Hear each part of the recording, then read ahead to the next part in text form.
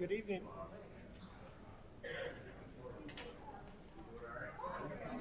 Good evening, everyone. I can see the lights are turned up well this evening. Welcome, everybody, to the December 15th meeting of the Buffalo Board of Education. Welcome you all here, and I'm glad that you're in our presence to watch the workings of the Buffalo Board of Education. So at this point, I'd like to see everyone rise for the Pledge of Allegiance. I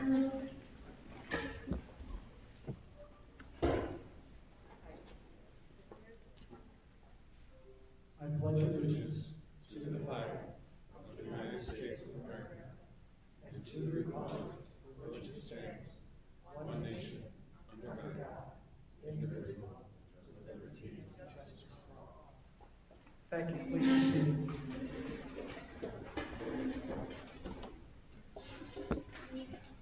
At this point, the meeting comes to our board recognition. Dr. Cash, do we have anyone to be recognized tonight?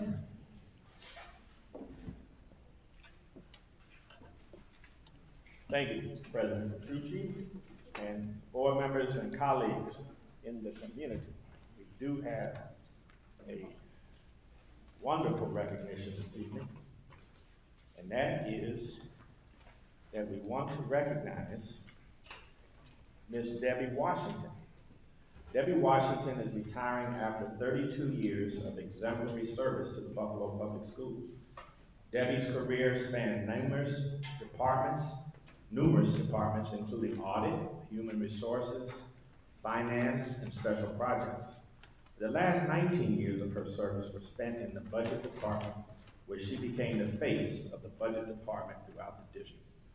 Debbie has always been hardworking and willing to assist anyone that required her, schools, departments, even if outside her budget department job responsibilities. Debbie was always a source of strength and integrity, assuring that proper procedures were followed. Debbie's work ethic and knowledge was an inspiration to her co-workers and colleagues. She was always willing to share that knowledge, to train and mentor her co-workers. Debbie will be greatly missed, but we extend our best wishes to her new chapter in life. Colleagues, on your behalf, we have a certificate of recognition that we will present to Debbie. I don't believe she's here tonight. Today we recognize your 32 years of outstanding service and dedication to the Board of Education and the Buffalo City School District. Deborah Washington. Presented December 15, 2021. Superintendent Cash, Board President Lou Petrucci. Mr. Pritchard, if you come down and accept on behalf of Deborah Washington. Colleagues, thank you.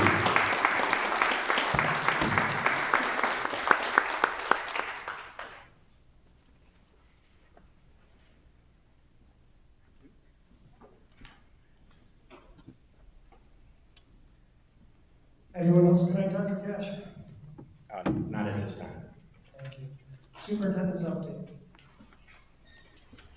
What do you have for us this evening, Dr. Cash? I have three important items, colleagues, but I think what I would ask you to do is have the speakers speak, because I prepared my three updates in response to some of what some of the speakers have, and I just think it would be better timed if we have the speakers first, since I see 12, 13 of them here.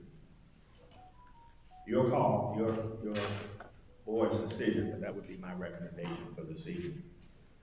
So fellow board members, what is the will of the board? Are we okay taking our speakers before the superintendent's update? All those in favor signify by saying aye or raising their hand. Aye. Thank you. And so I ask for a bit of indulgence as I key up my guidelines for speakers, which I do not have a hard copy with me.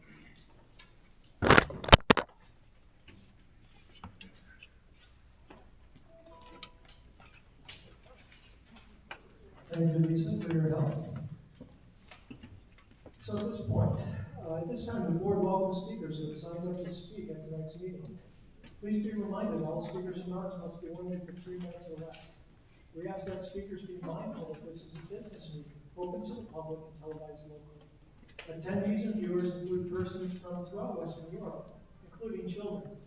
The board asks that speakers conduct themselves professionally and that their comments remain civil and courteous, bearing in mind that they will be heard by people of all ages. This is an opportunity for Buffalo's residents to address the Buffalo Board of Education about issues that serve the public interest and district mission. And the board asks that speakers demonstrate appropriate decorum. And again, thank you all for joining us tonight. Our first speaker of the evening is Will Green, a concerned citizen regarding after-school programs. Is Mr. Green in the audience? Yeah.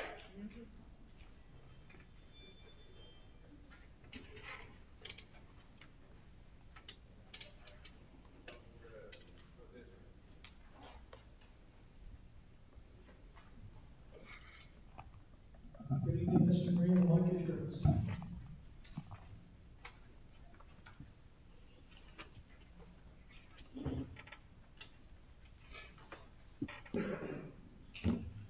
Good evening, everybody. Can I keep this on? Can you hear me? You good? Take it off.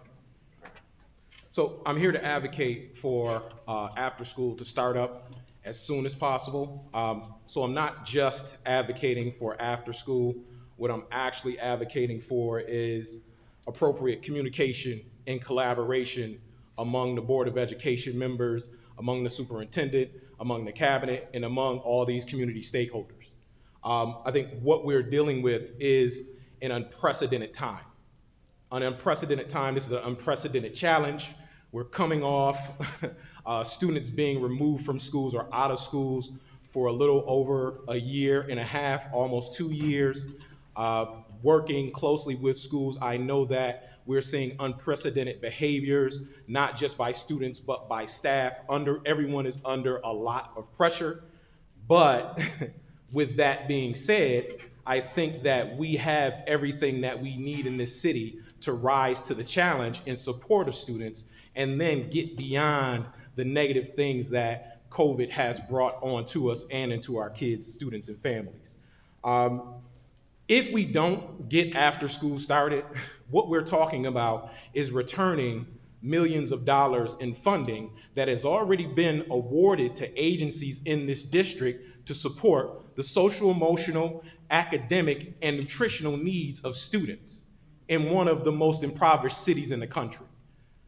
That's just not a good look. I don't think we're ever in a position to return funds that are here to support families that we know who are struggling. I got a quote, MLK quote, the ultimate measure of a man is, substitute man with woman, family, community, cabinet, whatever. The ultimate measure of people is not during times of comfort and convenience, but during times of challenge and controversy. Like, this is the most wonderful opportunity to show our worth, but we can't get it done if we have these dividers up and we don't have people being invited to the right tables to discuss it. Now, I will say this. I respect the efforts of Tara Sims and Ann Botticelli, who I met with, I think, a week ago, and we talked about forming a task force to get after-school programming started wherever, however, whenever we can, because we cannot allow these resources to go back to the state, to the federal government, and they're looking at Buffalo like, oh, they must got it all figured out. We don't need to give them anything. The next round of funding for 21st Century is up for review now. That means 5 years in which we may not get these funds if we have to return some. 5 seconds. What do we want? A commitment by the board, by the superintendent, to bring in the community stakeholders so we can solve this problem and get resources to students and families that's needed, not at the beginning of the year immediately. Thanks.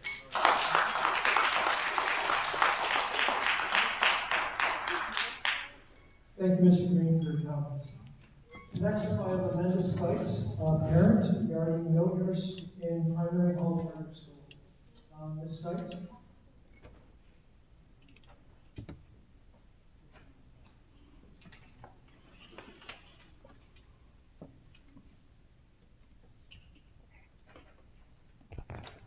Hello, my name is Amanda Stites. I am here with my primary hall school family. I currently have a 5-year-old kindergartner attending primary hall. His name is Cameron Proctor. My son is a type 1 diabetic. For those of you who are not familiar with juvenile diabetes, it is a chronic, lifelong autoimmune disease. The pancreas stops working and you are required to take insulin for everything you eat and monitor your blood sugar levels 24/7 to stay alive.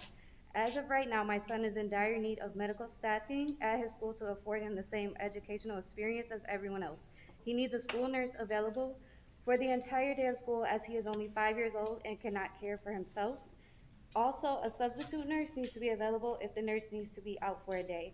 I am entrusting the health and welfare of my child to his school with the understanding that the health services he needs will be provided for him as outlined in Article 19 of the Education Law and Commissioner's Regulation 136.6 are being followed. Primary Hall's administration and I have already repeatedly reached out to the district as well as the Associate Superintendent of School Support Services multiple times for assistance, only to receive no help, and told there is no funding for another school nurse this year, which is not acceptable for my son. This situation has been unfair to my son and my family.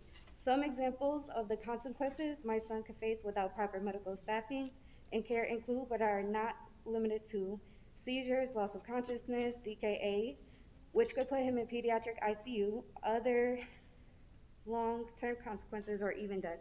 Other aspects of my son's life are also being affected.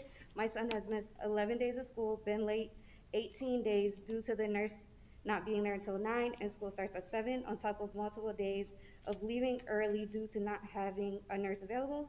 This issue is causing me to miss out on work, causing financial hardship. He also suffers from the stress of not understanding why he's stuck at home when everyone else is at school.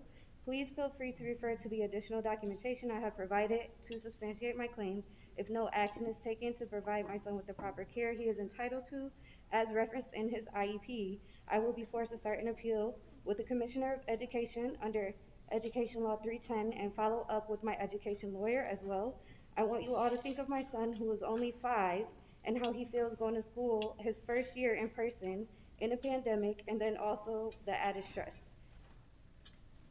Thank you for your time, and I look forward to hearing a resolution to the situation as soon as possible.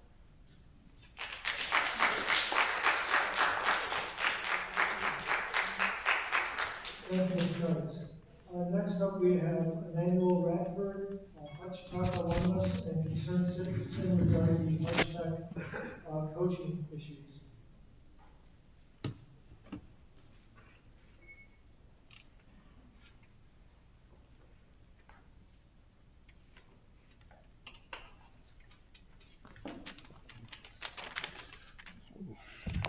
Good evening, board members and superintendent. As was stated, my name is Emmanuel Radford. I'm a Hutch Tech graduated, class of 2014, and I'm here to talk about the issues going over at Hutch Tech. How many more children are we going to sacrifice due to this policy that we have at Buffalo Public School that states the seniority teacher gets the job? 4 years ago, a bunch of Hutch Tech students, parents, advocates got together and came to the board and to the superintendent and presented them with a signed petition stating that they wanted to keep their head coach, Nick Todaro. They liked his coaching philosophy, they liked the program he was building, and they wanted him to be their coach. And 4 years ago, we failed. Because of the policy, Coach Anthony Trelizio was able to apply for the job and get the job.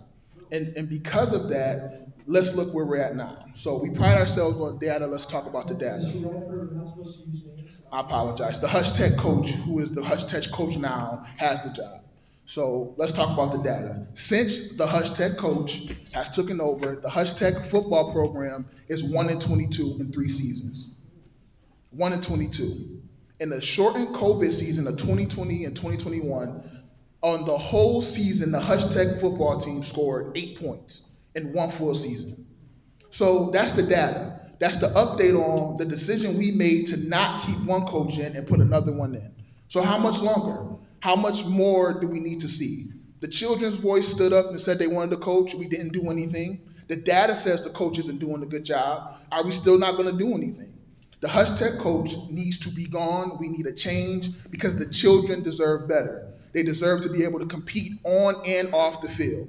And we cannot call competing 1-22.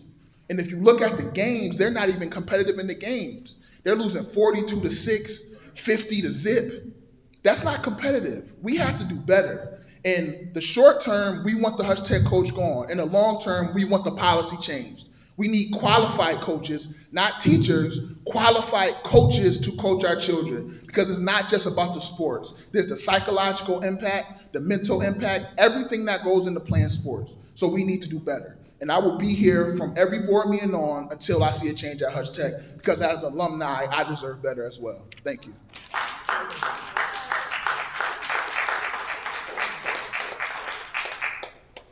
Thank you, Mr. Redford. John Young, parent, punitive actions taken to remove disabled children from BPS.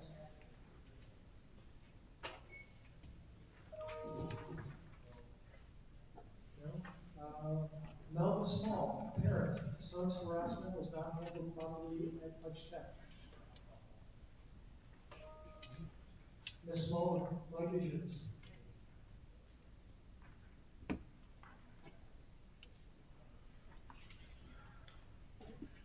Good evening. I'm here this evening on behalf of my son. I'm here this evening on behalf of other students that are experiencing racial issues and bullying, as well as racial harassment and cyberbullying in school. As a parent that has been involved with the Buffalo Public School for 25 years, I am not satisfied of the outcome that I was given by Hutch Tech. I thank the higher up administration board members that helped me with a resolute, but this is the reason why you have children coming to school and killing each other, why you have children going home and they're committing suicide, because they are presented with an emotional force in school that they're not capable of handling. Anytime a child goes to administration and says, I'm being cyberbullied, I'm being harassed in school, there should be a meeting of parents as well as teachers, as well as administration, to let these children know that there is a defense for them.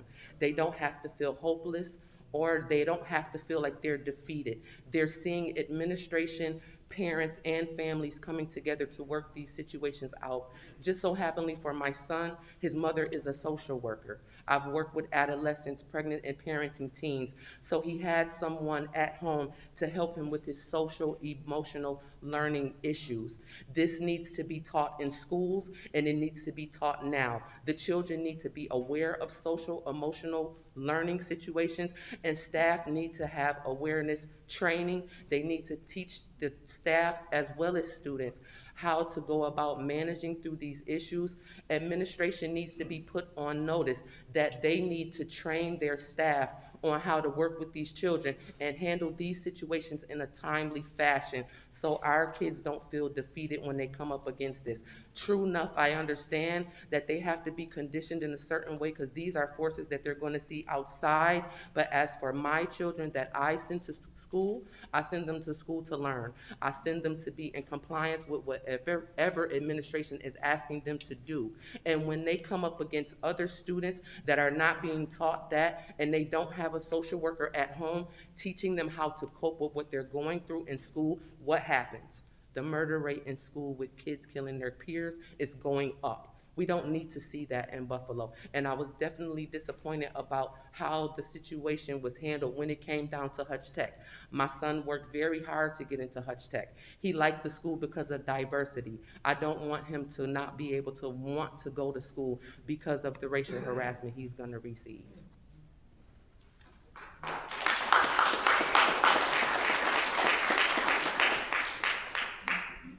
Thank you, Ms. Small. I see that he's already making his way towards the mic. Remove Fields, parent, about how the board can do and the district can do better. Mr. Fields?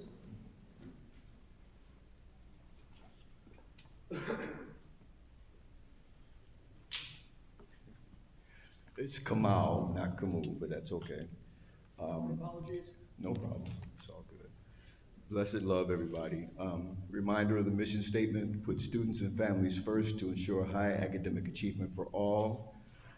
I think it's not too much to ask that our students be able to read, write, and do math at or above grade level and have that as a very minimum level of requirement.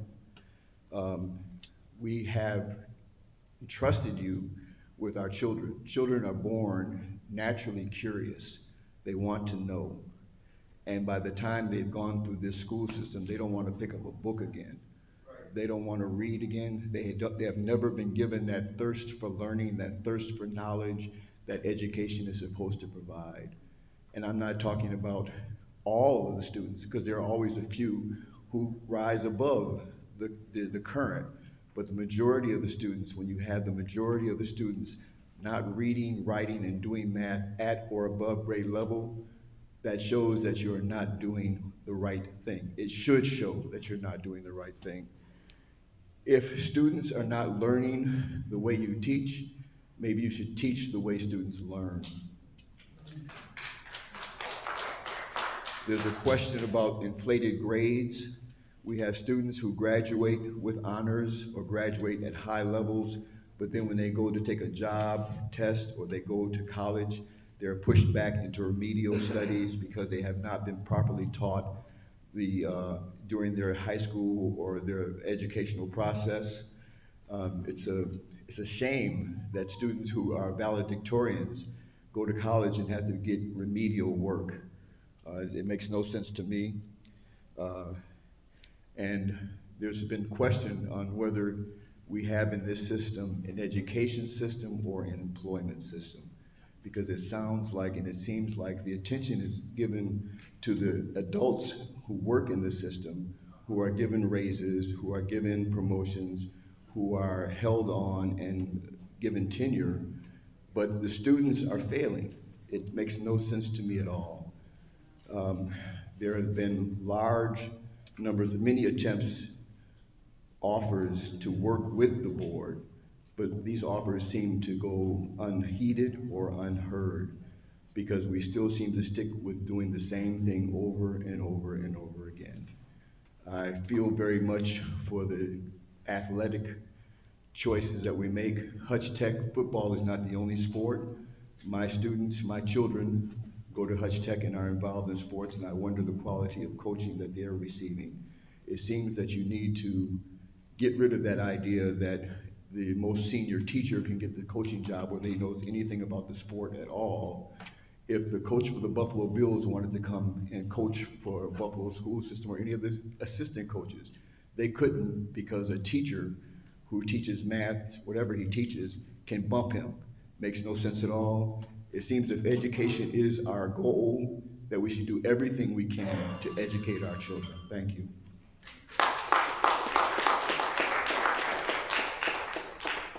Thank you, Mr. Fields.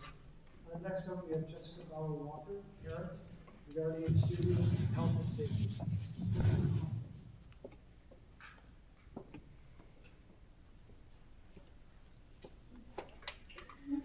Good evening. First, I just want to share solidarity with the parents, caregivers, and community partners that are here. We have some very skilled and experienced folks that are here. You know, we as parents, we're trying to take care of our own children, and we come out here to advocate for them and for other children too. So I hope that we can listen to these voices. I think we're hearing messages about the need to all work together right now. I have been working in partnership with Buffalo Public Schools, Erie County Department of Health, our community health worker network of Buffalo, and dozens of community and academic and healthcare partners on a really innovative partnership around COVID-19 vaccination. We're working hard to get ourselves past this pandemic. I want to thank the district for their partnership, Dr. Tanja Williams, Dr. Ramona Reynolds in particular, and many of our administrators and folks in Buffalo Public Schools. So we've really adopted a trauma-informed and community and culture responsive approach. We've been able to vaccinate hundreds and hundreds of students, parents, and caregivers, and have thousands of conversations. It's really important that we work in a way that's not siloed. There's a lot of folks that have mistrust with vaccination and with the healthcare system and with all of our systems. And so our approach has really been to meet families where they're at. If we have students and parents and caregivers who are in mental health crisis, which the Surgeon General has declared a public health epidemic right now. if they have housing insecurity, if they don't have food in the house, they will not get vaccinated. We will not get past this pandemic. So we really need to have a holistic approach to how we're supporting this. And Buffalo Schools has been supportive in that type of approach. We've been putting on vaccination clinics in community schools, partnering them with a wellness event, and they've been highly successful. So I want to encourage us as we move into the next phase of this work to really scale that up. We've heard a call from the superintendent and others that we need to do more, and we're willing to do more. What I would like to suggest is that we do two things. First, really build this holistic approach, so we're not just focused on dealing with things in silos, right? We know things like recess and healthy food are mental health interventions. We know that if we don't meet basic needs, our kids aren't going to get vaccinated. They're not getting tested. They're not masking properly. They're in unsafe conditions that are exposing them to COVID. So we really need to be thinking about all of these approaches. We've got a great tool in place with our wellness policy. We've got school wellness teams. And we need to open all of our schools so that we can bring in community partners in a way that parents have expressed and community partners have. Teachers and frontline staff are burnt out. We need our community partners to come in and help. We're here, we're willing. We can provide supports and services. We put a really effective model out. And so I would like us to be able to build on this and grow our efforts moving into 2022 so that all of our children and families are healthy, safe, and supported. Thank you.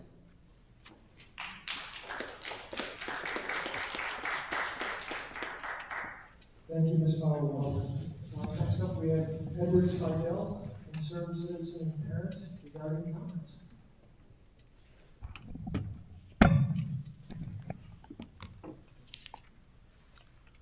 First, I'd like to say this is not personal to the people up here. This is about economics. How could we, in any way or form, think that people deserve $20,000 or $30,000 a year raise? A $30,000 a year raise is $577 a week. Many people don't make that on their regular job. Anybody making $100,000 a year does not need a $30,000 raise. Superintendent put in his letter that our graduation rate was up. Yeah, that's great, but our children can't read and write at grade level. And every one of the job descriptions say student achievement. So until our students can read and write, there shouldn't be a $30,000 raise. So I'll talk about this. So I looked up the cost of living in New York City is 45% more than Buffalo. If they get these raises, they will make more money than if they lived in New York City. It's not right. We shouldn't do it. It seems to me anybody who unconditionally supported Dr. Cash over the last 2 years is getting paid. There's a parent member getting paid. There's staff getting paid. Everybody's getting paid. Whoever supported him unconditionally. I don't think it's right. Nobody in God's green earth should get this kind of money.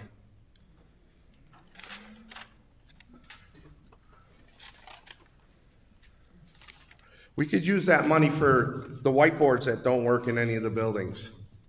Or how about getting the kids to school on time? Or after school programs? Or, I don't know, 30 new first grade teachers to make this class sizes smaller. See, I'm in multiple parent groups, and I give solutions, and I try to solve problems every time I speak. Even though we've been told that we don't try to solve the problems, I do. My son, John Spidell, has been out of school for 21 months. If somebody here is helping him, and they're doing it behind the scenes, please step out in front of the curtain and help my son go to school. My son has a constitutional right to be in school just like every other child. This is uncalled for. How can you punish a 10-year-old autistic boy because he can't wear a mask? We could find a solution, but no one's trying to find a solution. Everybody's like, we can't do it, we can't do it. I called the governor's office. How many people in this room called the governor's office? I called the special ed for the state. How many people in here called?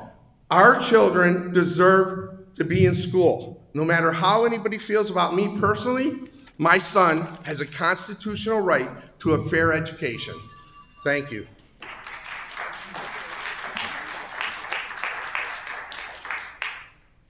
Thank you, Mr. Spinell. Next up, we have Bishop Michael Badger, concerned citizen grandparent, regarding raises being given in conversation with the superintendent. Bishop Badger, the microphone is yours.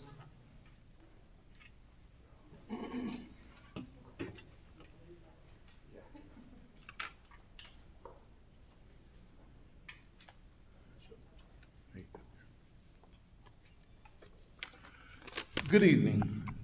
A couple weeks ago, I had a phone conversation with Dr. Cash that was supposed to lead to a face-to-face meeting. During that conversation, I told Dr. Cash that the urban think tank's major concern was that our children read, write, and do math on grade level, and that they graduate college and career ready. To my dismay, he stated that it was impossible to achieve that goal for a plethora of reasons. If the leaders of the district does not believe that all our children can be successful, what are we doing as a district? The leadership of the district has constantly stated that the district has gone from a 48% to a 76.3% graduation rate. This at best is disingenuous, at worst fraudulent, and grossly unfair to the many of the students that have a diploma that is not worth the paper it's written on. The Buffalo News wrote an article where Dr. Cash mentioned these graduation rates as part of his justification of giving raises to cabinet level and exempt employees. Dr. Cash is recommending giving raises over the next 4 years that would see the total raise being given in 1 year instead of incrementally over a 4-year period. If you take just the first 2 positions listed in the Buffalo News, the executive director of security has a recommendation of a 40% raise that will take the pay from $85,000 to $119,000 in the first year. By doing it this way, over the 4-year period, the total salary will be $476,000 instead of applying 10% increments over the 4 years that would total $425,000. There is a difference of $51,000. It makes it a 60% raise instead of a 40% raise. Some of us can't add, multiply, and divide. Position 2, Associate Superintendent. Recommendation is a 32% raise on a salary of $140,000. By giving the whole 32% in the first year, salary becomes $185,000 for a total of $740,000 over 4 years versus 8% per year over the 4-year period, which total $672,250 for a difference of $68,000, which makes it a 49% raise instead of a 32% raise. By front-loading the raises, it is costing the district an additional $119,000 just for these 2 positions.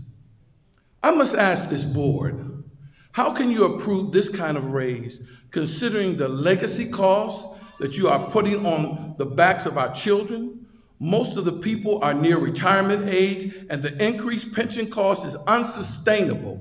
Also, most, if not all, are Tier 1 employees with higher benefit costs totally paid by the district. As board members, you have a fiscal responsibility to ensure the financial future of the district. Your vote to approve these raises as recommended by Dr. Cash is fiscally irresponsible and derelict of duty. Thank you.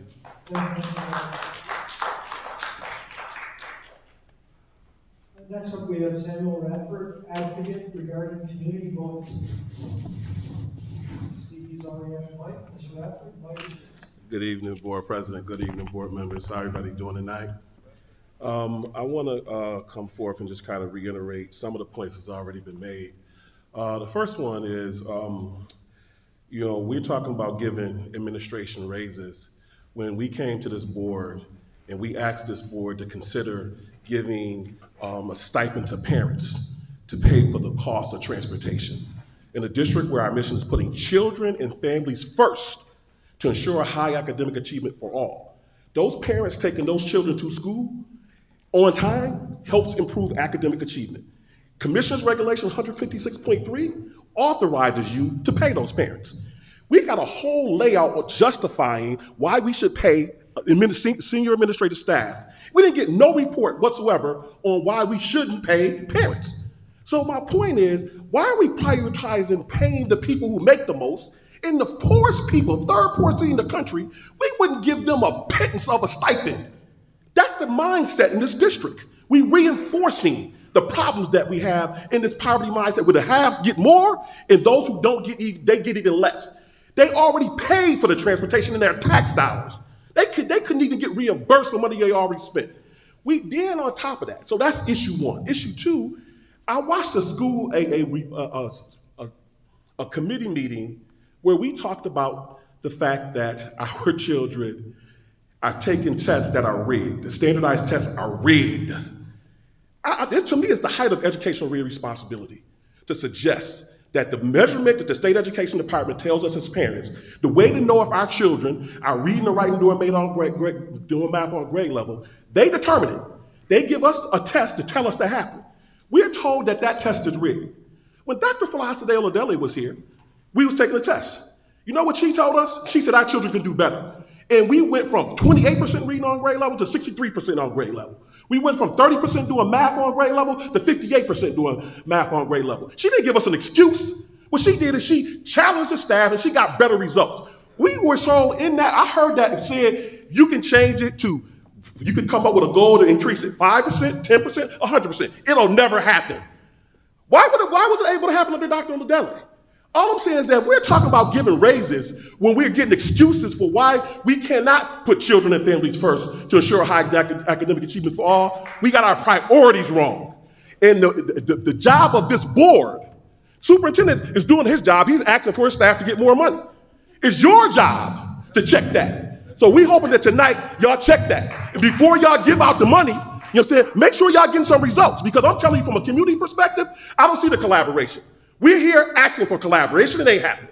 We got parents telling us on a regular basis, what you may be hearing here is not what we're hearing in the street. I'm telling you straight up that a concrete example is when children are suspended from school, they're not getting remote instruction. I asked that to the superintendent last time we here. He said, yeah, they're getting remote instruction. I can bring you 20 examples where children were suspended from school, did not get remote instruction, or did not get work while they were under instruction. I kept keeping track of it after I asked last time. So you can present whatever you wanted to on the board, but this is not what's happening on the ground. Thank you. Thank you, Mr. Radford. And memory serves, the New York State Education Department did recognize our great achievement in reading and writing against Canada and hanging out the app. That's right. That's exactly what we did. Thank you. Next up, we have Deshaun Baldwin, concerned citizen regarding parents' rights.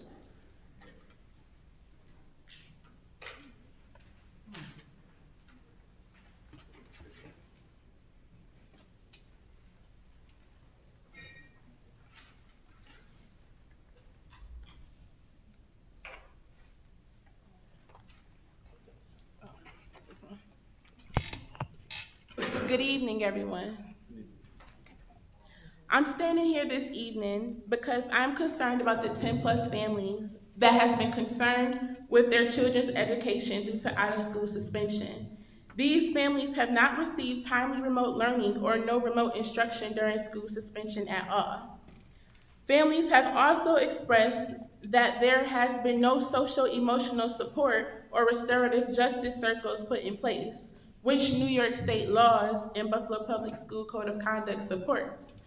With this being said, I was wondering if the district, or how does the district measure the implementation of the Code of Conduct? I was wondering if, how do you guys measure if restorative justice circles are being taken inside of the schools? How many schools, basically what I'm trying to figure out is how are we keeping track of the restorative justice circles? How are we making sure that the Code of Conduct is being enforced inside of the schools so that way parents can avoid these outcomes? So those are the questions that I'm asking. Thank you, Ms. Baldwin. Someone will give you a response after the speaker. Oh, okay. Well, thank you so much. All right, you guys have a great night.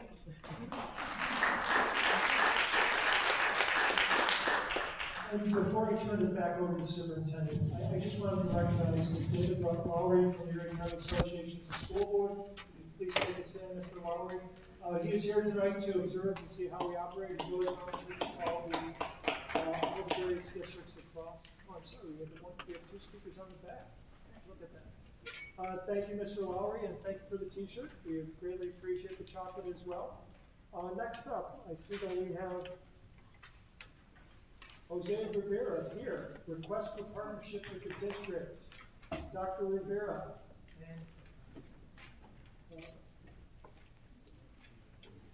And David, come on, are you going with them, or are you guys going to address the board jointly? Okay, thank you very much. Hispanic graduation rate is Mr. Gabon's topic. Gentlemen, the mic is yours. Thank you. As you said, we're here to request partnership and collaboration with the district regarding our Hispanic English language learners. We are part of HERE. HERE is the Hispanic for Equity and Representation in Education. We are an organization that was formed about a year ago. We came together to look at these issues, and what we're proposing is to become your partners to see how we can look at the data, see how we can come in and collaborate with you and partner with you to find solutions to these problems in the schools. We have some data that is highly alarming to us. This is why Dr. Caban is here. He's going to speak to you about that. And hope that you will welcome this offer. Thank you. None. Yes, please.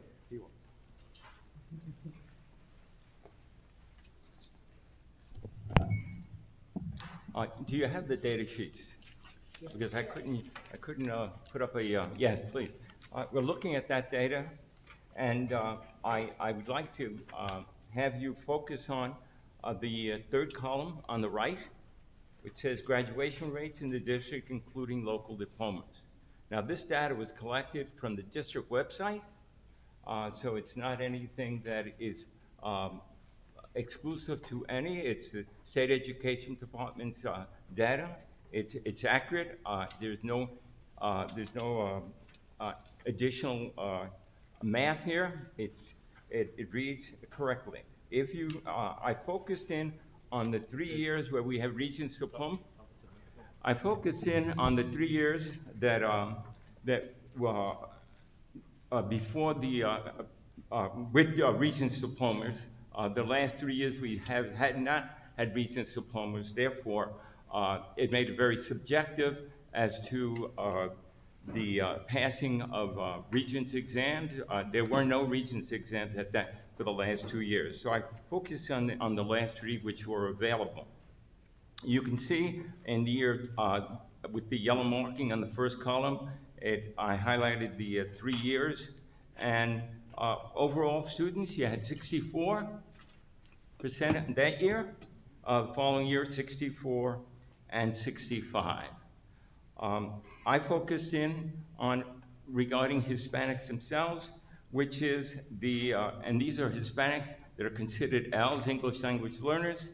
And you can see that year of 2016 and 2017, it's 9%. 2017, 18. Is that mine or is that his? That's his. Okay, thank you. All right, so 2017, 2018, you had 30%. The following year, looking at the L's, you had 22%. That averages out approximately 20%. 20% average for 3 years. And that's not taking the actual numbers that we have. Now, I'm comparing that to the graduation of all students in the district. If I were to take that a step further and say, well, what about just English language learners? Are they on par with at least that group of students? And I share that with you, and that is the second yellow. The column, again, the third column, you have that year of 16 and 17, 2016 and 17. You have, these are Ls excluding Hispanic Ls, and it's 38%. The following year is 48%, and the following year is 38% once again. That averages out to 41%.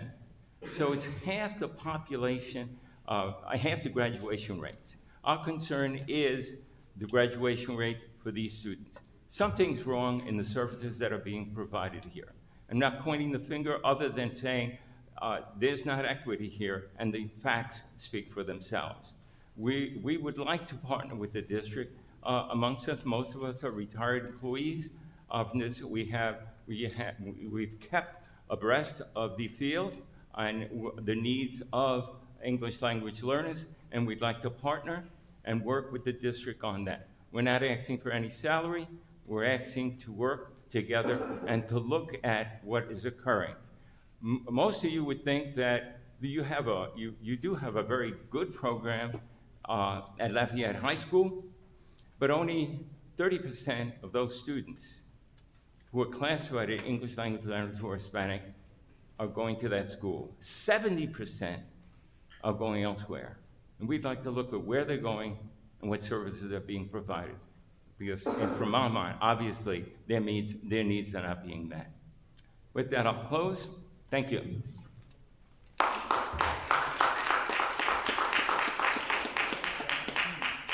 Thank you, gentlemen, for your presentation and concern.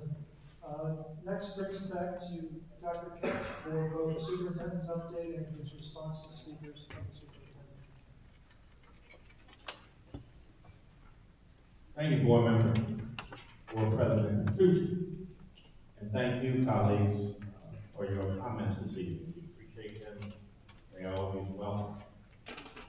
I do think I want to say a few things here regarding some speakers.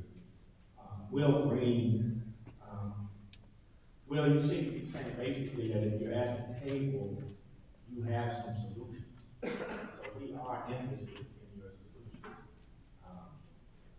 We know we've been working to try to get some, to get this after-school program going. So if you have some, certainly meet with my colleagues, continue to meet with Tara Sims, Ms. Monticelli, and anyone else, and keep working to get some solutions so that all of these good CPO programs can be resuming and starting again.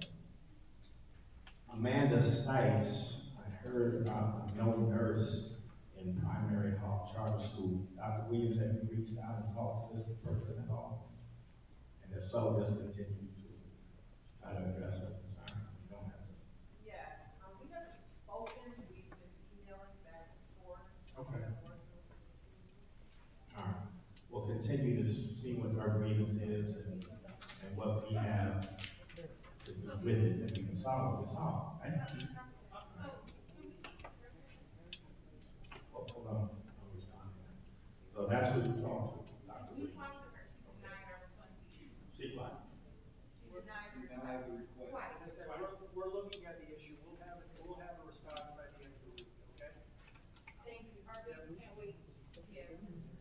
This is a child's life, literally, that you're funding. The facts. We get the facts. All right. Emmanuel Radford, certainly I would share your concerns about coaching. I don't know exactly what happened. I do remember the situation. And I certainly have been one from the very beginning that wants quality coaches over this seniority. That's been broken for a long time. In fact, I have something here this evening that I'm trying to bring on board.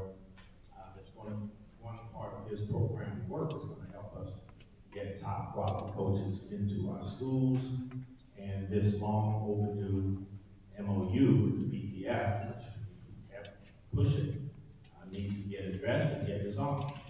So we're going to keep doing the work around on that. But that does seem like an atrocious situation. Now there is a process, and our general counsel here, speak to him afterwards, can direct to the process so that we can address that. Melva Small, thank you for your articulate concerns about your child. I absolutely empathize and share with that. We don't want and tolerate bullying of any kind. I do know that I asked staff to meet with you. I think we had a challenge trying to get the parents to get into that meeting. So we're going to keep making sure that we get the parents into that meeting so that your son can be restored and be supported and get the good education that he deserves. So we apologize to you, sir, for experiencing any kind of behavior like that from others. So we'll continue to work there. Kamal, thank you as always for your urge to do better. We certainly welcome a conversation so that I can help you balance out that narrative a little bit. This notion that the great majority of my children can't do this and can't do that. We need to have a deeper conversation about that. The Edward Spindell, we thank you as always for your comments. I like the comment about solving problems. You always trying to solve a problem. I think that's always the correct approach. That your child is not in school is something that we want him to be in school. I believe I have people working on that, and we want to see him in school. I do believe there's a middle ground in there that can make that happen. Particularly if we can get your child vaccinated, for example. I think that's one of the things that was suggested that would then help us solve the situation of your particular child. Mr. Badger, Jesus, way off on that specious argument about the economics. So we'll talk to you another time. I have to get you educated. I have to get you educated about how to do math. That is egregious, just egregious. All right, Mr. Radford, again, I like your passion. I appreciate your passion. Sometimes just a normal conversation would work well. And I think that, I don't know how you feel that we're so far off. I think we're much closer on what we're trying to accomplish with our students and our families and sometimes we portray. And I'd like to have that conversation in an open way to help you a little bit and help you certainly get off this notion about the test. There are some challenges with the test that continue to change when our students do improve. I know that because that's an area of expertise for me. But it means by no means that we can't achieve. And there are stretch goals that we're trying to get. I'm not going to be happy until we can get 75 to 80% of our students, at least that, to be proficient on these tests. But we have to unpack them again and look at them closely because they're going to change again. They're going to change next year. So absolutely, our standards are on the highest that there are. But let's not make a whole district's achievement or success based on a test score. There does need to be a conversation about that. And we are very well educated, master educators around how to give children multiple chances to show what they know. What I agree with all of you on is that they got to be reading at grade level, and they got to be writing at grade level. And when they graduate from our schools, they should be able to go on into college and do well, and not have to take 60 credits of remedial coursework. That is where your money is wasted when that happens. And that's what our whole program of work and our transformation plan is designed to do. We're not there yet, but that's what it's designed to do. And then David Caban and Jose Rivera, Deshaun Baldwin. Oh, I'm sorry. Jessica Bauer Walker, again, thank you for the things that I see your community organization and healthcare workers doing to partner with us. We applaud that. We've got to go deeper and get it faster and much broader. So we need a bigger vote to get more kids tested, more kids vaccinated. It's just going too slow, frankly, right now for a number of reasons. I get it. but I do applaud the partnership. That's a good, constructive partnership with us toward a common aim. Deshaun Baldwin, again, I wasn't quite clear what that question was at the end there. But Todd, is that a question that you could help the young lady if you recall what it was? I'm not saying now, but that's been connected with her, and I think we can address what her concern was. And then Dr.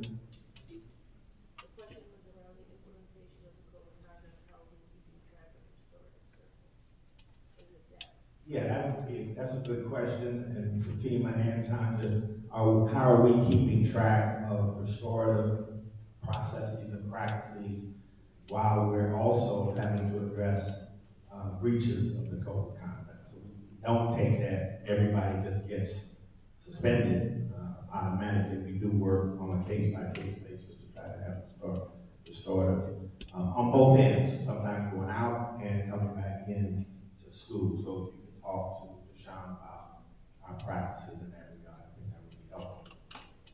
And then last but not, certainly not at the end, is just that I certainly share the partnership with the Hispanic community around the data for our Hispanic students, both Hispanic non-ELs and Hispanic ELs.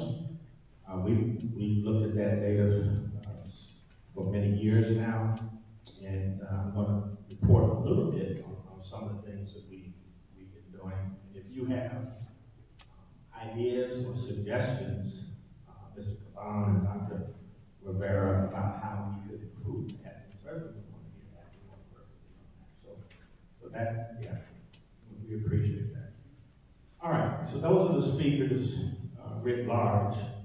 Again, we welcome your participation. This is the time to partner, but I want to hear what you can do, what you're wanting to do, so that I can then connect you with the high impact strategy that we're executing to move our students and to improve outcomes for our students.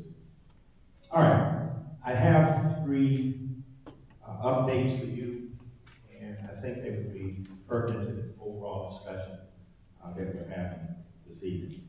The first is a COVID update from our esteemed pediatrician who is on in fact, he's our lead medical director here for our Health Advisory Committee, Dr. Dennis Quo. If you could come to the mic and give us an update on this current status of the COVID, but also where this Omicron might be headed.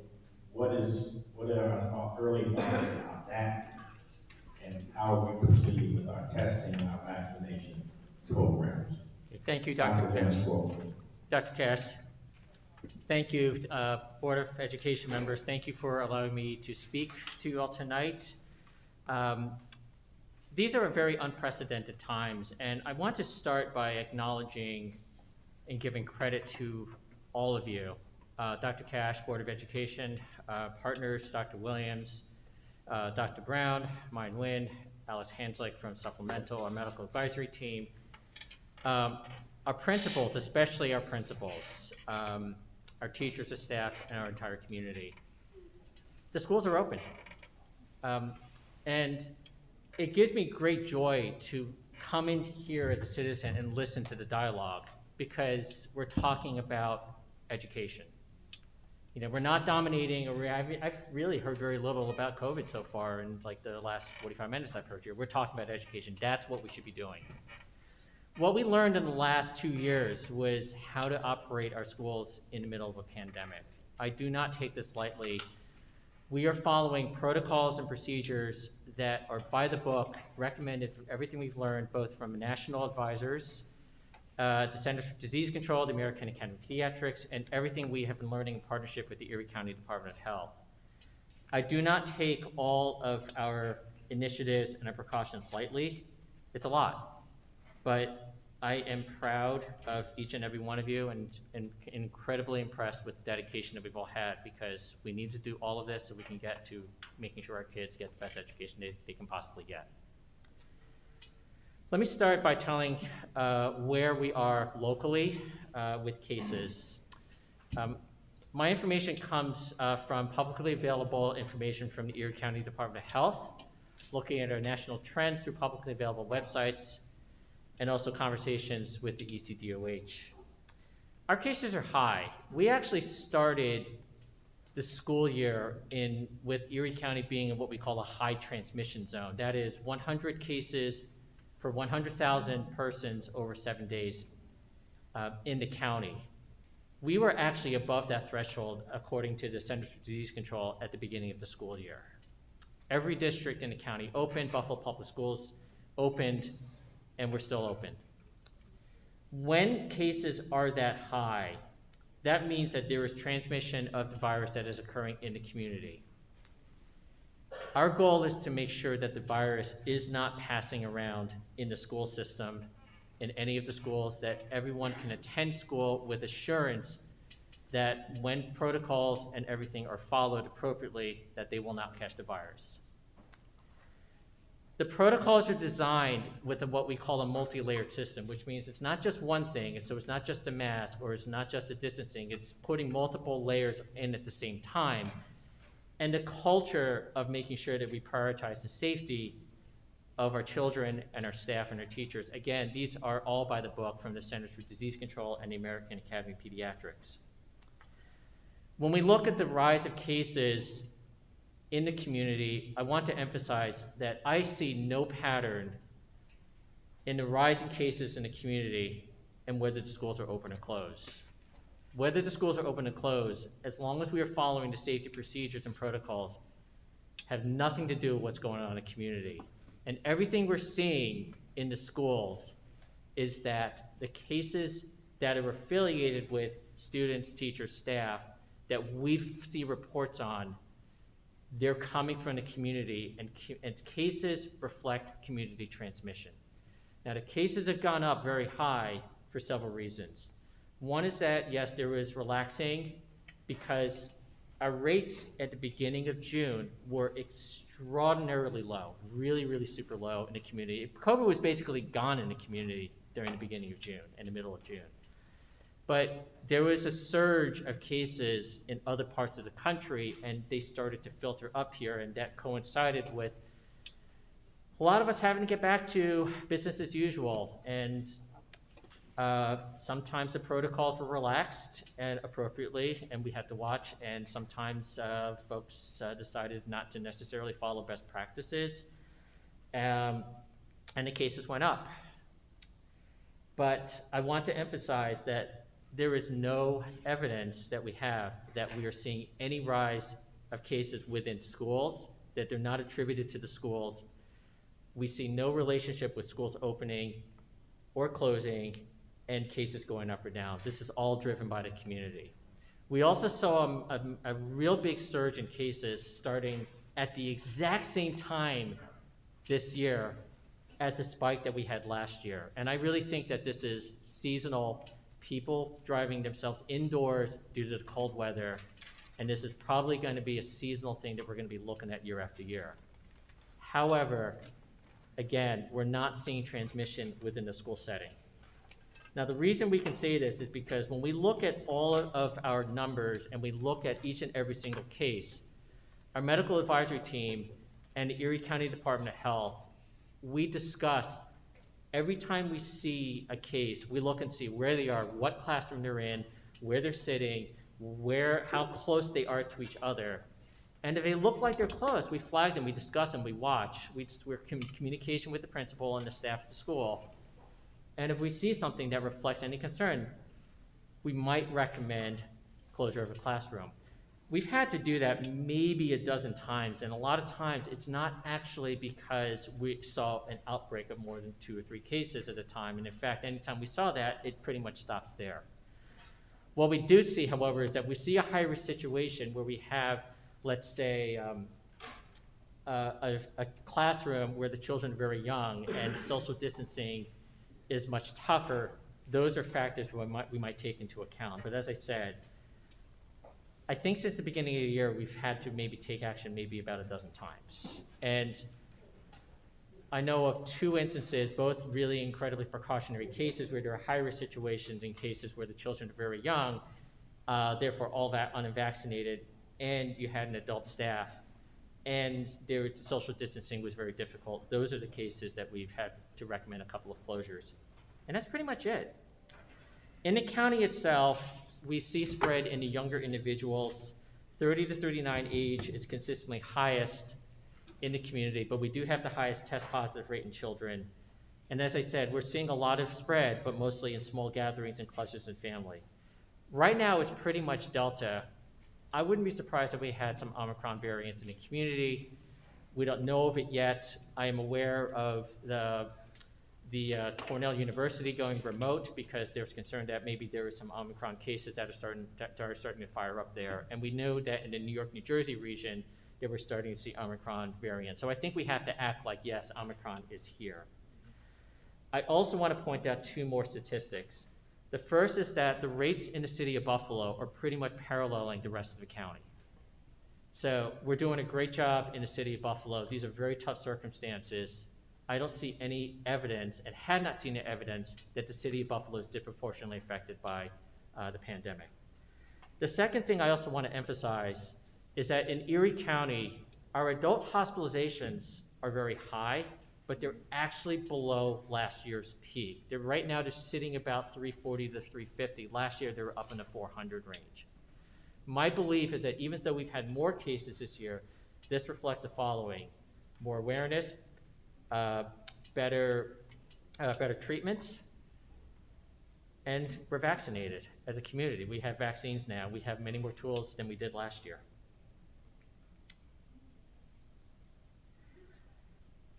Let me come into what's next.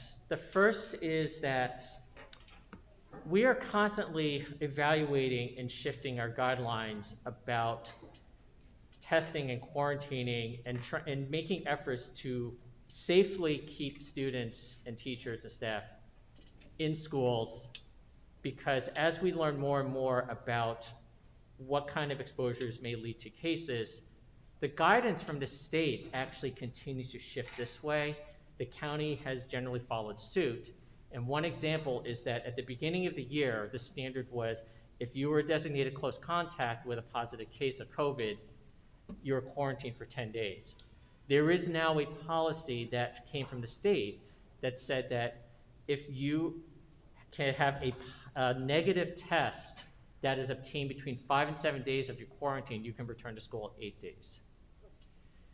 This has been adopted by New York State. The county has adopted it. We're working through that within our school system. The idea is that we need to make sure that we shorten the amount of time that our kids are out of school if we know with evidence that this is a low-risk situation. So that's the first thing I wanted to mention.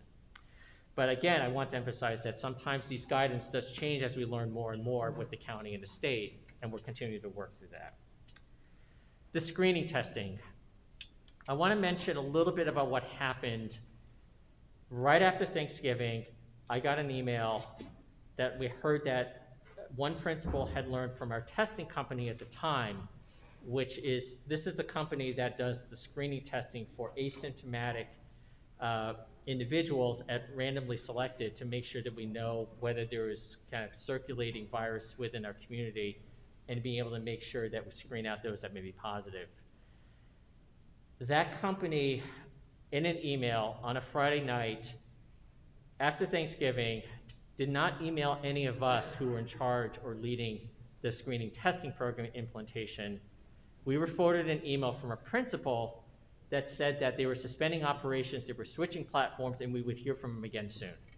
This came from a company called Clinical Enterprise. I never heard a word from Clinical Enterprise ever again. I left a message. I even called our congressman, who was told by a Health and Human Services official, because this is a federally supported program from the Department of Health and Human Services, that this was a platform switch. I never heard another word.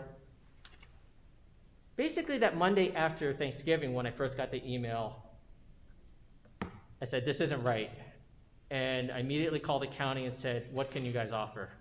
And they offered the program that they were rolling out with several other districts in the county. And they said, we're going to throw all the best resources at you. We have arranged that Buffalo Home Care and Quadrant Biosciences, a lab, it has set up and are ready to roll a full-scale screening testing program. Everyone's been hired, all the paperwork's out there. We're ready. We have several schools that are already testing. We need to scale it up. So I am incredibly pleased and proud that our district and the counties and the Erie County Department of Health came together in lightning speed and got another screening testing program up and running. Here's what we need from all of us in the community. We need to make sure that everybody in our district knows that the program is there, it's tested, it's well run, it's resourced. We need people to consent and enroll, and we need to do it in huge numbers. It's there. This is the best we can possibly offer. We have 18 folks from Buffalo Home Care working with all of our schools personally to be able to help coordinate and collect. And Quadrant Biosciences is a local lab that has been working with the Erie County Department of Health and has been conducting a huge amount of screening tests, including for the University of Buffalo, over the last 2 years. So these are known partners, they're local, they're excellent, everything is up and running. We are right now rolling out all of the consents. We need everybody to make sure that they enroll in consent, and I'm gonna need all the help from everyone here to make sure that everyone knows that it's there and we're ready to go. The next thing I wanted to mention was just a word about the Test to Stay program, because it's gotten a little bit of publicity because the Grand Island School District has been piloting a Test to Stay program. Test to Stay means that when you have an exposure to the COVID virus and you have no symptoms and you are unvaccinated, because a vaccinated child or a staff member or a teacher can stay in school if they are asymptomatic. If you're unvaccinated, there is a test program where you could get a rapid test every day, first thing in the morning when you walk in the door, for the duration of your quarantine and attend school. I have talked with the Erie County Department of Health about this. We are not participating in a pilot program, but we have continued to discuss the possibility of participation and rolling it out. But I want to emphasize two things about this, and this is something that we have discussed, and this is also why right now the pilot is limited to one school district in the county. The first is that Test to Stay is actually a fair amount of resources and time, and so to be able to do all the testing in these situations is actually a fair amount of resource, takes some resources and time from our staff. And since our goal is we have to operate our schools as safely as possible, and we've got a lot going on, it takes some time and discussion to make sure that something like this get rolled out safely. So as I said, it's not closed, but this is also why the Erie County Department of Health is right now in a test pilot stage with one district. And this is also something that the New York State Department of Health has not formally endorsed. So I think it's premature to rush to something when we have to make sure that we understand where our research are going. And the second point I want to make, the most important one, is that if you are vaccinated, and right now, everybody ages 5 and up can get the COVID vaccine, Test to Stay is a moot issue. Because if you're vaccinated and you're asymptomatic, you stay in school. You don't need to do Test to Stay. Which brings me to my last point is we need to vaccinate. Omicron, the next variant, is coming. We know that the vaccines will work. There is some discussion about whether they will work as well for transmission, but every evidence right now is that they will help. They will particularly help if we are fully vaccinated and boosted. They will help if you're fully vaccinated recently. We need to get our vaccination rates up. Everybody the ages of 5 and up are eligible to get vaccinated against COVID. We have talked at very high levels about everything we can do in partnership with the Erie County Department of Health, in partnership with our community health workers led by Jessica Bauer-Walker, our principals, our staff, our families. Everyone needs to understand the importance of making sure we get our vaccines out to our children. And everybody who is eligible, who is not vaccinated, needs to have the opportunity to get vaccinated. We are working with the county to increase the supply of vaccines to our communities, raising the number of events that we have to be able to vaccinate, working with the school-based health clinics with Kaleida Health to be able to vaccinate, raising the awareness and the safety and the importance of increasing your vaccination rate so that we can keep our schools operating safely, that everybody can remain in school, particularly when the COVID cases are high. It's going to take all of us together to continue to do so. So thank you for the opportunity to speak. I'm incredibly proud of everything we're doing as a community. As I said, we're open, and it brings me great joy to hear us talking about education and the safety and the welfare and the growth and development of our children. Thank you.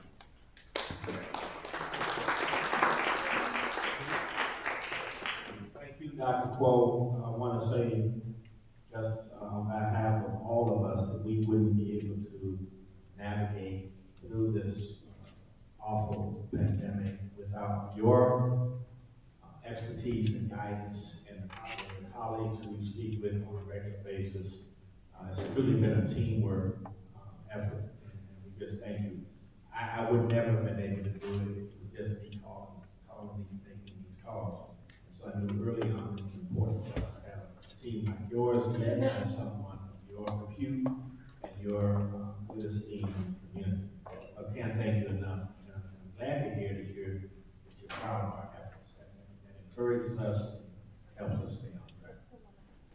One quick question, and then I let the board ask questions. I do want to make sure that in this data right now, what are the hospitalization rates looking like for children?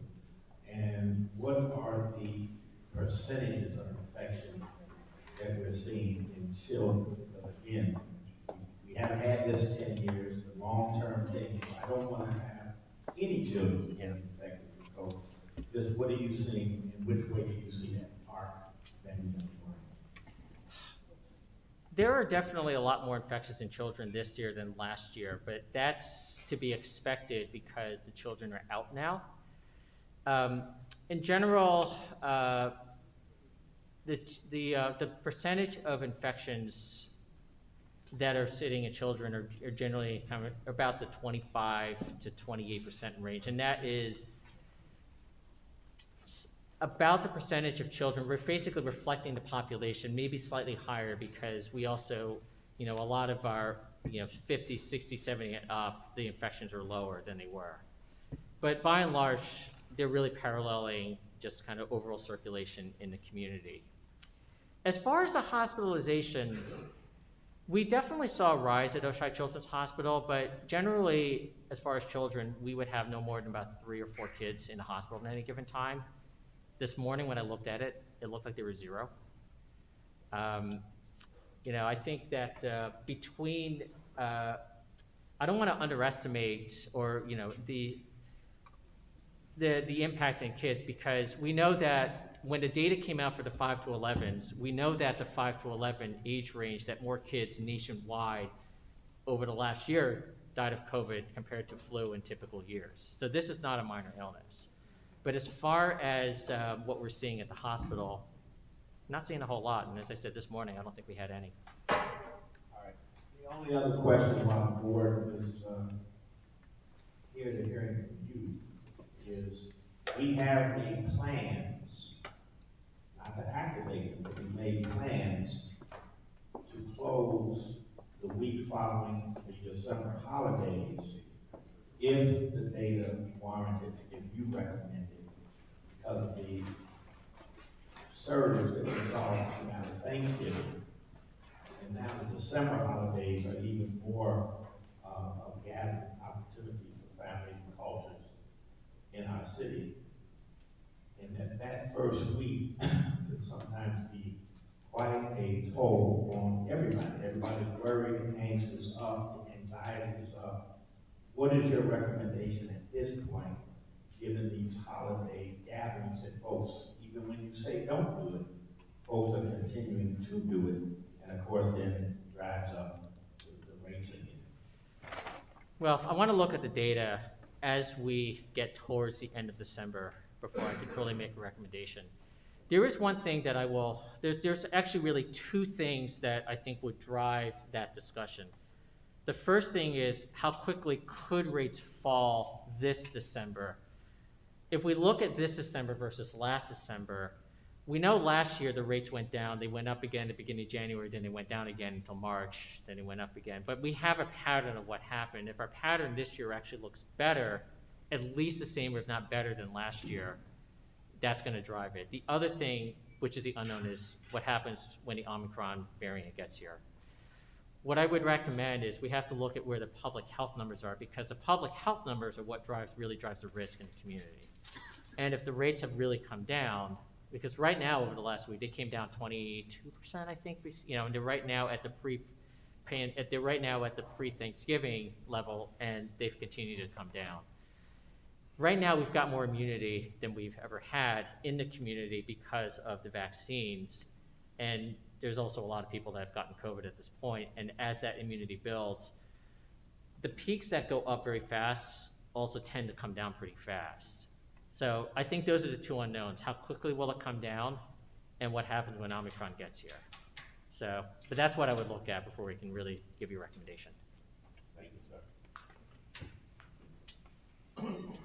Thank you, Dr. Cole, for all the work you've done and, over this past year and a half. And also thank you for your love for our kids and the district, and taking the time out to pass all this data and work with these different agencies and get the work done to make better health levels for our children, families, teachers, schools, and community.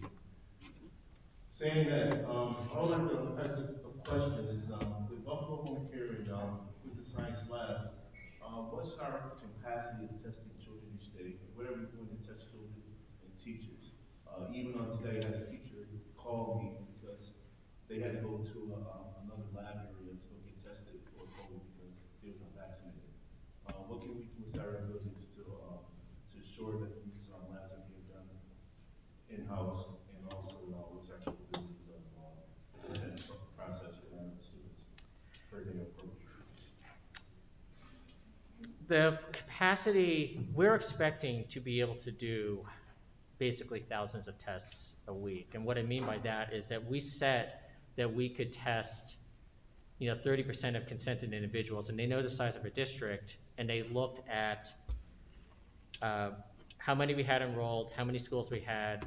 This is why they assigned 18 individuals to work with their school, so we can get as many people scheduled as possible. Quadrant Biosciences is used to doing the screening testings for university size, and I think that'll give you an idea that I'm not concerned about being able to do thousands of tests at any given time. The testing of teachers and staff, random testing is part of that. Dedicated testing for those that may not be vaccinated as part of that is a different question, and I would have to defer that, but that is actually not part of this particular arrangement.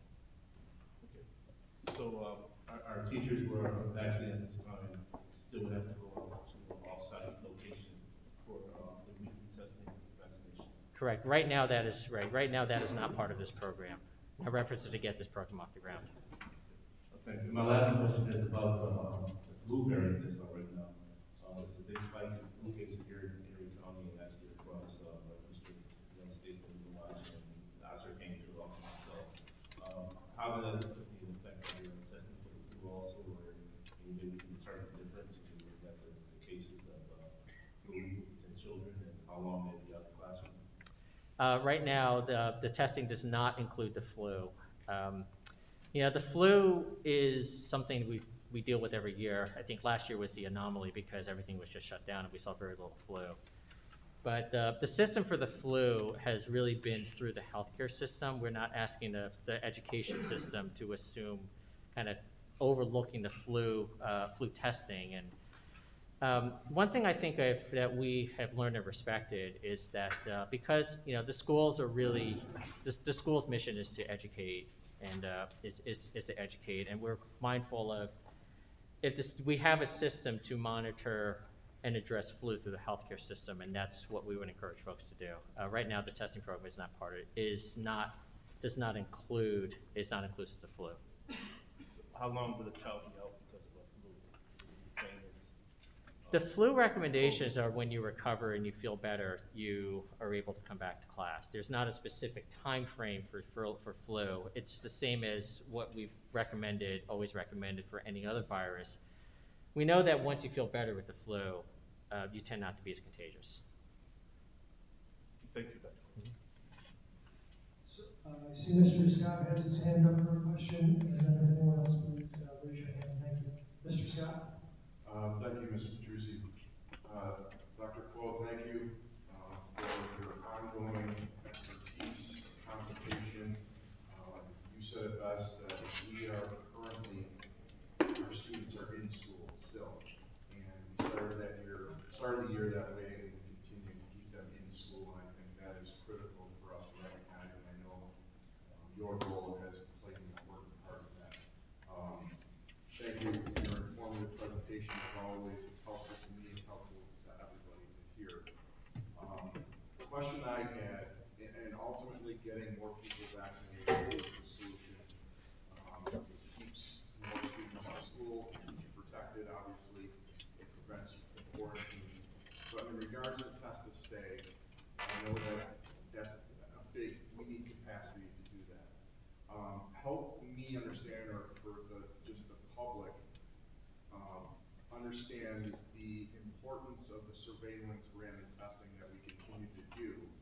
When I see the COVID logs that come out, there's maybe, since the start of the year, 6 or 7 cases that have been identified from the in-school testing. The majority are from community-based testing. How come that is still important for us to do, and maybe not shift to use some of those resources for test to stay? The importance of surveillance testing is that it catches the asymptomatic, because so many people are asymptomatic when they can be transmitting COVID, and there's no way to know. It gives you just one more layer of protection. I will highlight that places like Cornell University, I'll just bring them back, they had the surveillance testing for their own students, and that's how they started realizing that they had a problem. And their test rate went up from their usual like 0.1, 0.2% up to about 4%. I think that was when they started seeing that they had a massive problem going on right now. It's really a background to really know. It's one layer, but it's definitely one of those background layers that can be, and I think as Omicron gets here, it's going to be really important for us to be able to do. As far as the resources, the difference is that we've got Buffalo Home Care and the Quadrant Biosciences Network. We've actually taken all of that testing out of the nurses' hands and given it to a separate company. Test to stay would be on the nurses, and that's where the discussion is. Thank you. Do we have any other questions from the board members? Thank you, Mr. Flo. Thank you. I'm sorry, Dr. Flo. You just got promoted. Thank you, Dr. Paul. Colleagues, in the interest of sort of economy of time for your board meeting, I wanted to, I will have Nadia Bashir, Dr. Bashir, who has presented an excellent presentation. I will have her mail that presentation to the board, to the cabinet, and especially to our colleagues, special colleagues from the Hispanic leadership community, because then that can help spur the discussion, jumpstart the partnership, and continue a really robust conversation. Can I ask you one question? So she has. Can I ask you one question before you leave? I'm gonna let you. Just take data, we'll just let it roll. Sorry, Ms. Miller, there really isn't a vehicle for doing this, so we can't ask from the audience, but thank you. So, Dr. Caban, Dr. Rivera, that would be helpful, and we really appreciate you. And Nadia, if you can handle it that way, I know you took a lot of work, and I apologize, but I just think we need to kind of keep moving along here. So, thank you, and do get that mailed out to the board, cabinet, and our colleagues, okay? All right, thank you. All right, colleagues, the third item under my report, if if I could just take a few minutes and comment around the proposal that is in your packet, 13B, I believe. This is a proposal from the superintendent that talks about the restructured compensation schedule and the proposed raises for our top tier employees.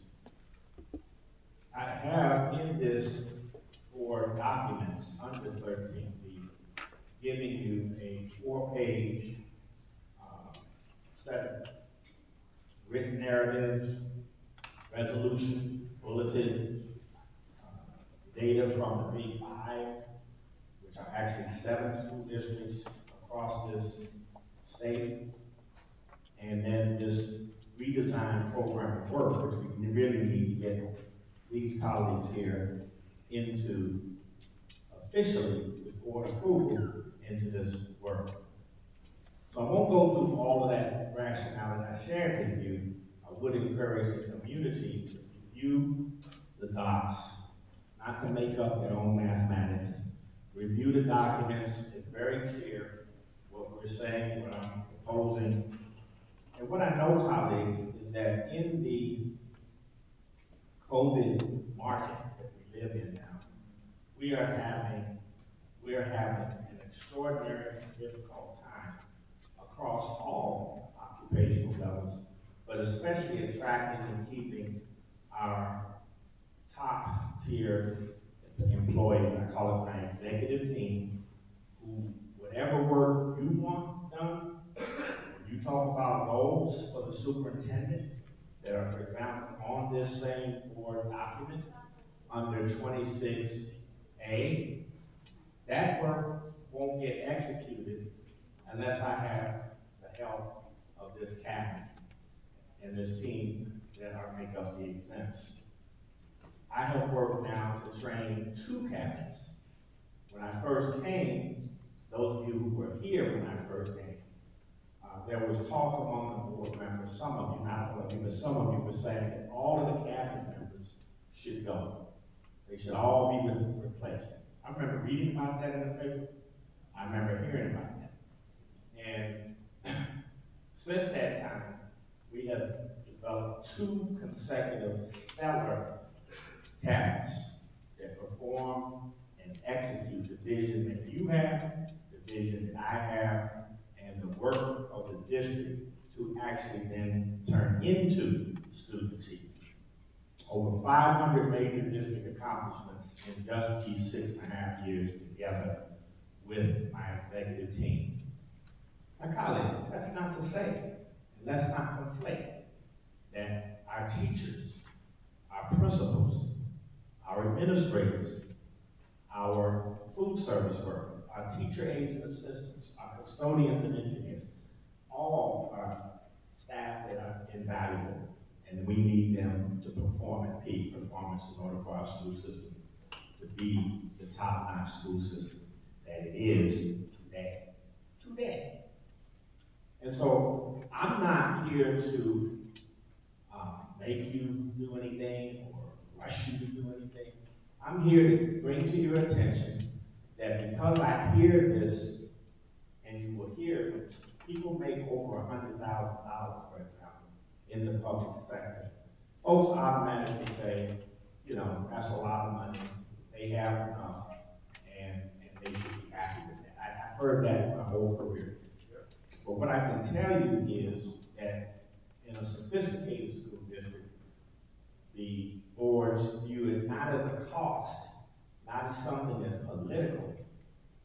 They look at it as an investment. You have to invest in top staff in order to keep a system moving and performing for years and years to come. This second cabinet to my right is now the future of Buffalo. It's the future of Buffalo. And if we don't address, because that's what happens, we tend to just intermittently and sporadically address that employee group. And yet it is one of your 12 employee groups. And I think they deserve to be fairly compensated. I think they need to be compensated relative to their program of work, which is extensive. and they need to be compensated relative to the other big 5 districts. We are at the bottom in Buffalo. We're at the bottom. Research shows you right there, relative to those 7 other school districts. This proposal asks to move the system to mid, move this employee group to mid-level relative to the 7 districts. And we're not talking about New York City. We're not talking about New York City. So I want to put it on the table. I want you to be aware of all the thoughtful reasons why this excellent group of employees deserves to be compensated in the really modest way I'm proposing. Because one of the errors in reporting that has occurred is that this is a first year sort of gigantic increase. No, this is an opportunity to look at fresh, a 10-year look, because this group is not often looked at. And if you look at over 10 years, 6 out of the 10 years that we're talking about, 2015 to 24, 25, there would be 6 zeros in there. And so when you even it out over a 10-year period, it amounts to 2.56 for this executive team over that 10-year period, and 1.97% over that 10-year period for the rest of the exempts. So that's just putting that on the table for your thoughtful consideration. I've talked to some of you today. I've talked to the president, and the president, Lou Petrucci, actually has some good ideas that I think reflect where the board stands on this. I don't think any of the board, from what I've heard, thinks that this is not an excellent cabinet, top flight people doing really, really important work. I can't afford to lose any of them. I can't afford to lose not one of these valued employees. Can't afford it. And so, Lou, if I could turn it over to you for some suggestions on this so that we can keep this on the table, then I will hear what you have to say, and then I will make a suggestion to the board. Thank you, Dr. Cash. Yeah, that was mine. So we can do 2 things here with fellow board members. I don't want to go too deep unless we decide that we want to take this out of order and discuss this matter right now. Otherwise, we can revisit it when we actually go through our consent agenda. So we have 2 things, and just let me make a couple comments first, and we'll discuss how we want to proceed going forward. So we have a couple different things. I think as a whole, we all value the work of our senior staff and all the great things that they do.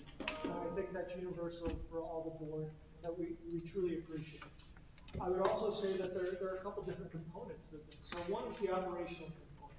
So right now we have people that are operating, that are doing things that don't necessarily align with their job titles. And we have people that are asking and reaching out to, who directly is my direct supervisor? How do things work? Who should I report to? We have people doing 2 jobs. We have people having questions. And the other thing is the compensation. So normally these things don't always come together, but you'll find them done separately. That you would have a operational standpoint, which allows you to do the job description, put the pieces in place so that the district can operate going forward in the manner that Dr. Cash has prescribed.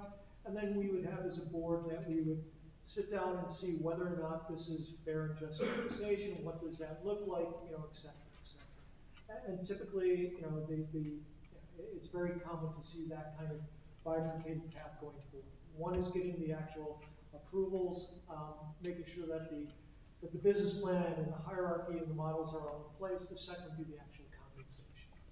So that's just something that I would like for you guys to consider as we go forward, because we need to put those pieces in place for the district to operate to move forward. And that's very different from the compensation. You can approve one without the other. You don't have to approve both together as a package. Just want everyone to know that. Second thing I just want to know is, how would we like to proceed forward as a board? So we can either take this out of order and discuss it now, or we can bring this up as part of the consent agenda. So for those that wish to, yes, Dr. Cash, you look like you have an opinion. Oh yeah, I have an opinion, but it's more of a professional recommendation at this point. Colleagues, I don't haven't heard from our staff, and they certainly could speak. What I think I'm hearing is, what I need most today is I've got to have these people, these good top professionals, doing the work that I have redesigned for them so that we can drive performance in the district. This is a redesigned program of work for these 18 cabinet members, especially. And I would like to see them disapproved so that we can continue forward. The compensation discussion doesn't have to be decided tonight, but I also don't want it kicked and then abandoned. It needs to stay alive. It needs to stay fluid so that in our subsequent board work sessions, which I'm happy to go into greater depth about all of this, you gotta look at it, it's a business decision by the board. If the board wants to hold me accountable, then the board needs to help me. That's what part of your job is, to help your superintendent be successful. And so the way I'm successful is that I keep these top people. Some of these people are irreplaceable. They're irreplaceable. And I've already got 5 of them out in superintendencies across this New York State. And that was a great thing. It's never been done before. It's unheard of. But there's 2 more ready in 2 years. And believe me, they will go and do that. What I'm saying, in this period when we have these extraordinary resources into the district right now to help us continue to keep those resources spent judiciously on children and improving outcomes, I need the top cabinet. I need them. And so, colleagues, this is not really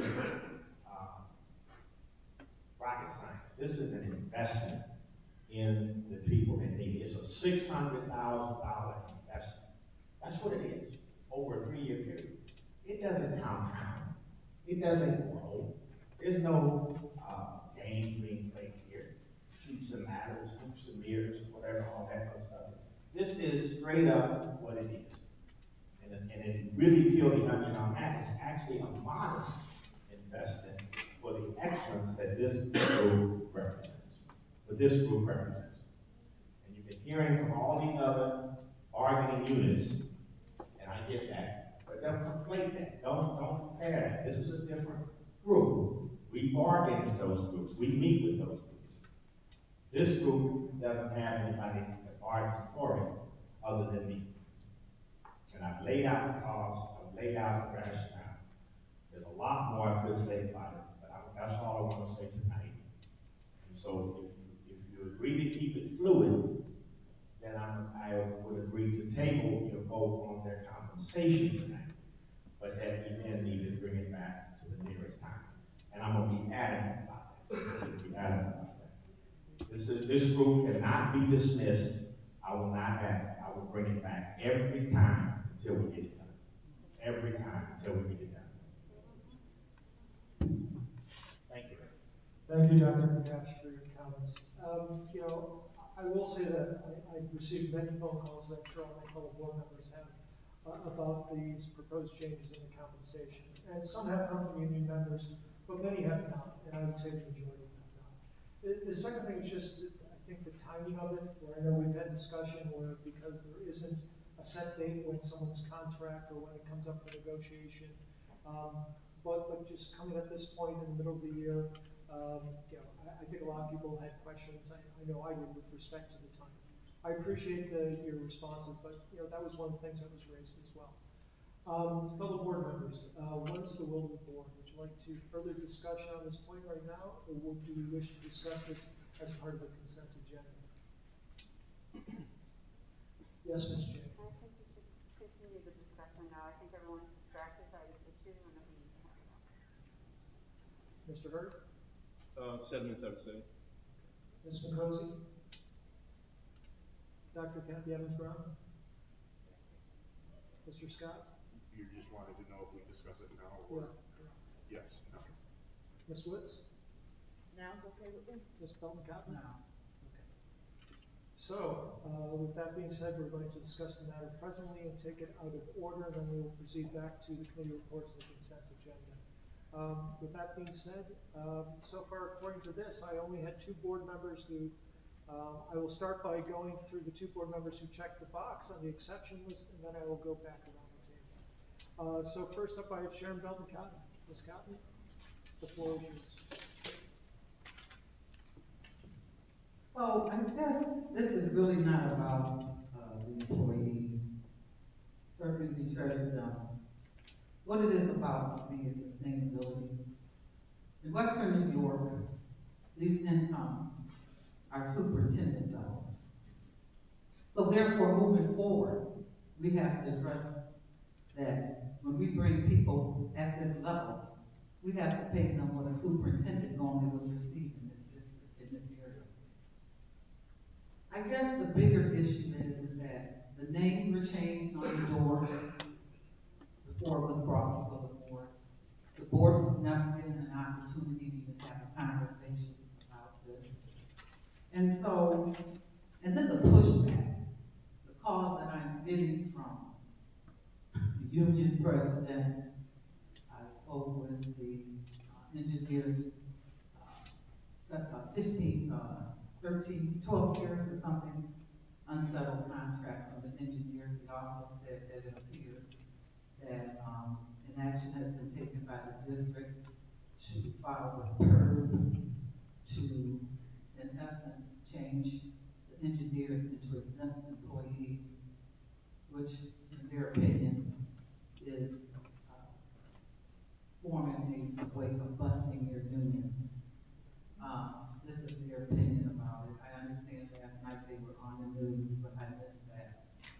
So we have so many issues that are out there. I even had never even thought about what about the parent piece, about not even providing the parents with gas money to try to deal with the crises that we're dealing with. And so for me, to restructure is a great idea. However, we need to restructure and we need to do it fiscally responsibly.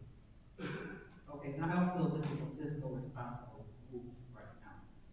Okay, I have had calls like never before from teachers, from officers, from principals. This particular issue was addressed years ago in executive session. Not executive session, in the executive committee. When Barbara Nevergo, Teresa Tiggs, and myself. And we suggested then and there that never should it come as a lump sum to board members, that they should vote on all of this at one time. The questions at that meeting were, where are the evaluations? Where do you show that there's been improvement? Is this done on merit? No. Obviously, received or not received on deaf ears, because we would not have this conversation if that recommendation had moved forward. This board should not be put in this situation right here. This is unacceptable. Okay. There's a problem with communication. Okay, that this exists at this point. And so for me, it is not about workers that are here. What it is about, however, is that this is Western New York. This is not the Big Five. When we compare Yonkers, we need to look at Yonkers' graduation rate. We need to look at the Hispanics, the success that the Hispanics are having in Yonkers, the African Americans that are having success in Yonkers. When we start comparing salaries, okay, we need to understand that this is Western New York. Okay, now, this is not a reflection again on the workers. This is a reflection on the process. So then you're right. You need to restructure, because what it boils down to is Darren Brown left, and we had to restructure. Okay, maybe Darren Brown has been deputy, he may still stay. I don't know, but Darren Brown is gone. And his new world is doing very well, and I'm happy for him. But meanwhile, at the ranch, we have crises in this district right now, and this is causing all sorts of anguish within our schools and within the community. And I represent parents and students at this board. I'm not here to babysit or to cow down to anybody at the table or in administration. I'm here to move agendas forward to help these children, okay? And that's what I'm going to continue to do. So my concern for me as a Ferry School Board representative is that this needs to be completely looked at all over again. That I cannot with a clear conscience today vote and move this forward. That I am not going to take the backlash for this. It is not my ownership. It is not my responsibility if information is not provided properly to the board. And I am not taking ownership of this today. That's my comment. Thank you, Ms. Cowan. Ms. Woods, then we'll just continue on the table. Okay, I gave 2 documents to be put in the permanent record officially on this item. Because one of the things that I do, make recommendations to county executives and administrators looking at cost of raises, cost of salaries, and taking a look and analyzing. So I picked up the Buffalo News, and I saw that it said top Buffalo school administrators and a few non-union employees would receive raises from 6% to 40% under a proposal from our superintendent. But I looked at what was in the article, and the truth is the raises are actually 24% to 160%. Now, our superintendent said in the article that, yeah, we understand some of these raises are high, but he says in the article, this is public knowledge, that instead of people getting a 10% raise and getting 2.5% each year, that he wanted to just give the people the 10% upfront in January. So I prepared for each of my colleagues, but you guys trust me to take a look at the numbers, and not to be personal and not be objective, just take a look at the numbers. And I prepared a spreadsheet and gave each of you so you can objectively take a look at what a 10% raise is. You have the spreadsheets, and it's very simple. If you tell me you're giving me a 10% raise, this is the way the union contracts or all the other contracts have gone. You give 2.5 in the first year, you give 2.5 in the second, the third, and the fourth. The decision to give somebody 10% is, you make the decision to do it. But if you actually give a 10% raise and you look at the schedule, I give you the raise amount for a $100 an hour salary, the new salary for each year, the total cost for the 4 years, and the person would actually, because of compounding, get a 10.38% raise. That's just taking anybody making $100,000 and giving them a 10% raise. They actually get $10,381 raise over the 4 years. That's the way it's usually done. But I read the paper and the proposals were being given. So I gave you guys what is actually being proposed here. And the proposal says, I want to give the total 10% increase January 2022. That's with a salary of $100,000. It's $10,000 in a month, less than 30 days. Now, the article says, well, it's still only 10% because I'm not going to give them anything in year 2, 3, 4. I'm not going to give them an additional increase. So I put factually the numbers here and put the salary, the $10,000 increase, and put it there for the first year. So the person who had made $100,000 will make $110,000. But the fact of the matter is, every year, the second, third, and fourth year, this person will be getting the additional $10,000, the 10% raise. So when you add it up, it's so simple a child can see, read it. The raise is actually 40,000, 40% over the 4-year period. And I took each of these employees, and I didn't put their names on it, even though it's in the paper. I just wanted to be very objective so each of us will know what we are voting on and what the actual dollars look like. In each case, where the person is saying they're going to get a 40% raise, and a lot of people have called and complained and they're shocked. 40%? Well, if you give them the 40% January of 2022, and they get that same 40% in 22, 23, 24, that's not a 40% raise.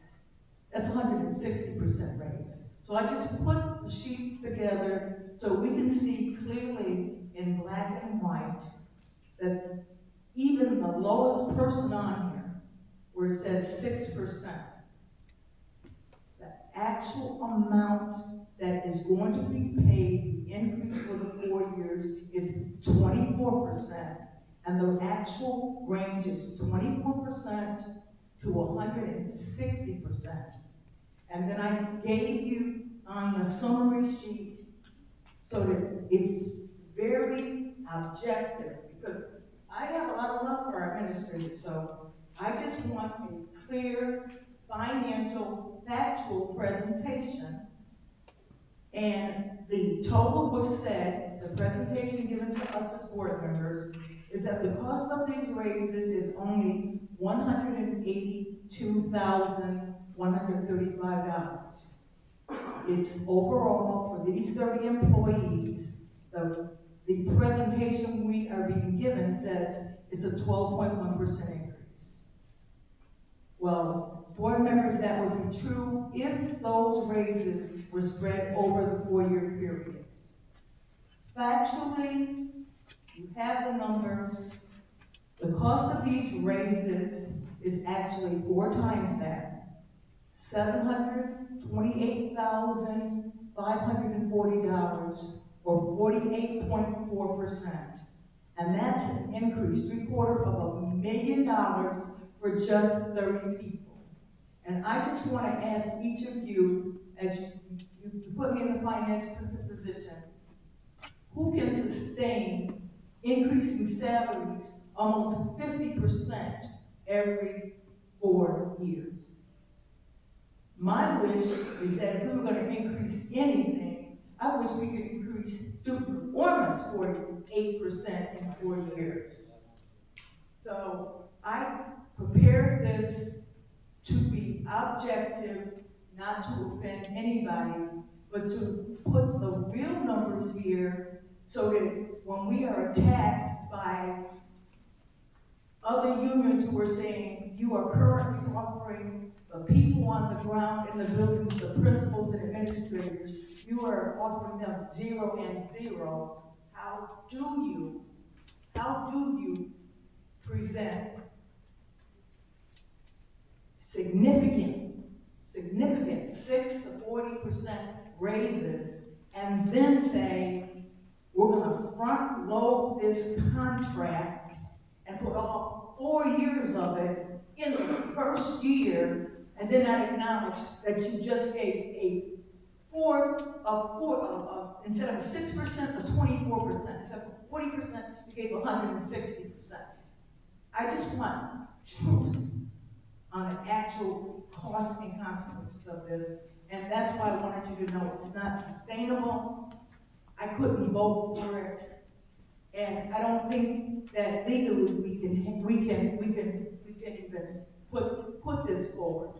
It's not correct. Okay? It's not I don't believe any union contract, and I looked, and I even called some union people. I've never seen a union contract that doesn't say, if I'm giving you a 10% raise, it's 2.5 over each year.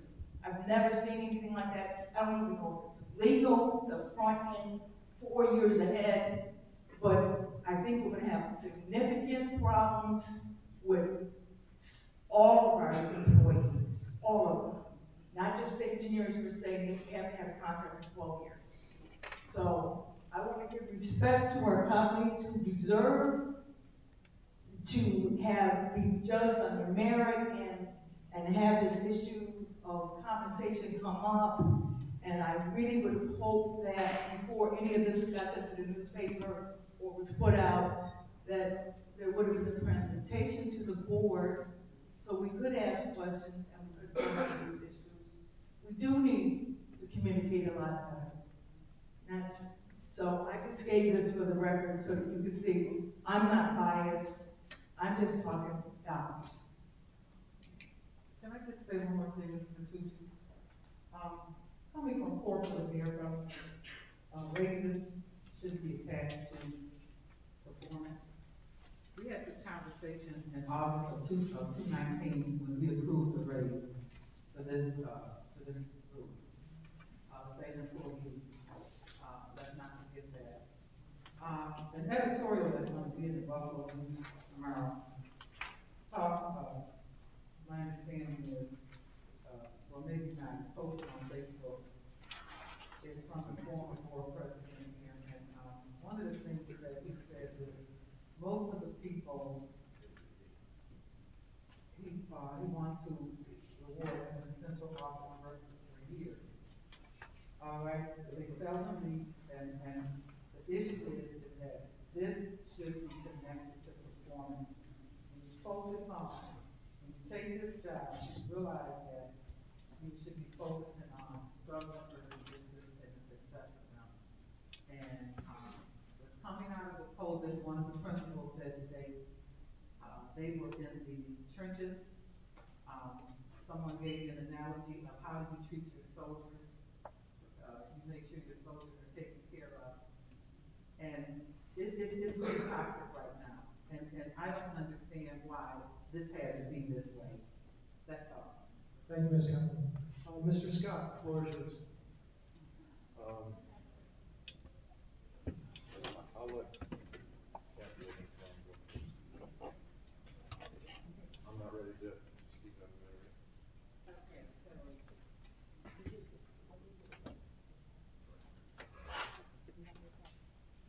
right. As a fiduciary responsibility, hello? Is that better? Yes. All right. So as a fiduciary responsibility of a school board member, I think that when we talk about realignment and redesign, it's paramount when a significant person like Dr. Darren Brown leaves. Somebody got to do the work. So the work looks like it has been redistributed in various capacities. I just think that this is a tough position that we're in. I too, after some of the sentiments that my colleagues have stated, that it was in a newspaper, and we didn't get an opportunity to really process, all of it.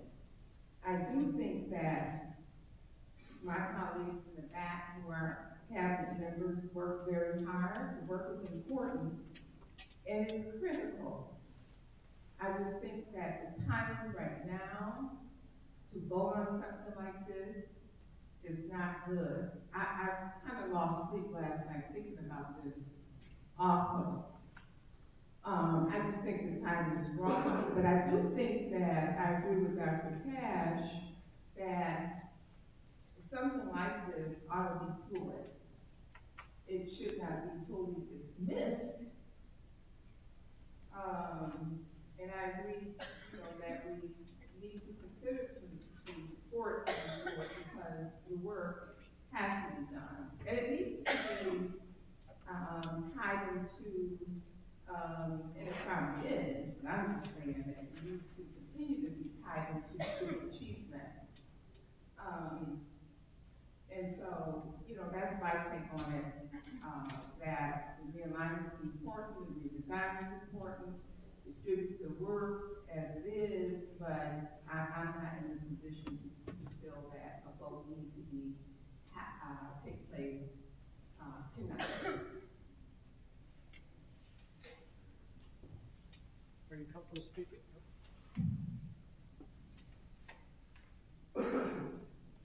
You have Mr. Scott? Ms. McCosey, the floor is yours.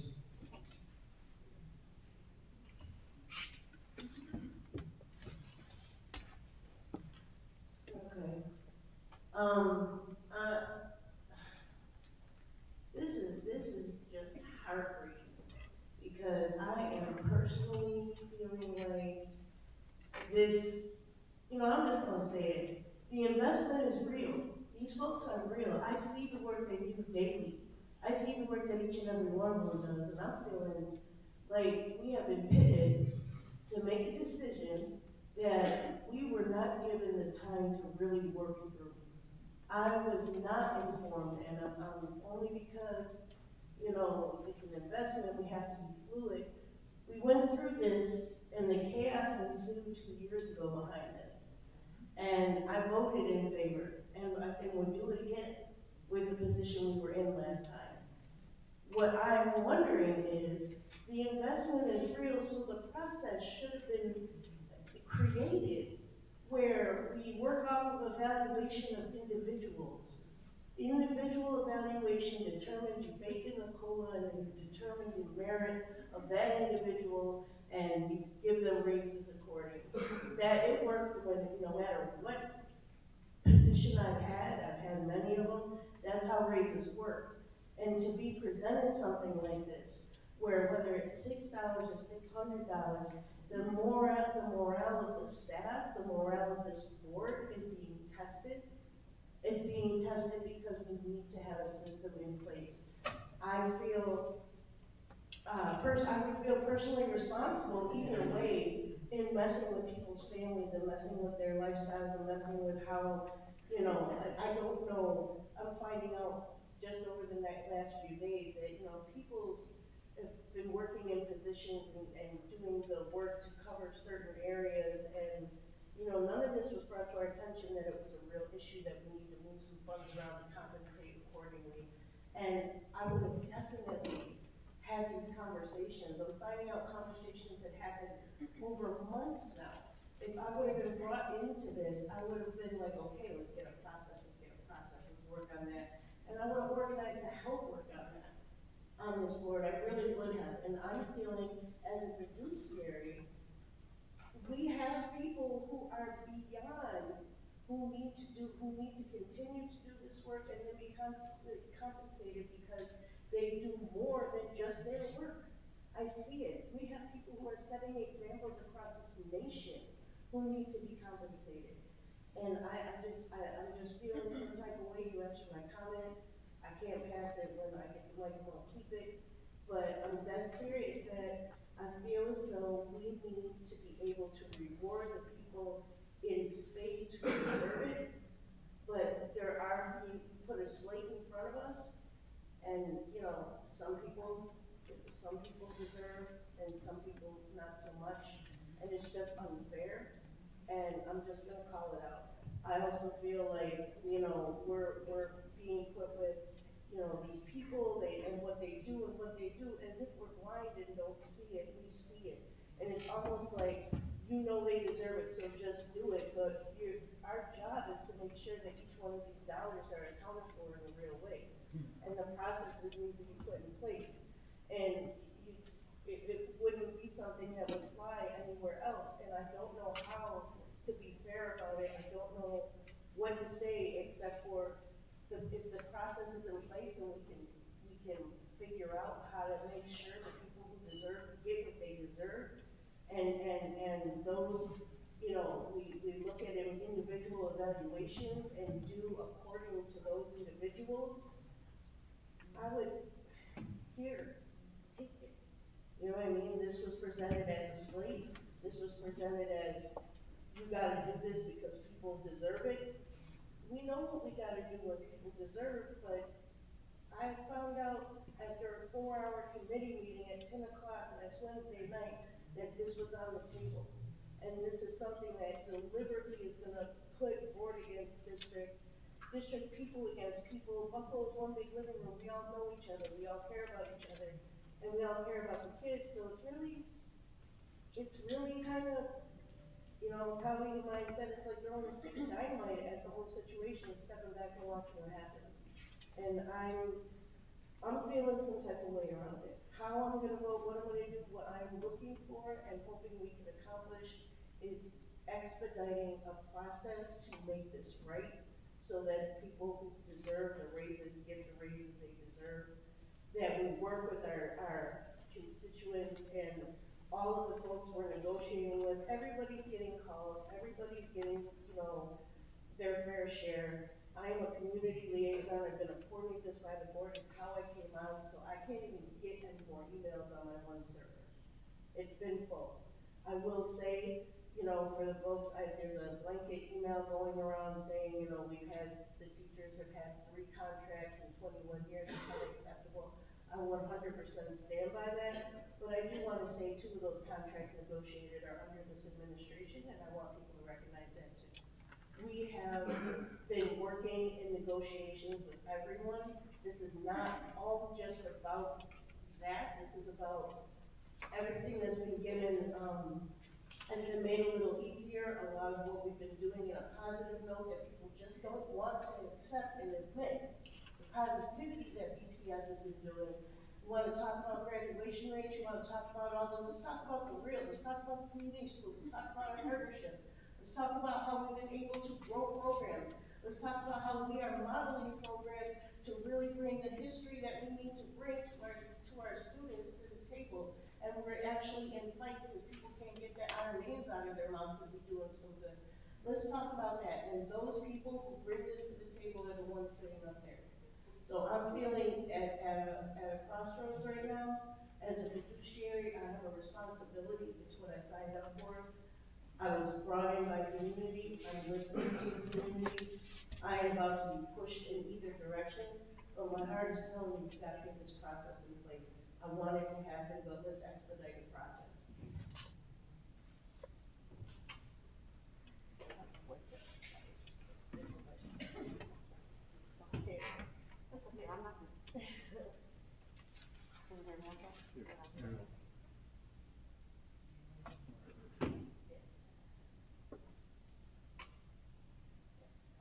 Sorry, I'm not taking that. So, I'm just sitting here like listening to everybody else speak, and I think that, you know, I agree with a lot of the sentiments that my colleagues have expressed, but most of all, I see this whole situation as a missed opportunity. I think that what should have been a win-win is a lose-lose. And I think that, you know, the board members collectively feel that we've been backed into a corner and that we're not able to make any decision that's not going to get, you know, criticized coming from all different directions. And it didn't have to be that way. I think the major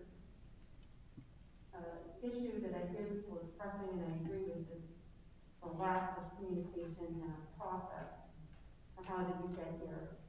This is something that should have been discussed, you know, in multiple places with multiple people. And we should have had consensus before we arrived at this table of how this was going to move forward. Because, like everyone else, and I'm looking directly at our wonderful cabinet up there, we are so appreciative of everything that you do, and in no way do we want to stand between you and you know, you being fairly compensated for what you do.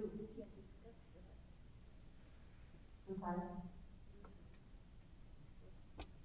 So, you know, I think that it's an unfortunate situation, and I think that we've all been placed in there by the process. in the way that this all came about. And, you know, when Dr. Cashman, you said, well, I'm going to sit here until, you know, we all agree on something that we don't agree on. I don't understand what that even means. I think that everybody has a right to feel that they are, you know, in a place where they can ethically make a decision that they feel comfortable with and not be bullied into making any kind of decision until they feel comfortable making that decision. We are all fiduciaries here. We all have a responsibility to the district. We have a responsibility to the cabinet. We have a responsibility to you and to the students, obviously, and the families of this district. And I'm thinking just for all the people whose names are pushed forward here, and this whole reorganization plan. Obviously, there needed to be a reorganization plan. I don't understand. I mean, Darren Brown has been gone for how many months now? I don't understand why this wasn't something that had been presented so much earlier than now, number one. I don't understand, and for them, I would think if I were in their shoes, I would be asking myself, well, why would I agree to take on all these additional responsibilities without knowing what I'm going to be paid to do it? I mean, this is like a chicken and an egg situation. I think we need to have the whole thing ironed out and agreed upon, and that everyone sitting around the table feels comfortable moving it forward. And I don't think rushing that is the best way to achieve that.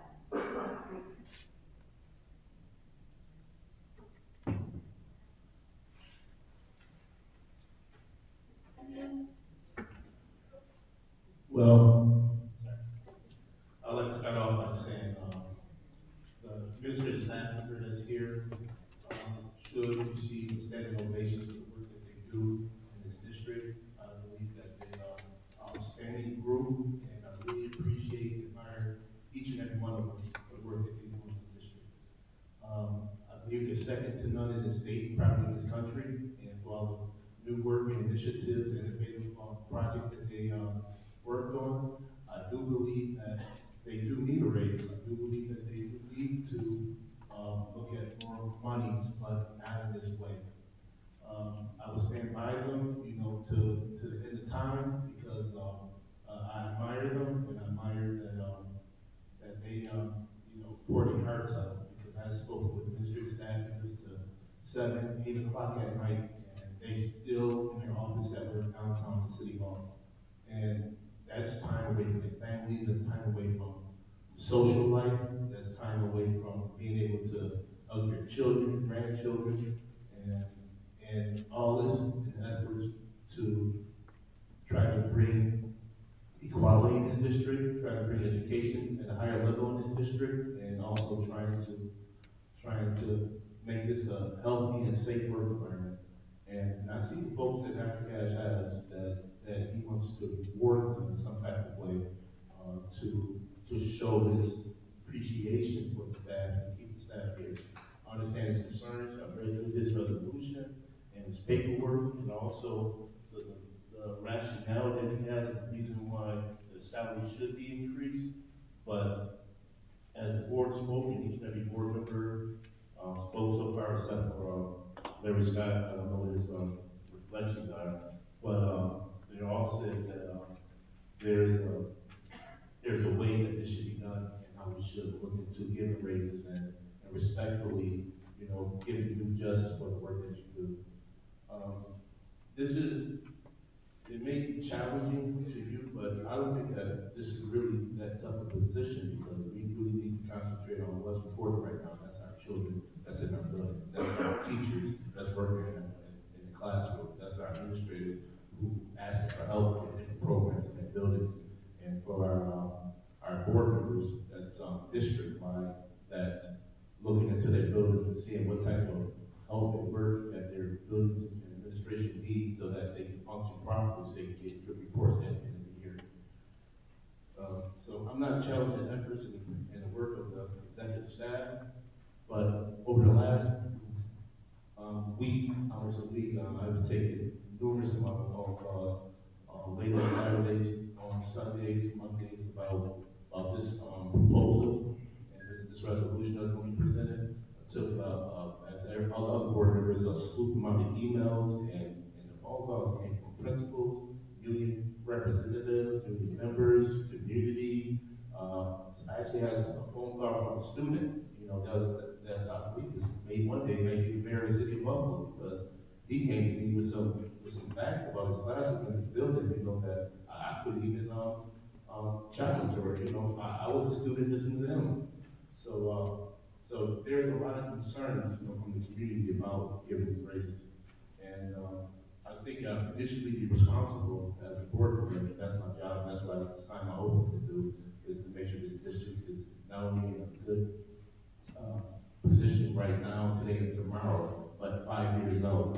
When my term is up, make sure that then that our students have the funds, you know, that we have a very creative type of education available and be able to work, you know, towards a prosperous future without operating on the red, district operating on the red. We don't know what's going to happen in a couple of years when our ESSER funds run out, or how money is going to be paid for other projects and programs that's being administered here in the district. So just want to be initially responsible about how we move forward and make sure we move forward correctly as a team and as a board.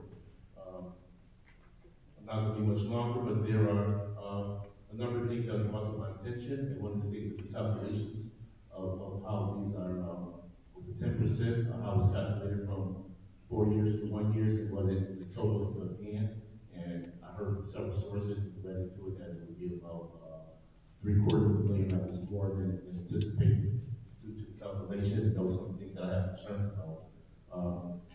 Through these concerns, especially calls I received from the teachers union, the engineers, and the community, and the news, I really think that I'm ready to make a motion to move 13E and also 9E to a special board meeting, so that we can have time to look at this proposal, this resolution, and see how we can move forward with this. And the last thing I'd like to say is that, like I said, I don't think this is a tough position. I work in corporate America, and employees is not driven all the time by money. They're not driven by money. They're driven by happy work environments. They're driven by being in a safe and workable environment.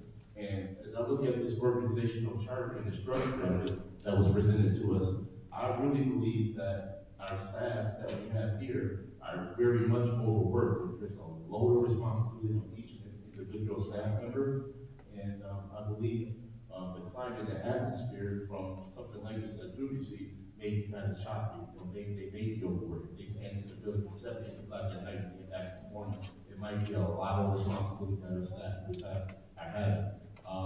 And that will be a reason why people will be, that will be a reason why administrative staff will be, they're overworked and have too many responsibilities. So I would really like to look into possibly looking into see, you know, what's a fair amount of work for each individual staff member as a cabinet, and then make our projections from there to see if we can use some of this money that's being asked to hire new personnel, and also to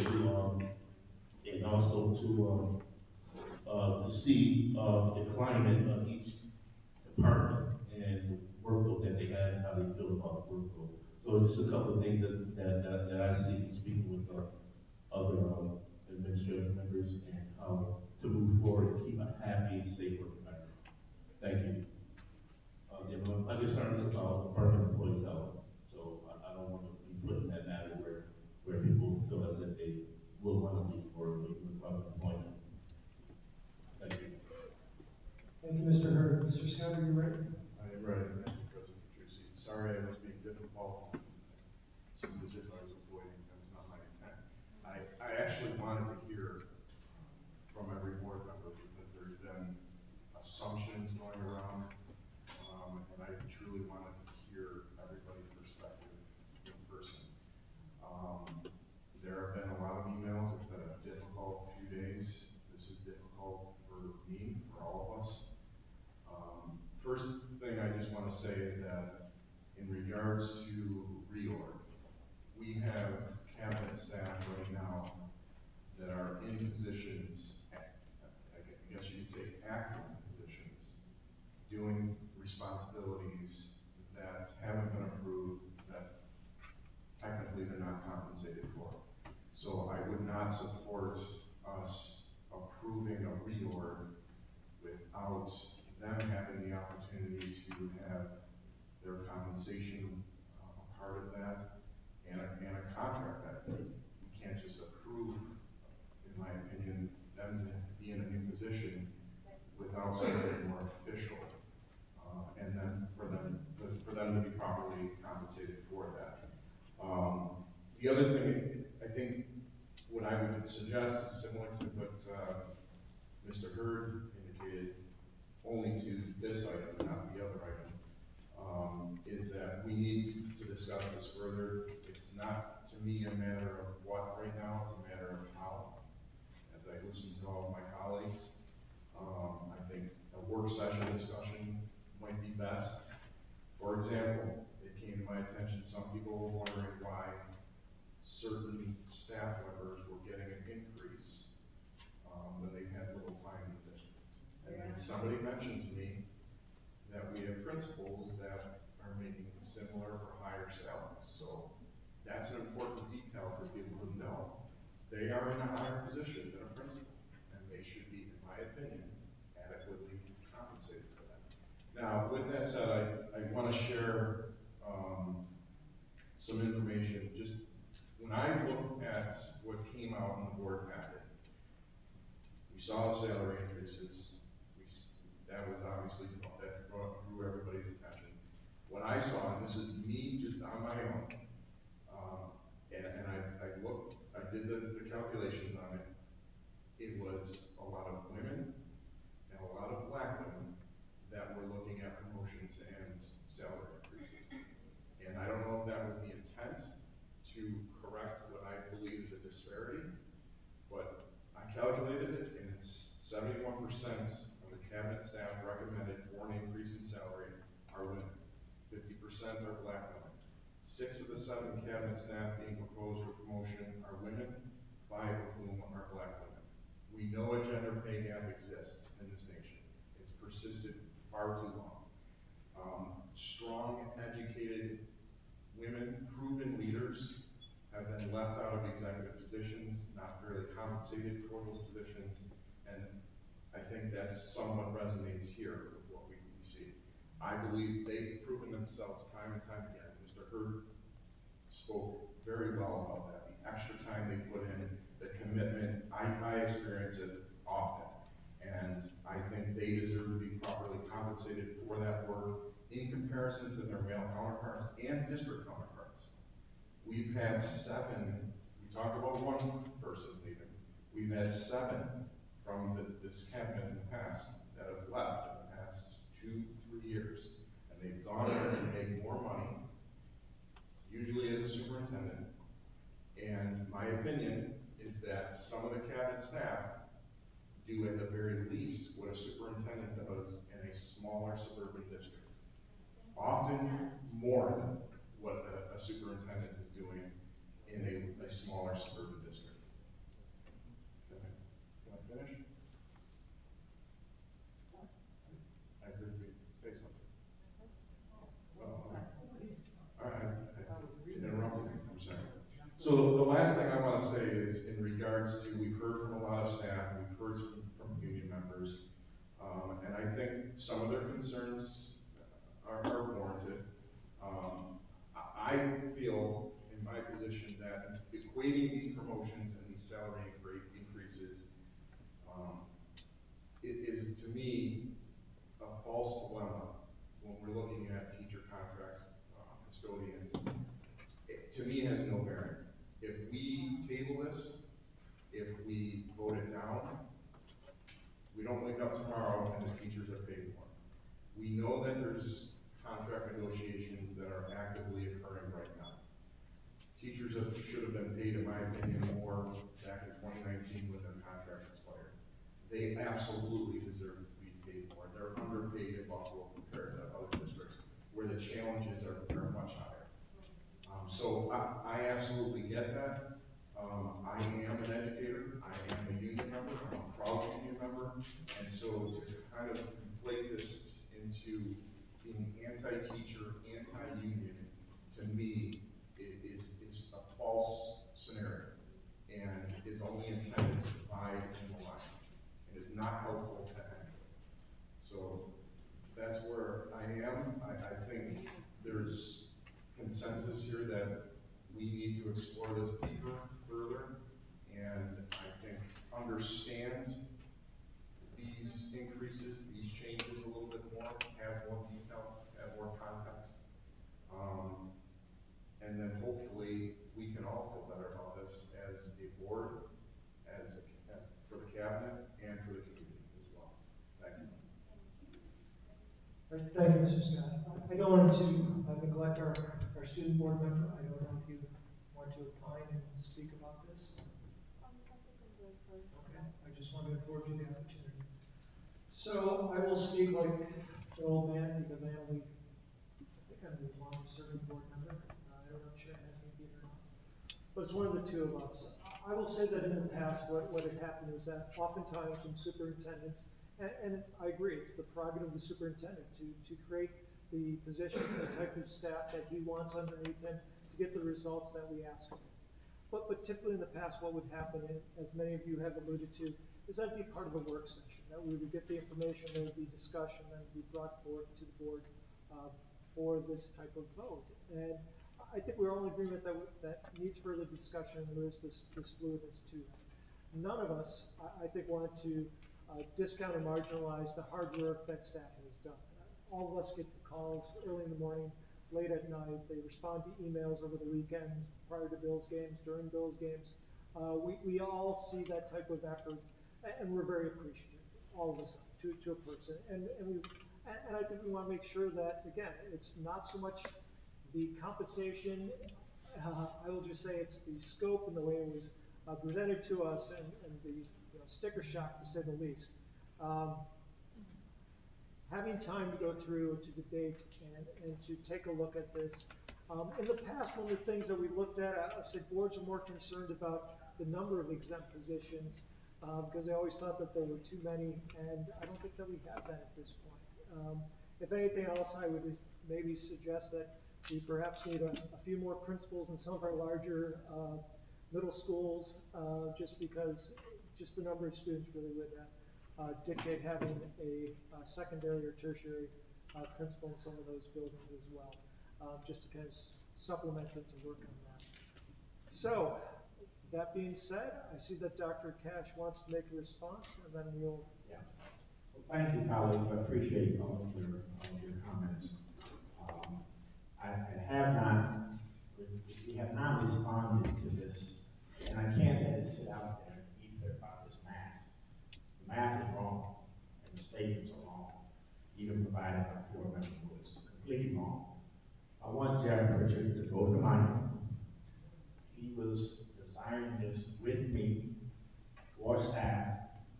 He is our CFO, our trusted CFO, and I want him to make a few comments about this egregious notion that somehow I'm increasing staff salary by 40%, or that over 4 years it would become a 51 or 60. All of that is wrong. I have one exempt staff member that I wanted to correct his horribly inequitable pay for what he does for this district and saves lives for people every day. Every day. And that's Fred Wagstaff. And he was down way below anybody. And it was 3 years. It was 3 years. And it wasn't even being looked at. That's the only staff we're talking about that has that high percentage. Everybody else, when you look at it the way I described it in the board documents, it's reasonable. It's very reasonable. Now, I still want to correct Fred Wagstaff's salary. I still want to do that. Everybody else, it was in line, and it wasn't shown in the article. And since when did we come into a board meeting and have a conversation about an article, as if the article is telling you everything you need to know. What you need to know was in the board docs. It's in the board docs. And then all you have to do, since it was offered last Wednesday, said I would bring this, then bring some suggestions, bring some alternatives, bring some solutions that you think you'd be more comfortable about. Because it's time. And it's always the right time to do what is right. It's always the right time. And this notion that this isn't a good time, it's a perfect time. Especially what we're in with COVID, especially the difficult decisions that our colleagues help us make every day. You can't do any work, board. You can't do any work yourself. You ask me to do it, and this is the team that executes it. This is the team that executes it. The other bargaining units have a contractual agreement. They make overtime. They're making steps. They're getting money. This is not about that group. I'm bargaining with those groups. And when they're ready to solve a contract, they'll get a contract. So you can listen to that, but I'm making the case for these stellar people. Absolutely stellar. And I've been in this work 45 years. And you're not going to make it personal. If you have something about it, you're not qualified to evaluate these people. You're not. That's my job. That's my job. I want to be clear about that. Now, Jeff, if you go to the mic and you speak about this math that Board Member Woods has come up with and how it's an error, so we can correct that in your mindsets. Before we go any further, I want him to talk first. If I'm gonna have a board member challenge my document in public, never sent anything to me so that I could respond to you like everybody asks questions before we get to here, then we're gonna talk in here, in public. So Mr. Pritchard, could you please respond to this notion that this somehow compounds? Yes, I can. Good evening, board members. I guess I want to make one thing to the mic. I guess I want to make one thing clear. I don't know if there's the thought in board member Wood's analysis that if an employee is receiving a 10% raise, they're actually getting a 10% raise this year, a 10% raise the next year, one the year after, and one the year after. I'm assuming that is not the case. So, good, we've established that. So it's a 10% raise, if we're talking about a 10% raise in year one. Hold on, let us speak. Would you like to see a copy? He does have a copy. I gave him a copy. He's responding to it. So, okay, so I wanted to establish that very clearly. Now, what I would probably say is an analogy, because I think this is kind of important. When we prepare our union contract analyses and we bring these to the board, you guys have seen them all. They're all set up a little bit differently, but there's raises over a certain number of years. When we brought the teacher's contract a couple years ago, for example, started out with a 10% raise in the first year. Next year was roughly about a 3.5% raise, and then after that, it was about a 4.5% raise. If you follow the same logic that board member Woods used, that would have been about a 60% raise. So we did not bring to you saying we have a 60% raise here. No, there's a 10% raise, and then there were raises in the subsequent years. So I think we got to be real clear that providing a 10% raise in year one, yes, if you get a raise, you do continue to get that raise in the next year. We budget for those separately in each individual year. So to take a 10% raise and then multiply it by, I would say, an arbitrary 4. Why 4 years? Why would you take a 10% raise and call it 40% by multiplying it by 4? Why not 5? Why not 3? Why not 10? I don't understand that either. But essentially, the way that we present the union contracts, you can look at these the same way. I think, for example, the assistants in the last contract, that same logic would have said it was 140% raise. Teachers, again, was 60. If you add in the bonus, you add in overtime, you're probably looking at 75%. So, if we're going to start expanding and using different math, we have to use them in all of these contracts. I think it's better, and I'd be happy, and that's exactly how the document that Dr. Cash presented to you is, it lays out what those raises are. And yes, you get a raise in 1 year, we don't give those raises back the next year. They're not one-time raises, but you don't multiply them out by 4 or by some arbitrary number and say, it's a 40% raise. That's not how that works. You know, we budget every year. So I think looking at it by that, it just does not at all make sense to me. And these, you know, the raises that you're looking at, bus aids, the most recent contract, that would be about a 74% raise. Again, BCSA, BTF, those are over 70% by that same logic. If we brought contract analyses to you that had those numbers, you wouldn't approve them. So, you know, we bring them to you the way that they are, based on how they impact the budget, based on you can see the actual cost. We're not trying to make them balloon them up into something that they're not. So I think, you know, when I saw this, I just saw it, you know, during the board meeting. This analysis is just, that's not how we do it. For any of our. That's right, Jeff. So that's good enough, Jeff.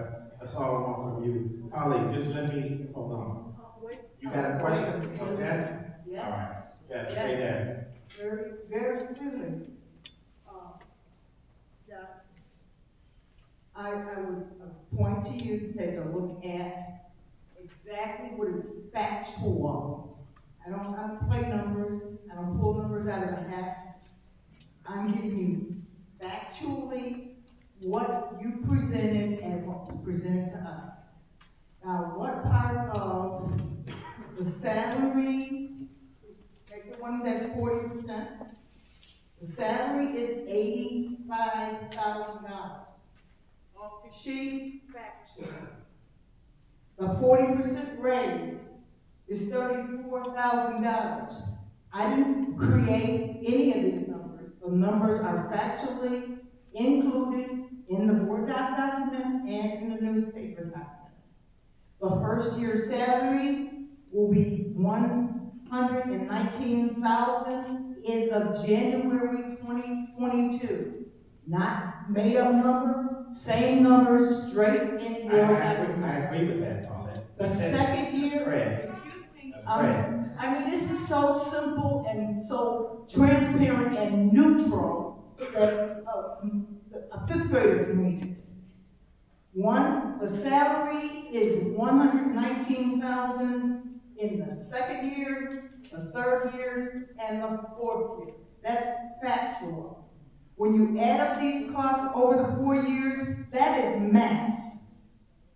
The total cost for that in this example is $476,000. When you take the salary and the difference, it is $136,000. And when you divide that $136,000 by the salary, you do get factually 160%.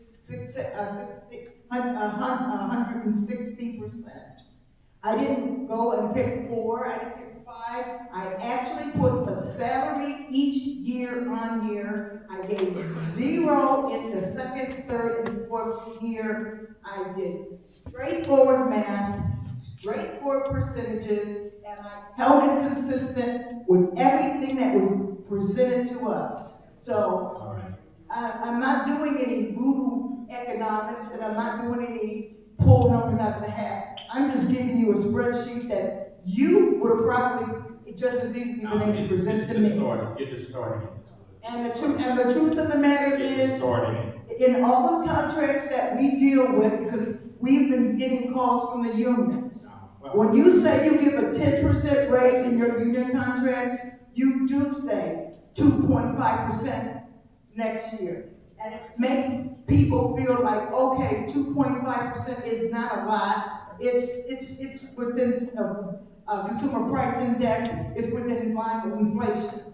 But when you say 10% raise, that's 2.5, 1 year, second year, third year, fourth year. That is 10%. What is presented in this package is not 10%, and you're presenting it as 10%, and it's just not factual. That's why I put it in black and white, so anybody can read it, and I don't play games with numbers. Thank you. And we're not either. And yes, I did We're not your either. CPA exam. We're not either.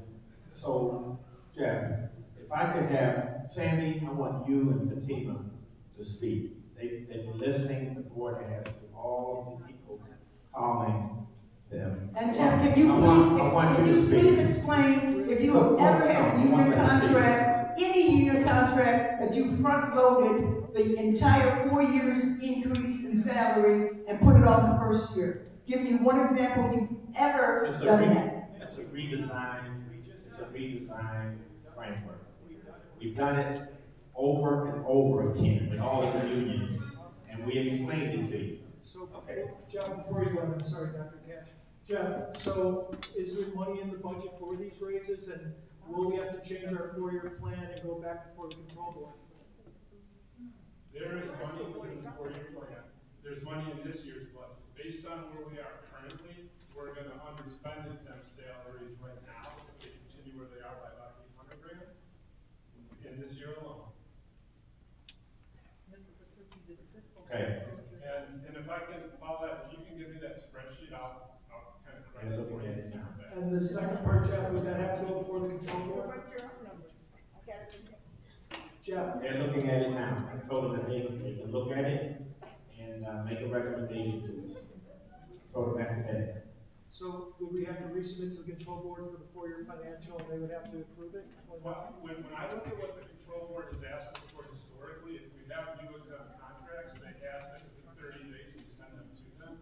But I believe that they're probably going to ask for us to, rework our 4-year plan. We did this, actually it's on the board meeting tonight, there's other 5 contracts. These things are very, very small and insignificant compared to the overall $1 million request that we have. Thank you, Jeff. Dr. Wright and Dr. Fatima, you can speak for just a 2-3-minute period, and then turn it back to the board and do what they want, whatever their wishes are. Dr. Wright, in your own inimitable way, please speak to the issue.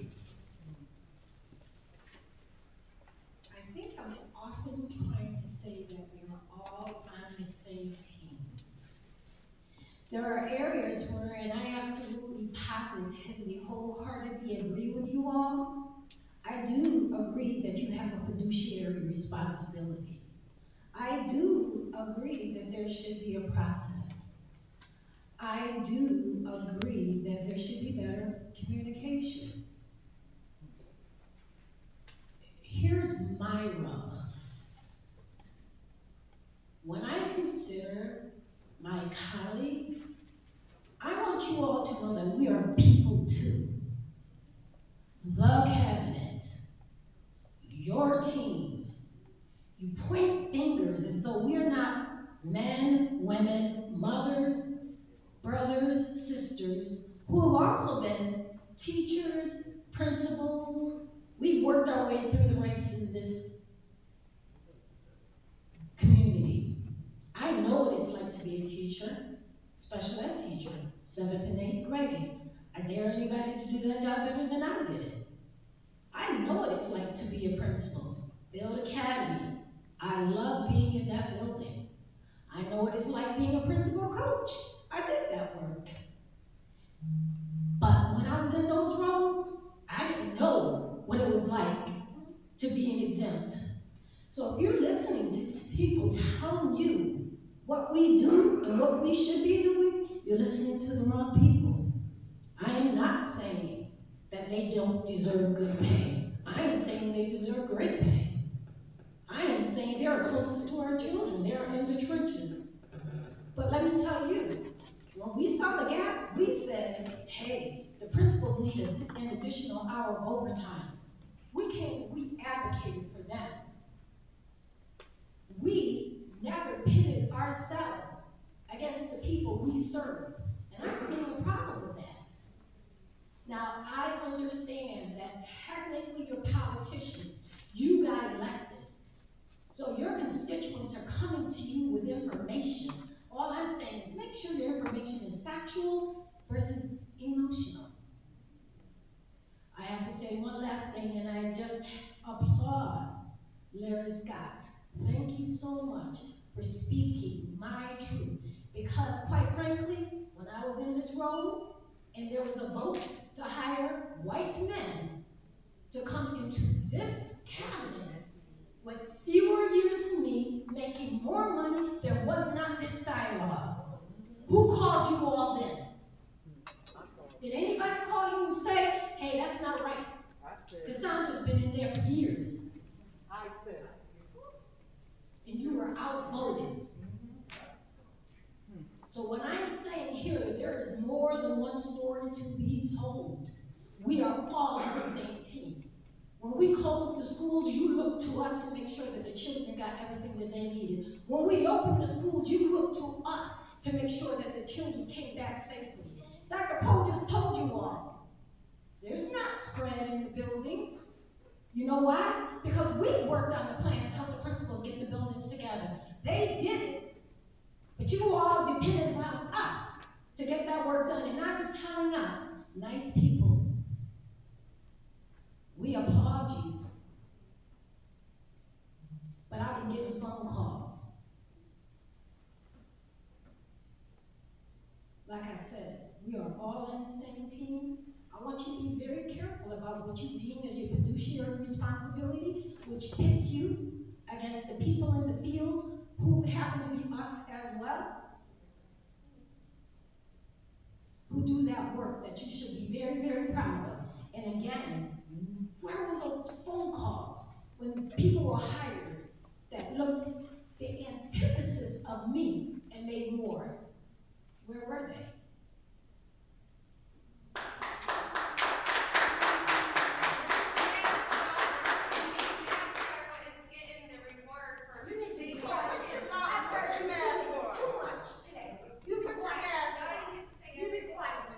Dr. Cash,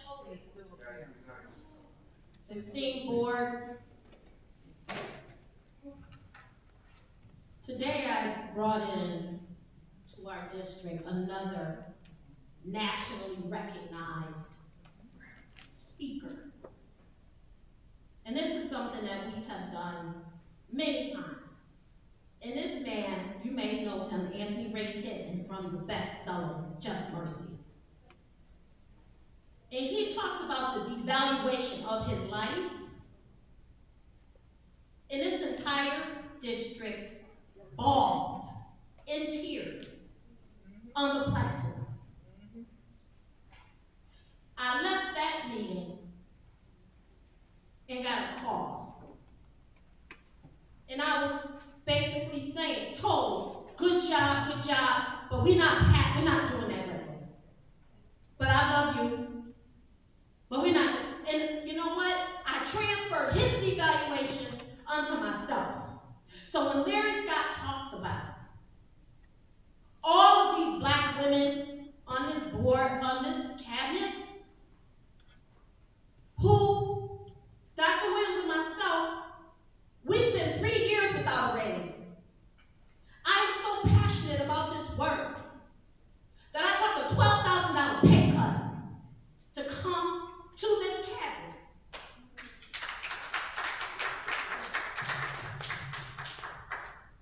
We don't get overtime, but you see us every Saturday academies, at night. Mr. Heard, you mentioned it, in the mornings, during the games. When my daughter says, Mommy, why can't you come?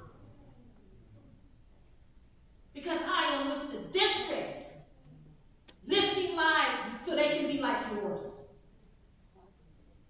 That's why. Dr. Cash has put together an August team here. You don't find a Nate Kuzma just laying around. When in every case, you just don't find a Ramona Reynolds by the dozen. With an esteemed program for work with our parents, giving our parents voice, you are not going to find an Ann Botticelli just sitting around waiting for you. And we are losing. We've lost Dana Mauricio. We've lost Sabatino Samato. We've lost Conte and Dabney.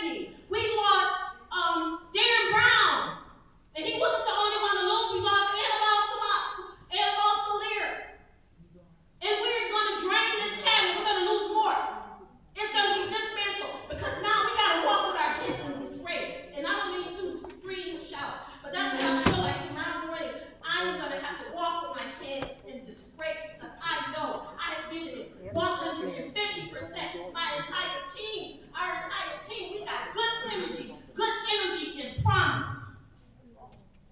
And promise for the future. And I deject anyone talking about pension. Who told you I was going anywhere? I deject that. I deject deficit thinking. Coming in here talking about our kids every meeting. They can't read, they can't write. But we're not talking about what the kids are doing, who are merit scholars. We're not talking about what the programs we are providing. All we're talking about is the deficits. There's 75% graduation rate. Come on. Our schools are off the receivership list. We're moving forward. Why would we want to dismantle more on this team? I do feel, and I respect this board, this esteemed board has allowed us to do so much. But I do feel that we're in a place where you cannot put a monetary value on anyone's lives. We don't have a union that can keep calling you. We don't have people that support. We don't have a union, and that's a scary thought in and of itself. We can go at any moment. Any moment. So with that, I say to you, I appreciate and accept your decision, but please know and understand, we are giving it our all, every single day, all of us, everything that's in us. And for anyone to say we're not worth it, I'm sorry. It's just not. It's just not.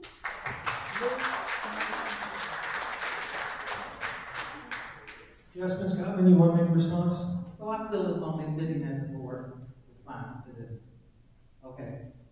And as someone who has been advocating for women on this cabinet to get equal pay from day one, I pointed out that you had more experience, Cassandra, than those other people. They got more money than you.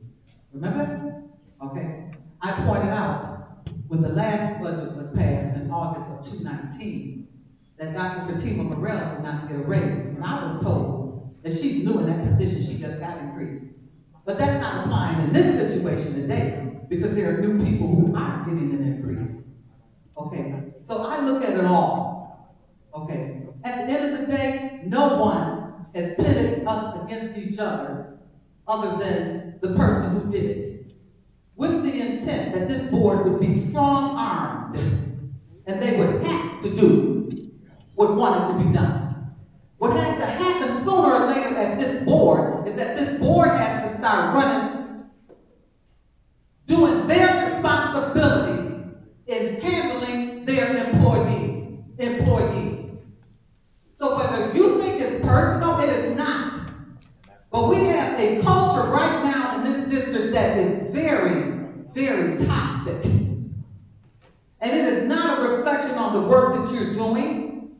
And for you to think that this board, after every one of us said at this table, that we appreciate the work that you're doing, but somehow or another we have kids that are not where they're supposed to be, and excuse us for wanting to see more for our kids and a plan that makes sure it happens.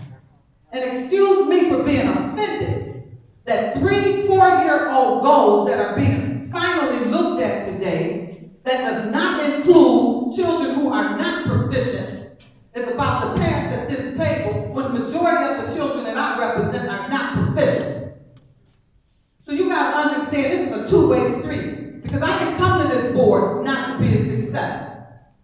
I do this because I want to. The question that was asked of me not too long ago is what have I done in the time that I've been here? I made it easier for every superintendent to come here because of the work that I had. And I've made it easier for your jobs whether you realize it or not, because any time that your school has not had what they've had, I fought for it. When you couldn't get it passed in City Hall, I went to try to get it passed for you. And somehow or another, someone wants to take that as I'm trying to micromanage. I don't micromanage. I have a job. My job is elected. I have been elected to do what I'm supposed to do for the parents and the children of this district. So please do not try to strong-arm this board into doing something that they should have been allowed to do in a proper manner. Because sooner or later, things have to be done in a proper way. in this district. And this board cannot be the last to know about everything that happens in this district. So it's bigger than just you. It's bigger about moving forward and how this board is going to conduct itself.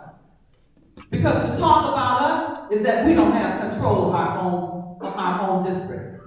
That's the talk that continues to be said about this board. So we have feelings too. And each one of us give up our time, and we get $15,000 a year. Frame, okay? So don't get it twisted. This is a two-way street, and I respect each and every one of you up there. But trust me, this is not personal at this point. This is about taking care of business. We have a plan right here that has not even been put before the fiscal planning board. How do we do that in this district and we know we're required to do it? Well, whatever, you did it, Nate.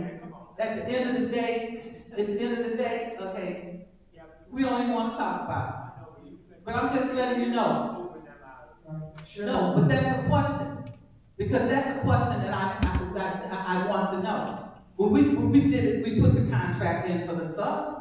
We put the contract in for the teacher aides. So excuse me for not knowing every nuance associated with what you're doing. But that's my question because I've seen it done over and over and over again. So let's be clear about that. When Dr. Cash brings you ladies out to try to make you quote unquote guilt trip us, that's not fair. That's not fair because we love each and every one of you and I've worked with you. Whether you like me personally or not, I've worked with you and have tried to do the best I could for you in your school. Well, we certainly felt that was the thing. I felt it. Because it wasn't necessary. When the board spoke, it was not necessary for that stuff to happen. It was not necessary. Thank you, everyone. I appreciate your comments. I appreciate the discourse that's done. And Sharon, I'd just like to say, we as a board, we do run the district, and we do. Well, tell the people that. Tell the people right now that we run this district and show them. We do run the district, Sharon, and we have been for a long time, and we will continue to do so. That's not the talk that I'm doing. All right. So, any other comments before we move on? I did make a motion. Excuse me, Mr. I did make a motion. And what's your motion, Mr. Hurd? About taking 13E, moving to a special board meeting. I will drop the 9B at this time, but I believe that we can talk about the executive session. And do you have a date and time that you're proposing? I do believe that this matter should be brought to the fore pretty quickly because we do have people working on a title. We do have. What's that? It never should have happened like that. Well, it's what we have, and we need to address it. Well, the reason why I like to have a special board meeting is to let the board reflect on the numbers and get the actuality about what it's going to be. Excuse me. And also so that we can make a fair and actual decision about these pay raises and what Dr. Cass is looking for, and how we can find a fair way to compensate our administrative staff members for the work that they're doing. So I don't know if we should move on to a Thursday, maybe we have the Christmas holiday coming up. Let's say Tuesday the 21st. Why can't we do it in a work session? It can't be moved to a work session. So the first work session next year? There's a process and it has to be figured out. So we're gonna have to do it in the next, in the new year. In the work session, they come in the new year. Whichever one you think is appropriate. EA is not here tonight, and that's the one I would recommend. And I believe that's either the 3rd or the 5th or the 12th. January 5th or 6th. Yeah. So that's what you can discuss, have a process, and go from there. So move it to January 5th, Terrence, as part of executive affairs? Not executive affairs. I believe we're going to need more time to this outfit to look at this contract and find some resolution to how to resolve the issues that's in it. Issues with math, and that's going both ways about the calculations. And we also, the just want to make sure that the staff is treated correctly and we can make additionally responsible decision about how babies will be given to our faculty.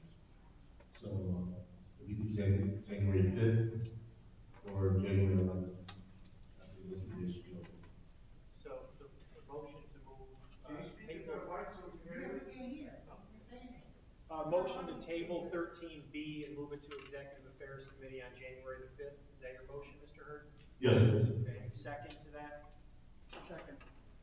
Ms. Felton, all in favor? This is to move 13B. 13B. Yeah. All right. Just 13B. Just 13B. Any opposed? Motion passes. And also to take 9D into executive session concerning. Why don't you wait until we get into the consent agenda for you to make that motion? I would suggest that, Mr. Hurd. We'll get back to the calendar. Thank you everyone for your lively discussion. I have a motion to approve the meetings from the previous meeting. Minutes from the previous meeting, I'm sorry. So moved by Ms. Hope-J, second by Paul Atwood. All those in favor of approving minutes? Any abstentions? Any objections? Committee reports. I'm going to start with Ms. Nicosi and go around the table. Ms. Nicosi, do you have anything to report on the committee reports? So I've been, on the phone and talking to folks, and not just about this, but, many different things. I do want to highlight one thing. I attended the Buffalo Parent Teacher Organization meetings via Zoom, but I wanted to just express how Ms. Baudo had made a fantastic presentation, very succinct, really introduced how, the organization is working, what new programs are coming into play, whose role has what. It was very enlightening, and majority of the people in the room really respected how she was so approachable, questions were answered. So I just really want to acknowledge that, Dr. Mo Reynolds was there, and we had some, a little bit of chaos, and it was handled correctly. We do have, I think that we need to look into issues with NFTA and our bus drivers who are having issues with some of our students getting on the bus. I guess there's been some examples of students that have been mistreated. We need to look into that. I don't have my notes in front of me, but I do just want to say that, the work that's being done, the way the collaboration is being done with organizations in the district is really commendable. And again, I completely see the connections, and those folks are working with our cabinet, from Parent Congress to the individual organizations. So regardless, take it any way you want to, but I'm going to always shout out the cabinet when it's necessary, and in this case, it's definitely necessary. So that's my report.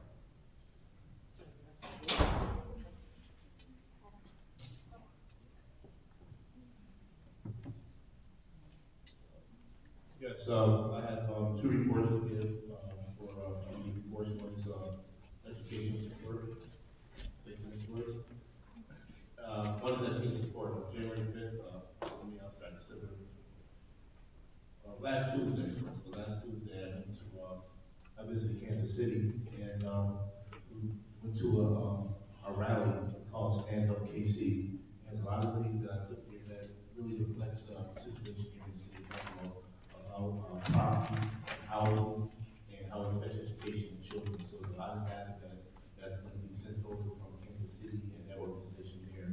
And you can also look at that data here, how it reflects on our education, our housing here in the city of Buffalo, and the strikes that our children go through, the families go through, that the teachers are in the classroom with every day, and try to understand, some of the poor condition living conditions, and also eating habits, and how that contribute to lack of education and children being tired of classrooms and not being able to function due to their diets and stresses from their community. The other committee report was the athletic committee. I met with Michael House to discuss the modified sports program, modified unified sports program, and we spoke about a couple of different things.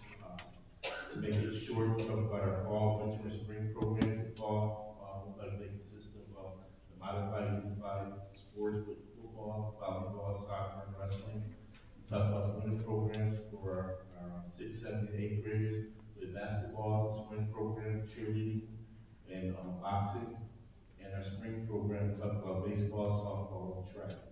And the summer program with the system of basketball, swim, soccer, and tennis, and also training. All of these things is our initiative of our district as we intend to modify sports program.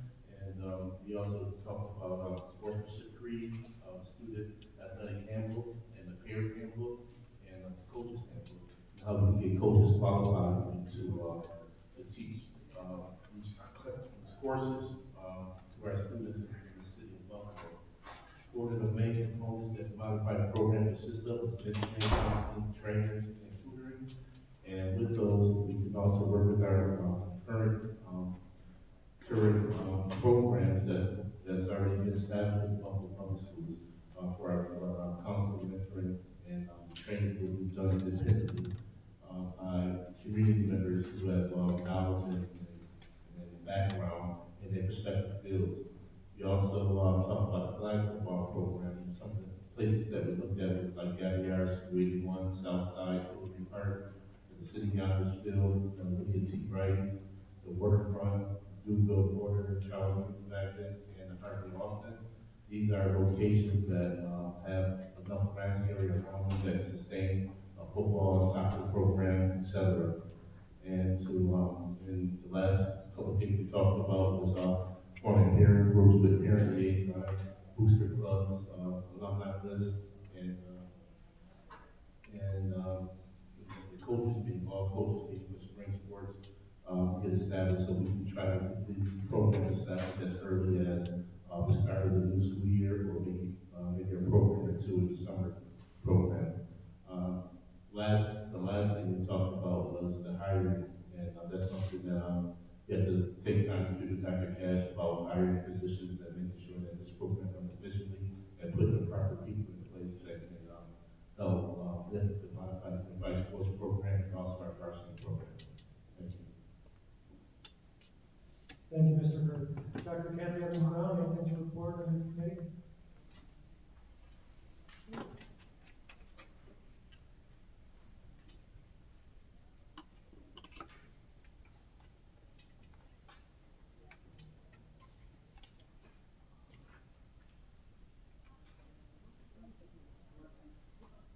Here we go. Can you hear me? All right, so this is a report on the student achievement work session held on December 8th. There was a introduction to single gender schools by Dr. Tina Morrell, Chief of CLRI, Apple University, and Ms. Toya Wilson, Chief of Secondary School Performance and Innovation, two cabinet members. The purpose of the single gender schools are to challenge historic racial and gender-based inequalities, create intellectually and physically safe learning environments, promote college and career access and the attainment of personal goals through academic rigor and experiences uniquely tailored to young women and young men. And lastly, to improve academic outcomes in scholars and educate the whole being intellectually and socially and emotionally with life experiences.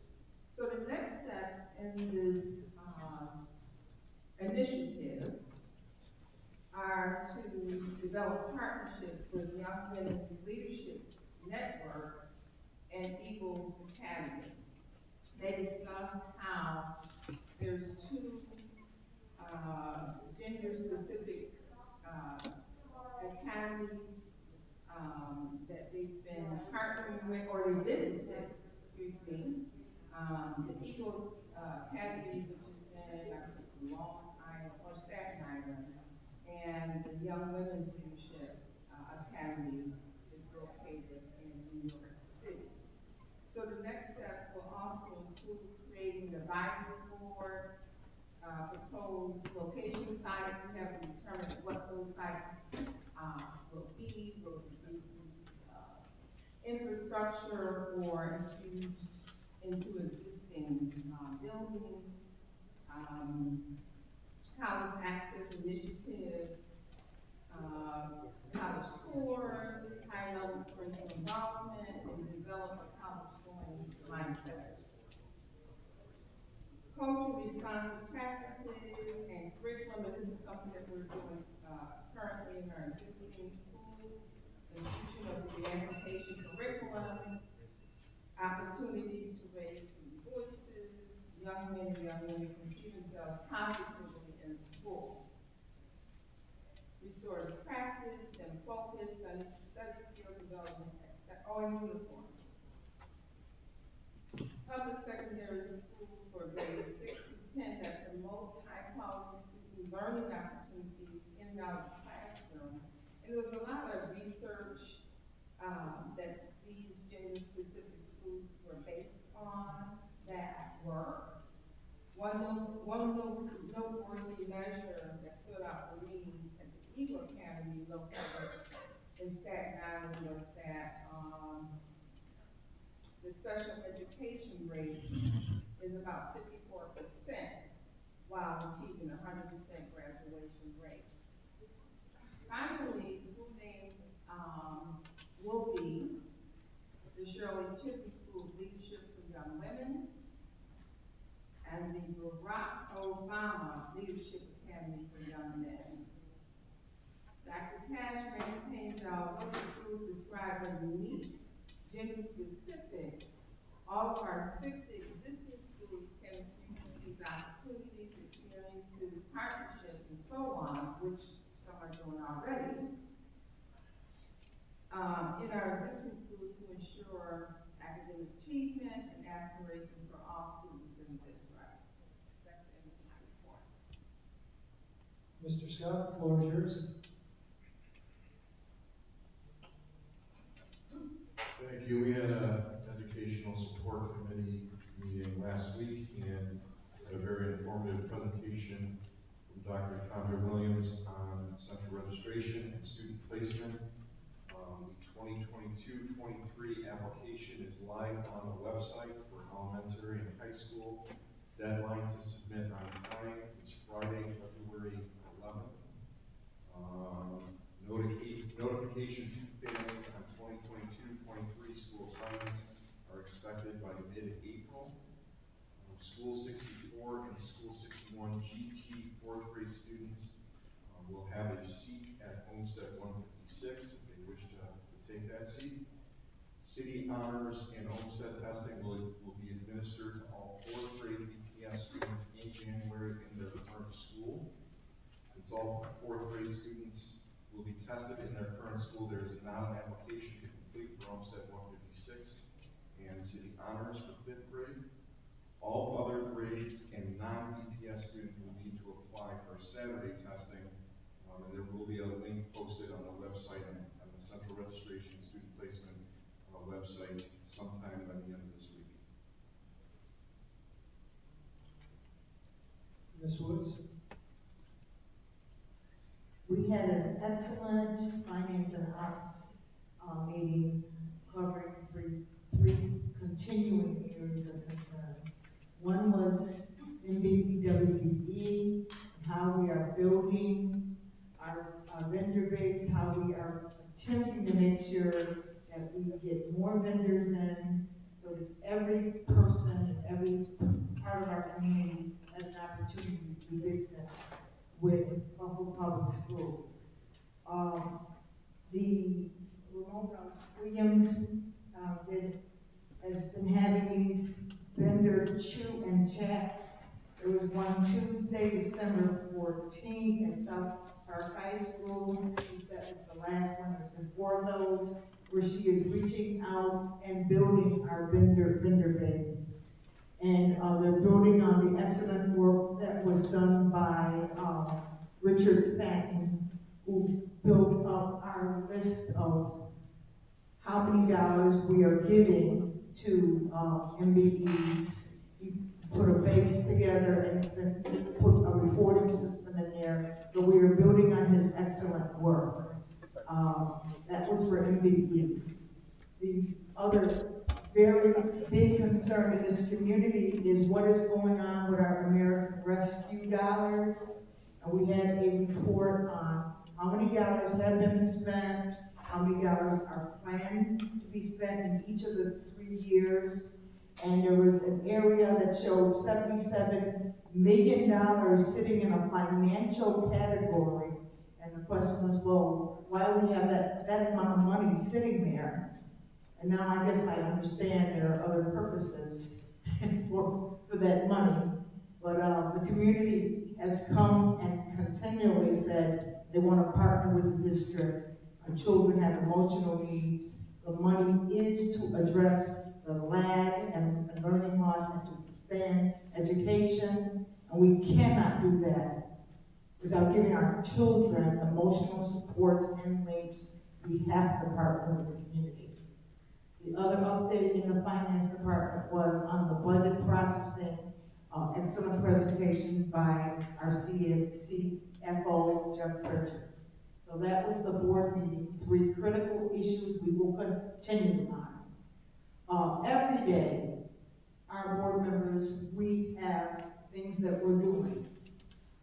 There was a presentation by Fatima, and it was for part of our CLR, and she had covering a book called 400 Souls by Ibram Kendi, and that presentation was from 5 in the evening to 7, but it's so important that we teach our children to find their voices, to write their history. Indigenous people have to write their own history. The Cowboys can't write history for the Indians. And nobody can write the story for African Americans or brown Hispanic people. So her work is so important. And every time she has a program, it's in the evening, but I'm committed to being there. Today she had a program and we had Mr. Hinton speaking on the caste system. And that is talking about the criminalization of our youth, through the prison pipeline, and how we change this system so our young people have hope. So those are the Wednesday, Thursday, Friday, ongoing things that your board members are doing, besides people calling us every day with problems like the young lady who spoke with bullying and racial profiling at one of my schools. There's just so many things going on. So we are here advocating for you and working every day. That's my report. Thank you, Ms. Woods. Ms. Felton-County. Thank you. November the 18th, I attended the virtual breakfast at Say Yes. We had an ongoing fundraiser on our encourage to support them. Say Yes education. Our partner, our community partner, and anything that you can donate, they usually appreciate it. Also on the 18th, I attended Dr. Fatima Morel's monthly CLRI meeting, which highlighted the work of Isabel Wilkerson. Kudos to Dr. Morel and her staff, who always do a phenomenal job. They piggybacked later on that night and had their monthly book club reading with the 400 Souls. I encourage anyone who has not really looked into African American history to take an opportunity to read that book. It's designed in short stories, and it really picks up on a lot of things that no one has ever shared before. December the 3rd, Council of Great City Schools, their weekly,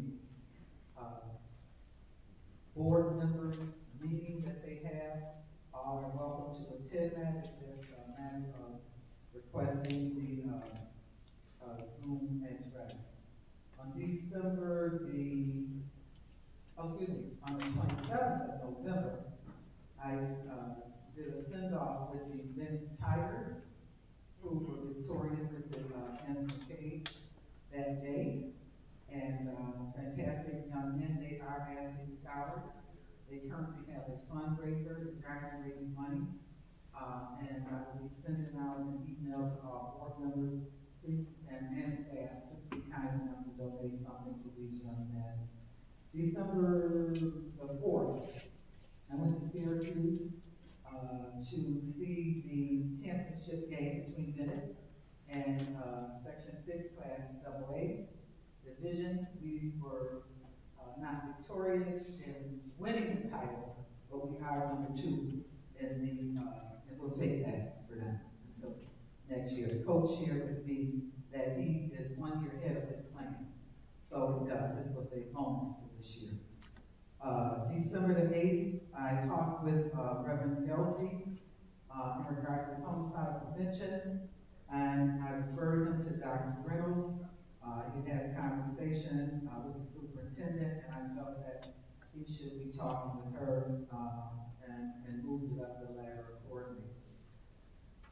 December the 8th, I am part of the education committee where Dr. Henry Taylor studied the harder we run, the state of Black Buffalo in 1990 and the present, working with Reverend Nicholas.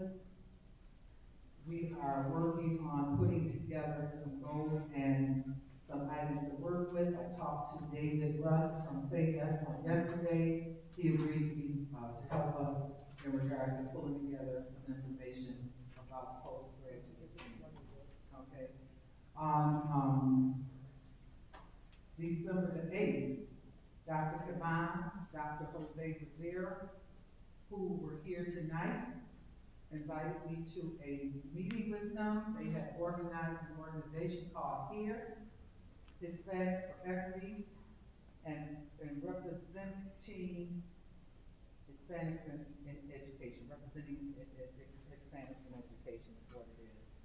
They are asking to partner with the board. They have 3 requests that they did not put out today, but they are asking for additional information from the district for graduation data. They are asking the district to participate in a survey with them, and they are asking permission to visit 6 schools, which are the high schools where the children are, that they're concerned about. On December the 9th, I attended Big Sisters, Little Sisters. Again, this is the work under the Dr. Fatima Morrell, who does fantastic work, and her team working with young ladies, trying to mold them into upstanding and outstanding ladies, little citizens. They're very cute. I really enjoy those ladies. December the 10th, Big 5 annual virtual meeting with Senator Mayer, head of the Education Committee, and Honorable Dr. Betty Rose, Commissioner Paulette Woods also participated in that. And Larry Scott was also on that call. It was very interesting, and a lot of information was shared with that. December the 11th, attended Dr. Mother Eva Dole, her book signing.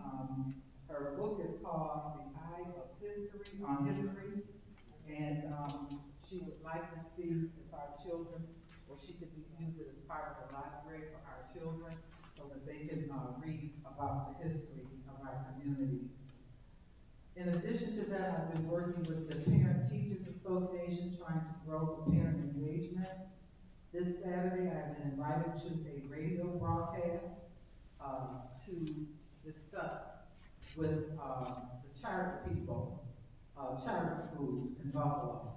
I called in on Saturday because there was some information that was being shared to the community. They were talking about our single gender schools.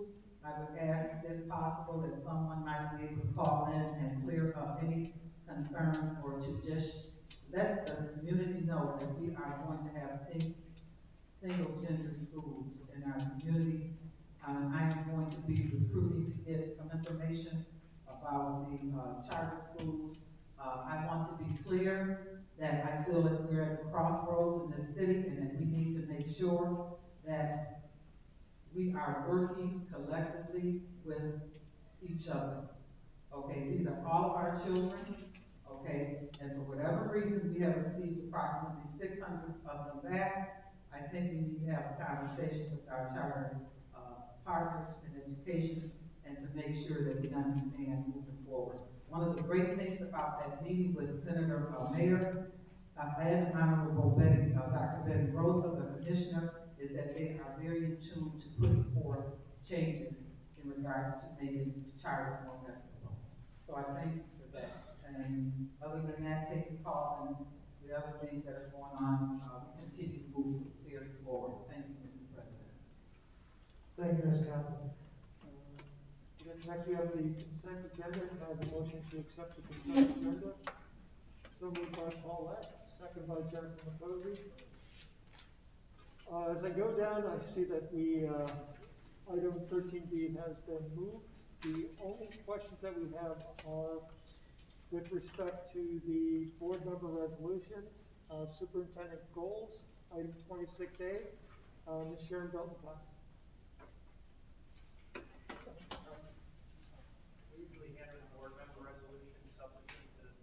I'm sorry, you are correct there, Mr. Kuzma.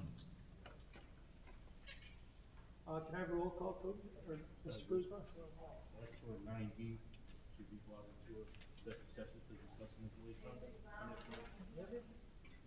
Use the microphone. Yeah, I couldn't hear you. Actually, for 9B, brought to executive session to discuss employee.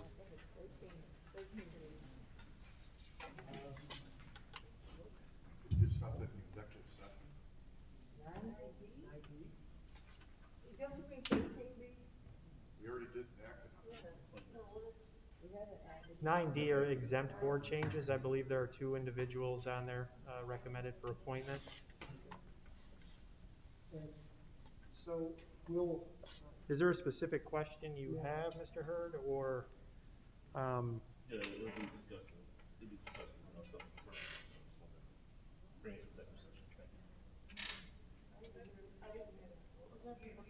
we couldn't hear you, Mr. 9D be just be discussing a possible employee, so let's start that in one executive session. Before we vote on it.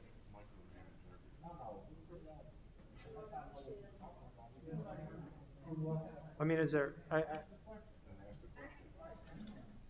You can ask the question, and then why don't we start, Terrence, by asking the question, and see whether or not we need to go to we may not have to, so why don't you ask the question of Mr. Kuzma and see whether or not he needs to go to.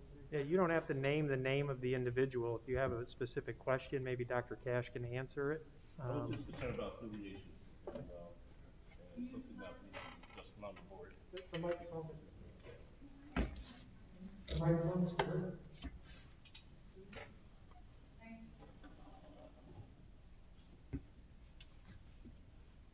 No, I just wanted to discuss one of the status of someone who's projected to be hired by the district. I'm not quite sure the person who's actually broken, has been working.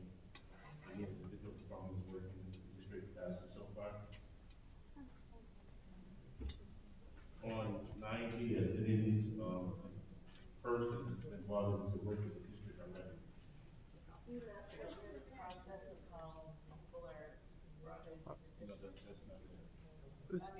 Let him ask it. Let him ask the question. What his question is. What's the question? My question is, on 9B, are any of these employees already working within the district? As an employee? As an employee,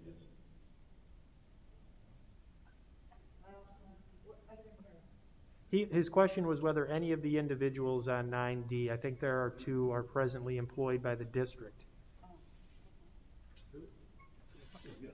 I don't have. I think there are 2. Yeah. Yes. No, they're not. Thank you. Can I ask a question on that? Are these new positions?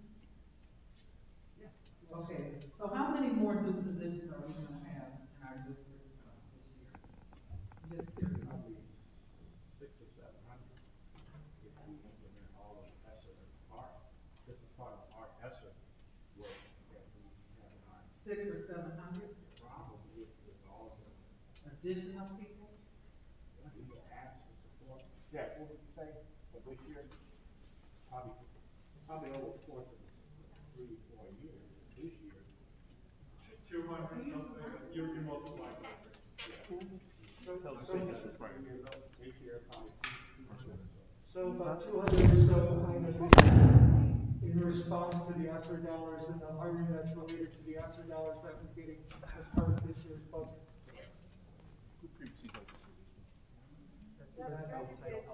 Didn't you indicate that you were gonna take a couple hours and at least come out and present this, ERP? Okay.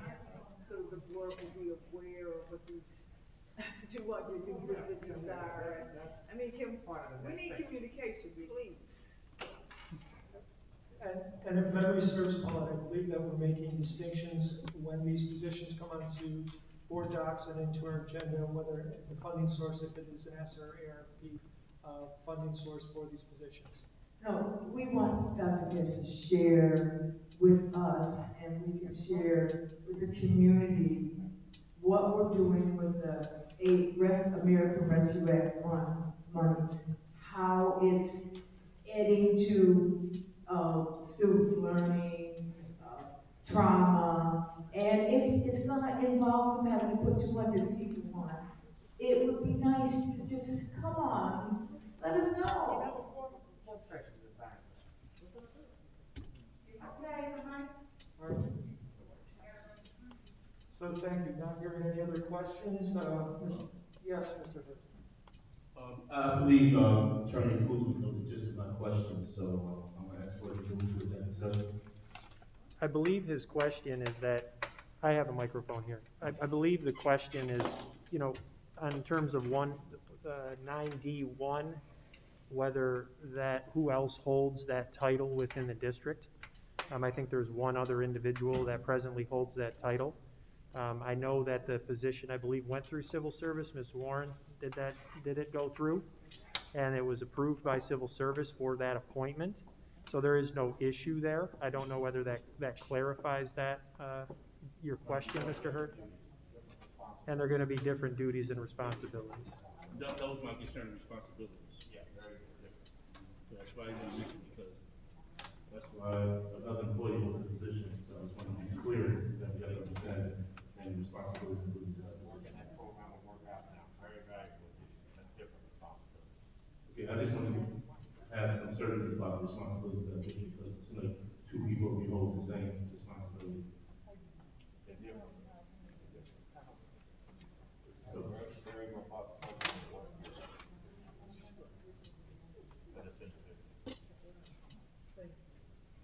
Do you want an explanation, Mr. Hurd, any further than that, or does that answer your question? maybe if you can get a description printed out in the near future. Yes, sir. Thank you. Okay. So with that, may I take the roll call vote? Board Yes, member? please, Mr. Kuzma. Thank you. On the consent agenda, just a reminder, 13B has been tabled until the executive committee meeting on January the 5th. How do you vote, Ms. Felton-Cobbin? No exception. Dr. Evans-Brown? Mr. Hurd? no exception. Ms. J? Ms. McCosey? Dr. Rivera is absent. Just a reminder, I'm not sure she's been excused from tonight's meeting if somebody has. Mr. Scott? No exceptions. Ms. Woods? Did we agree on having this meeting January 5th? Is that already taken care of? There's already a meeting scheduled. It's just going to be a presentation Okay, during. no exceptions. Yes. And Board President Petrucci. No exceptions. Okay, consent agenda passes. Thank you. At this point, can I have a motion to excuse Dr. Rivera? So moved, second by Member Posey. All in favor, signify by saying aye. Any objections to the motion or to Thank you. So that comes to our board member resolutions. We have 3 tonight, 26A, B, and C. Nate, we're going to need your services for our resolutions. Resolution A, 26A, Superintendent goals. Sharon Belton-Cotton, you have a question? So I just wanted to go on record to say that I'm glad to see finally after 3 years that we are having some goals approved or agreed upon, being approved by the board.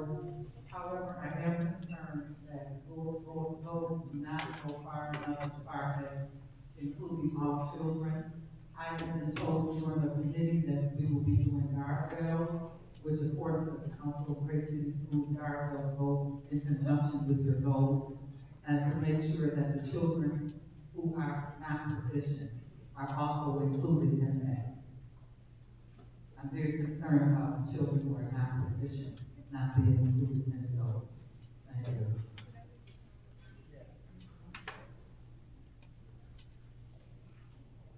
So, with this resolution, as Sharon mentioned, when we talk about the goals, I think I'm okay because when we look at the baseline, we discussed this at the last board session. We were back and forth with establishing a baseline, and at that time, somebody correct me if I'm wrong, that the baseline we will use will be the 21% in ELA and the 24% at a provision in math. Is that okay? So then that to me would include all of the students that we will raise proficiency, make that bar higher than those numbers I just mentioned.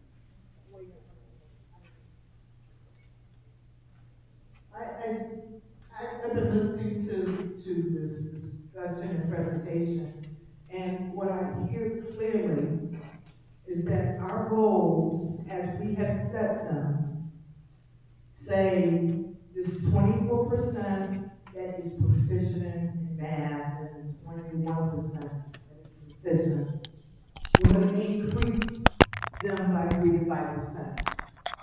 What I do not hear, and it's nowhere in our goal, is what about 75%? What about the 75% of our students who are not proficient? What are we going to do to move them forward? You can't have a goal and ignore 3/4 of your population, and I think that's why we keep getting this back and forth, that we need a goal that addresses the 75% who are not proficient. So I want to just put that out there because that's what I've been hearing, and I kind of understand that. Something needs to be put in here for the 75%. Okay? Thank you, Ms. Woods. Mr. Scott? So when you set a goal, you want everybody to reach that goal. That everybody's committed to doing that. Not everybody's going to reach that goal, but you are set and committed on having every student reach that goal. In no way is that, if we don't have all of them meet that goal, in no way does that mean we're ignoring a percentage of students. If you have a student that's not proficient, you are provided, for example, reading intervention, whether it's a small group type of approach, it's more individualized, tier 2, tier 3 response to intervention to address those needs.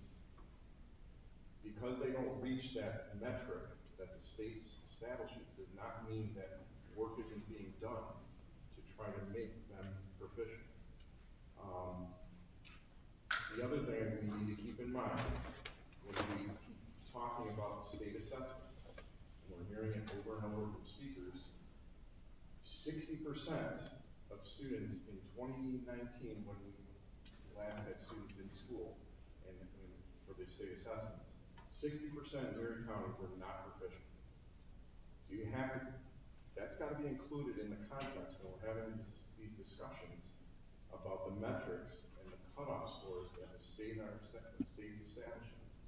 And know that when you set a goal for students to be proficient, that does not mean you are not doing anything to address those that are not proficient. There's our expert. So after taking this course for the past 9 months, I want to be real clear that it should always be referenced in your goals, who you are trying to elevate and who you're targeting. That's what a goal is about.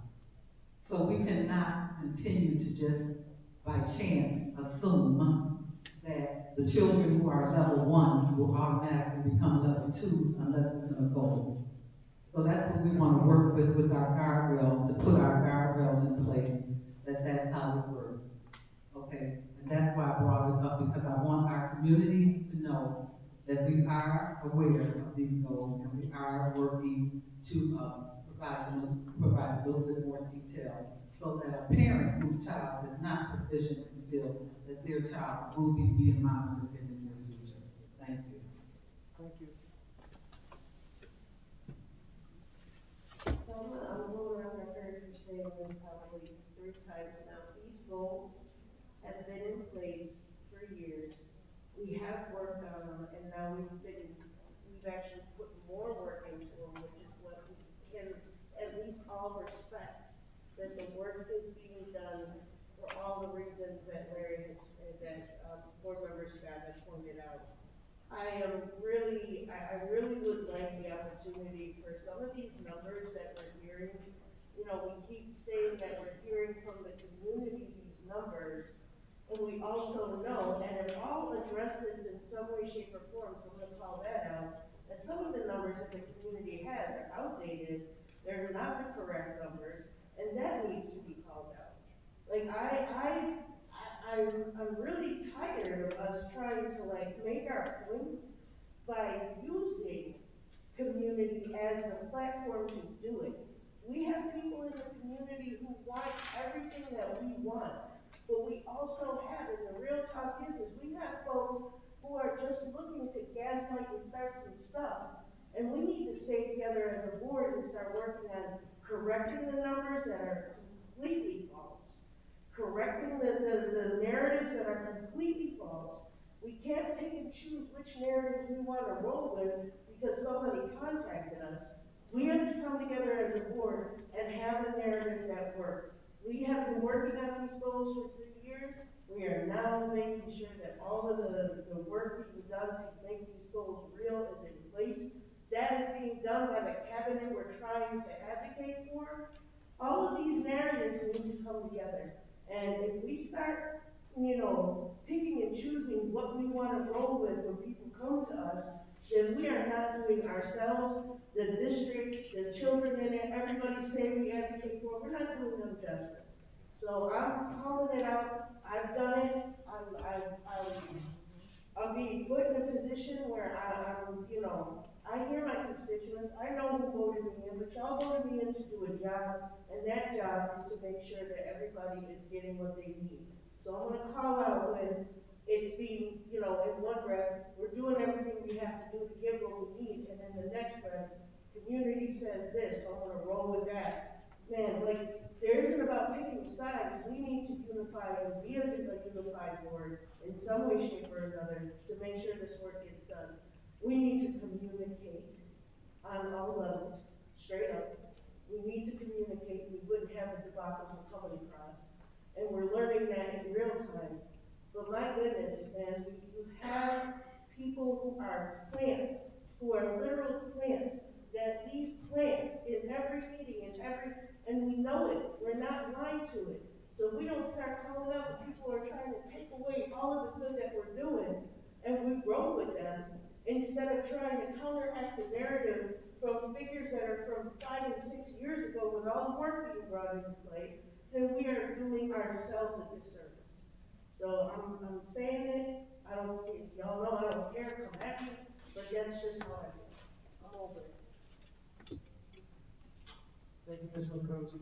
Any other comments? Yes, Mr. Hood. Thank you, President Petrucci.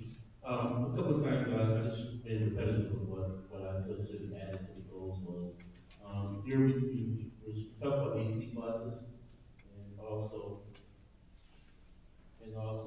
proficiency levels for our students, which is very good, and I'm glad that's added to it. So they align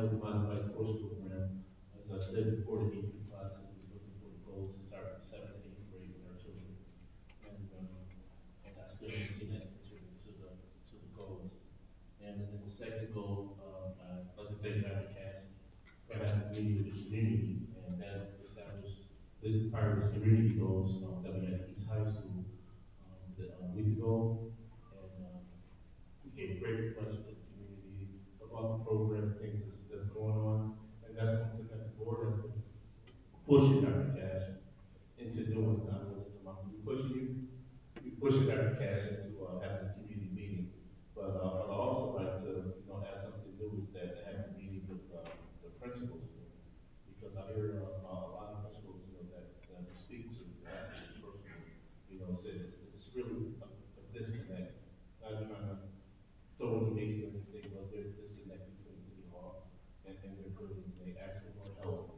So we'll love to see a meeting between Dr. Cash in the future, if he could be added to the goals about meeting with the principals more, so that they can look for more programs inside the building. They can talk about the needs of their buildings, so that they can take some of the stresses off of them, the classes, the teachers, and so on. Yeah, so I meet with them this year, a little different year. Normally I meet with them each month. The elementary once a month, the high school once a month. And then we have a team, Dr. Wright, that meets with it's called the Principal Advisory Committee. And we meet with them once a month to hear their issues and concerns. And I direct the staff to make sure that we solve their concerns within 48 hours, if possible. But at the latest, the next meeting, depending on the size and nature, magnitude of the issue. So I have a good relationship with them. It was just some language that was dictated to me, and I just want to, it was some language that was dictated to me because they felt that certain issues that happened or concern wasn't being met or wasn't being heard. So that's my only attitude that I had to this. Is that something you're aware of, Dr. Wright? Okay. We'll look into it. Thank you. Any other questions regarding this resolution? Hearing none, then I'll call for the vote. Yep. How do you vote on the superintendent goals resolution, Ms. Belton-Cotman?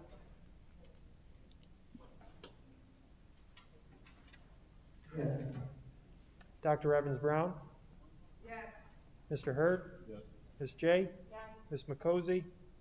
Oh, she went to that. Mr. Scott? Yes. Ms. Woods? Yes. And President Petrucci? Yes. Yes. Resolution carries. Thank you, Mr. Guzman. Next, come to 26B, the resolution for proper representation of Buffalo Public Schools and the New York State Public High School Athletic Association, Section 6. Ms. Kaufman, you have a question? I have a concern. I just feel that one of the paragraphs of the bill that came in the town was talking about, I want to make sure you enjoyed your vacation. But the last whereas, it says the BPS believes that the motivation for this effort are based on race, poverty, and misconception about our district and our community.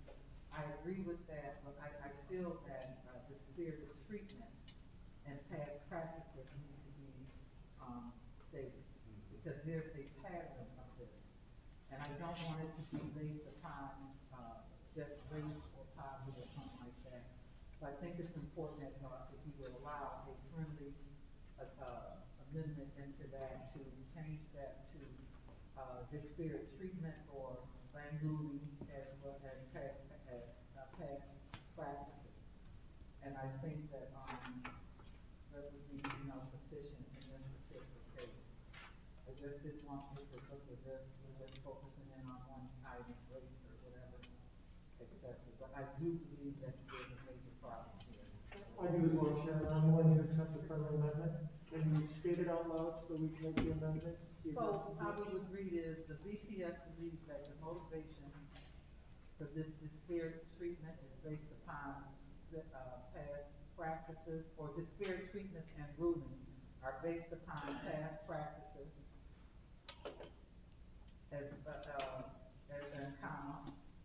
on race, poverty, and misconception or misconception, and we should even put in there lack of representation also in there, misconception and lack of representation about our district and our community. I like the lack of representation of our district and community. Thank you. Yes, Mr. Hurd. Yes, thank you for taking the time out to, Hold on a second before we move forward. So we have a request for a friendly amendment. You accepted it. I do. Are the rest of the board members in favor of that before we move on? Let me survey, is everyone agreeable to the friendly amendment? Yes, Mr. Scott. Well, I don't want to. To come back because I believe you had a question on the amendment, Larry? oh, not on the amendment. I just want to deal with that first before we move We'll on. do that and then we'll come back to the discussion. Are we all in agreement on the friendly amendment? Yes. Okay. Mr. Scott and then Mr. Hurd, complete, and then Mr. Scott. Okay, thank you, President Petrucci. This amendment is very important for the future of our kids. Our kids have been placed in situations to where unfair treatment has been laid over them year after year after year, and the only thing that I had to add to it was the hiring practices of the referees, because it has been very far between that we've seen African American referees inside of our basketball games, football games. I know this resolution reflects not only just the situation that I've been in, but also other programs, our swim program, basketball programs within our district, and other sporting programs, track, where things are timed and other decisions were made as far as timing and things like that. So here it plays from students, parents, even as far as I play sports here at Buffalo Public School System, that we always knew that we had to play against the other team and referees.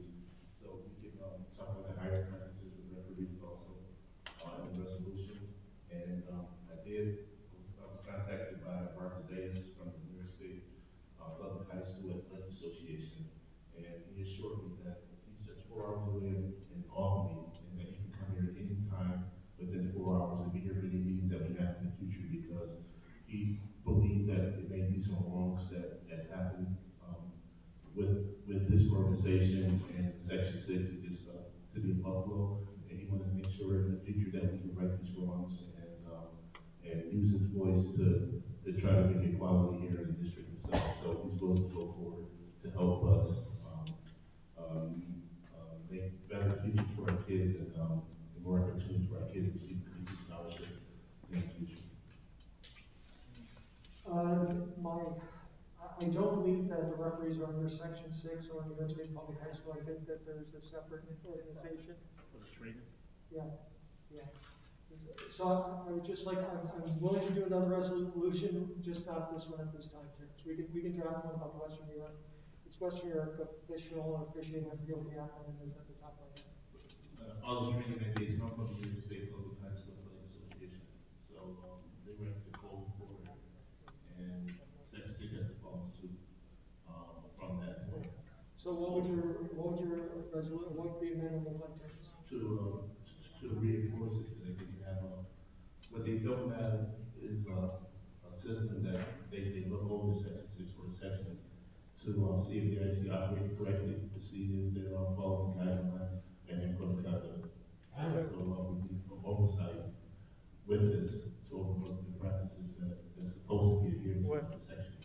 What I would suggest is I get some feedback from our athletic director, Michael House, who I know has some very strong feelings on this, and perhaps I can craft something before our next board meeting related to this issue with his feedback.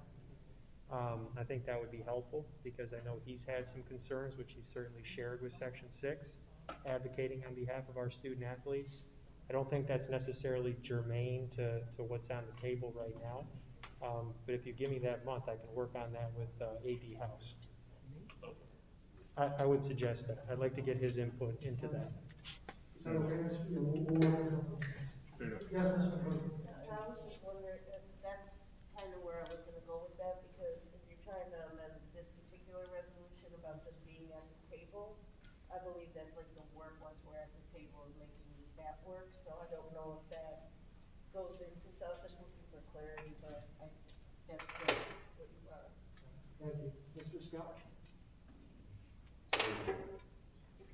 So I agree with the resolution, the intent, the whereas sentiment, and the ask. My concern is similar to Ms. Cotton's in that the whereas that we amended, and then the one above that, and the one above that, to me, make some pretty serious claims. And I think they're warranted claims, but they, in my opinion, should have specific examples. Mr. Petrucci, you and I spoke today about Section 6 failing to appeal. That would be an example that I think needs to be included. Mentally, I'm pretty drained right now, so I don't know if I'm going to come up with a language that you're going to want to add to these, but maybe it's being prepared to have concrete examples to support the claims that are being made in those three whereas. Well, if we put this in there, on number 1, 2, 3, 4, 5, 6, 7, whereas Section 6 of it has failed to file appeals by Jackson and other motions on behalf. Is that sufficient for you? Well, and I think just that you're authorizing right now the district and the superintendent to pursue an action on behalf of those two organizations. So the legal department will put that together and add in the evidence. Did you file something? We did already file an appeal. Did you feel like you should go in here? No? I don't necessarily think it's necessary in the resolution. I think all the board has to do is authorize the action, and the legal department will take care of the rest. All lines being settled, can we have a vote, Mr. Kuzma? Yes, Board President. How do you vote, Ms. Beldekatman? Yes. Dr. Evans-Brown? Yes. Mr. Hurd? Yes. Ms. J? Yes. Ms. McCosey? Yes. Mr. Scott? Yes. Ms. Woods? And, yeah, okay. Board President Petrucci? Yes. Motion carries, or resolution carries. Thank you. All right, our last motion for the evening is 26C, resolution to place Title IX officer in the law department. Ms. Cotton, you have the question?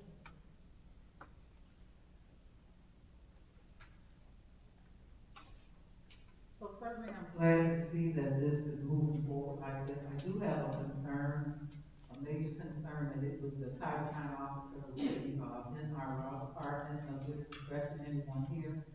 But I feel that at this point, considering the climate, the fact that certain people are uncomfortable with representing the board in certain aspects, that we really should consider bringing on a term, and that term reports directly to the president of the board.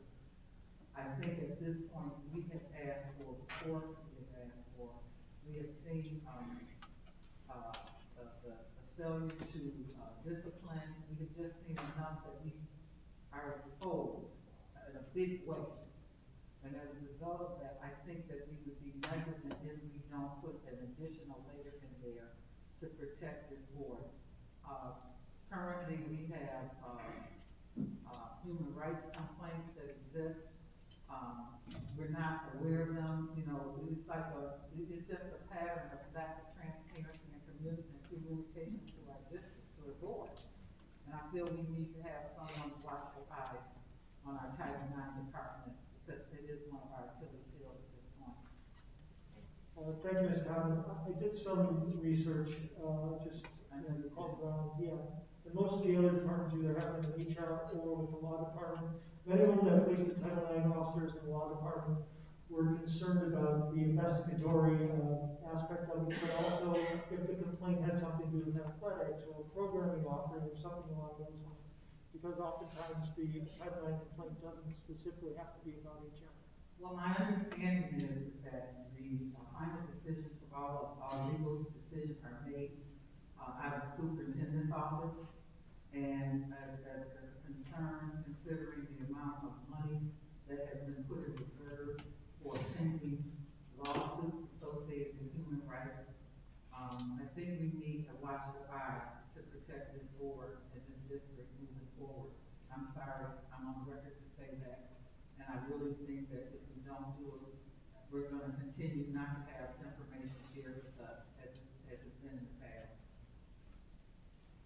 Thank you, Ms. Kaplan. Keep on that. May I speak? Sure, go ahead. Thank you. Colleagues, I want to go on record to say that I oppose this resolution. I don't think it's necessary. I think what you have is absolute transparency. What I've seen is that if some folks don't like the way the investigation comes out, what it affects, then we get this kind of thing. And now we're going to move it to the law department. Not the law department because of some obtuse reference to why it shouldn't be there now during this time. I don't know what that means. And then it's going to be a subcontract. And I've been here when we did that before with the board recommending that they agreed to a subcontracted counselor to do an investigation. And when they came back, didn't like it and started their own investigation of the counselor. Never seen anything like that in my whole life. And so here we are doing some other that you needed to do, doing all of this kind of thing, and I'm on record opposing this move, this resolution. It's not necessary. It's not necessary. People do a great job in HR on this issue, and it will stay in HR. That's where it is in most of the districts that I'm in. So I'm on record to say that I'm opposing this resolution. So, Mr. Petrucci, can we put this resolution on hold and consult additional legal advice on this? Okay, let me explain this. I just sat here over the past 5 years and just went over the things that happened in regards to section, Title IX, that the board was not aware of. Okay, we went a whole year. We went 18 months, I think it was, where we didn't even know that a lawsuit existed against the district and who was filed. A new board comes on, and the new board gets that information, and is asked to make a decision to terminate an employee. But that information, that information sat there for that length of time, and the previous board was never even shared. This is what I'm talking about. I'm not trying to point fingers or whatever. What I'm saying is that we have a responsibility to make sure that we are doing things correctly. As a result of that, people are currently listed that would be looking over a Title IX lawsuit that is on a Title IX complaint. This is what I'm talking about. When we got a situation where we were not advised to take and get a independent legal source to work with us, as a result of that, we have an issue here. That never should have occurred. It should have come to you. Someone should have asked you, Mr. President, or me, whoever was the president, Robert Neville, whoever, how do you want to proceed with this? We were never given that opportunity. So I am very concerned about this. I do know that you need to do something with the Title IX. I just don't feel that it needs to be housed inside of our district at this point until we can get a list, a clear understanding of everything that's pending in Title IX. In addition to that, we had the president of the BCA union come here and spell out a situation that our Title IX officer violated. Now, our council was aware of that violation, but because he does not make the final decision in this district about law, he was not able to do what he probably should have done properly for us. I'm not trying to do this fair work, but I'm saying his hands are tied in regards to making formal decisions.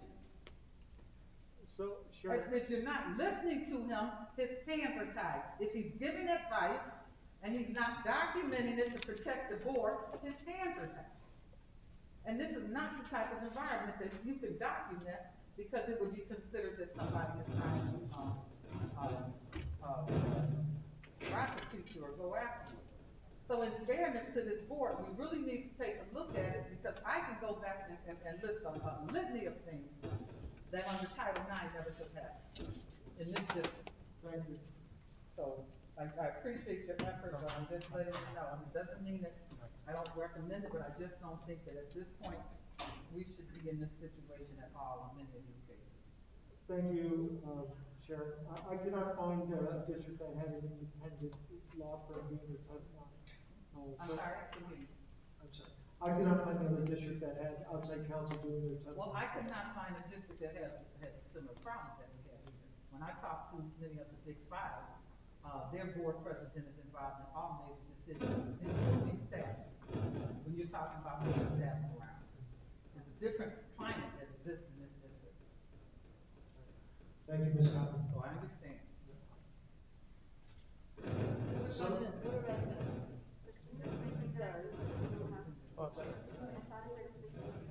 It's not, it was submitted by Board President Petrucci. Oh, you, oh, okay. That's We okay. haven't voted yet. We haven't voted.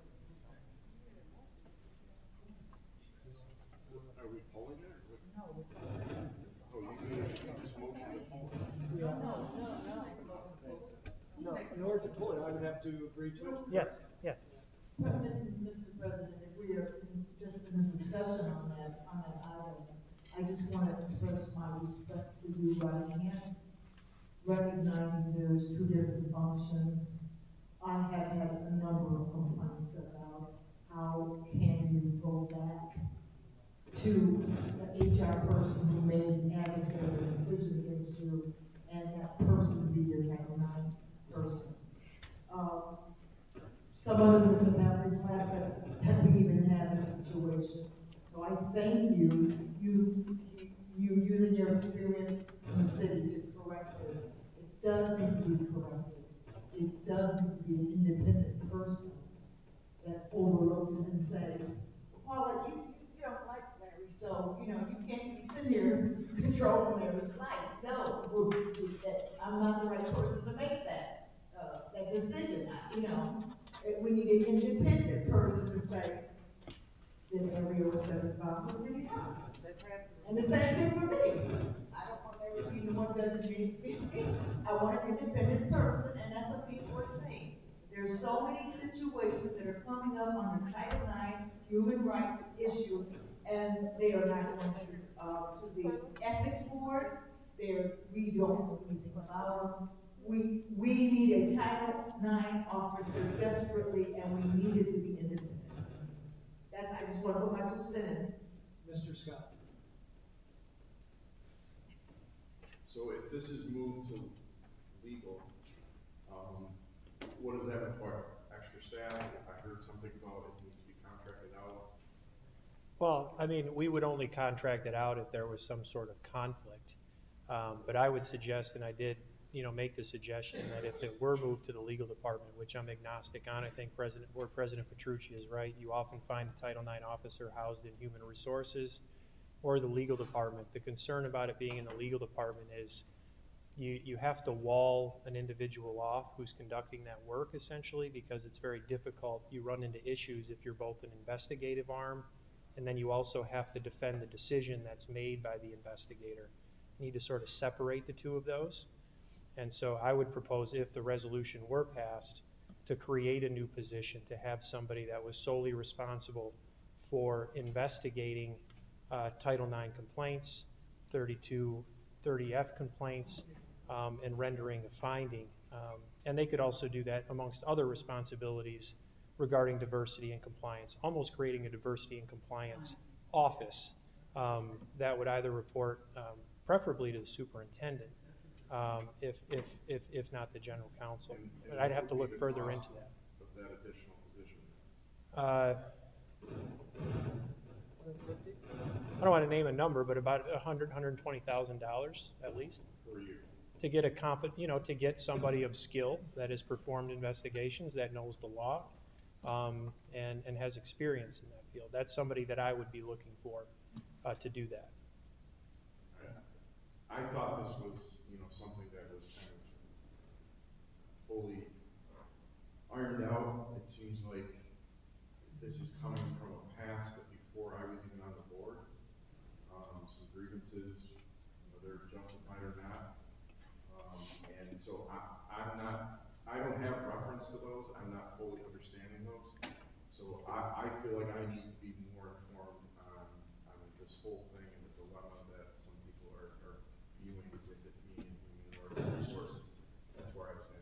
Well, and I would suggest that, especially if the board is considering using outside counsel, because I know that there are certainly some notable situations that are being talked about right now, but these sorts of complaints are fairly routine and part of the regular business that we do.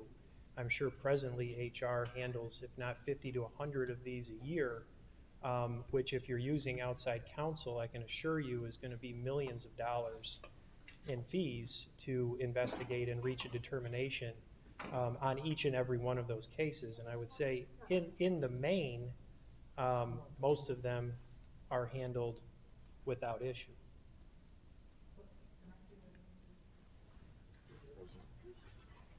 Ms. Cotton? So we're dealing with an issue now with our Title IX officer, okay? And this is supposed to go back into human resource. And the decisions that are supposed to be made are going to be made by the same type of person. Is it possible, be it whether we need to do a policy or whatever, that this particular position reports to the president of the board, so that their hands will not be tied in this situation, to make sure that the board is well aware of what's going on? Because what's happening now, as we go into executive session and we have to go back over this, it's unacceptable that this board, that we were placed in a situation we were put in regards to some handling by our Title IX officer. Unacceptable. Well, and you know, and after you did an investigation, we're still at an impasse here. Yeah, well, that wasn't a Title IX complaint. That was a different issue. It would not matter. The Title IX officer is supposed to conduct themselves in a certain manner. And if you're not doing that, then there's a problem. Yeah, and my experience has been that HR has handled these matters. They have an investigator on staff. They handle them well. You know, and if there is a conflict with the complaint being against HR certainly should recuse themselves from handling that investigation, and they have historically used an outside investigation firm, as they did in the other case, to conduct the investigation. But, you know, I think, you know, your question about an individual reporting directly to the board president who's not an employee, who has very clearly defined roles and responsibilities under your bylaws and by statute, I think would have to be looked into a little bit further into the feasibility of that. Typically, the person, if anything, would report directly to the chief executive officer that is hired by the board. That would be the more appropriate way to go about it. Mr. Herbert? Yes, anyway, is there any important companies that already does arbitration that can be hired for this, instead of hiring a person, a sole person for it? I mean, there are law firms that would perform an investigation related to a Title IX complaint. There are several in Buffalo that I'm familiar with. There are also other private investigation firms that would handle something like that on your behalf. But certainly that gets, you know, and we utilize those when necessary, but it also could be very costly to solely rely on that, on an outside firm. The reason why I asked that is how many cases do we get a year that's contested, and if we could hire maybe some business that does arbitration to come and handle those cases alone and handle by per case instead of hiring somebody for it. Yeah, ultimately there are complaints filed at an administrative level that are investigated, and then there's a finding reached. If the person disagrees with that finding, they can go to the EEOC, the Equal Employment Opportunity Commission of the federal government, or they can go to the New York State Division of Human Rights. Those organizations conduct a preliminary investigation into the merits, and they will either move it to a hearing phase or they will dismiss it automatically. Only a small percentage of the cases ultimately will make it to a hearing, and the legal department presently handle those files. And we litigate those cases. You've got very good lawyers that are capable of handling those matters. Any other questions? all minds being settled, we can call the vote. Would you like a vote on this, Board President? Okay. How do you vote on the resolution, Ms. Belton-Codman? Yes. Dr. Evans-Brown? Yes. Mr. Hurd?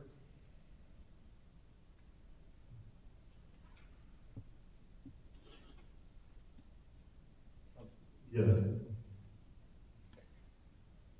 Ms. J? So just so I'm clear, there's been no amendment that we're, it's just simply we moved it from HR to legal? Yeah. Yeah.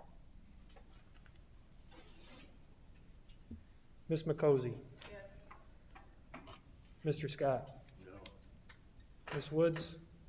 Hallelujah, yes. And President Petrucci? Yes.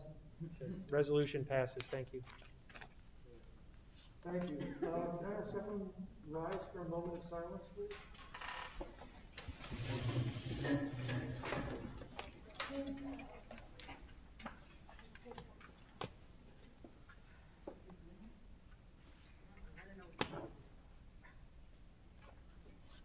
Bereavements for December 15, 2021.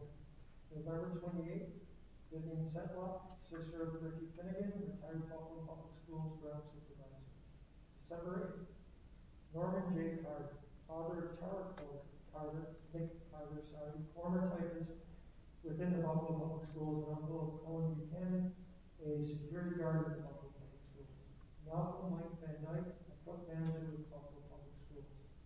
December 12th, Joseph McCosy, grandfather of West District Board Member Jennifer McCosy, great-grandfather to her children, two of which graduated from Buffalo Public Schools, and one currently enrolled in Buffalo Public Schools.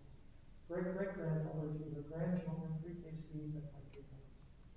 12/10/21, Rashid Salton, retired teacher and graduate from Penn. I was raised for Laura Heston's house.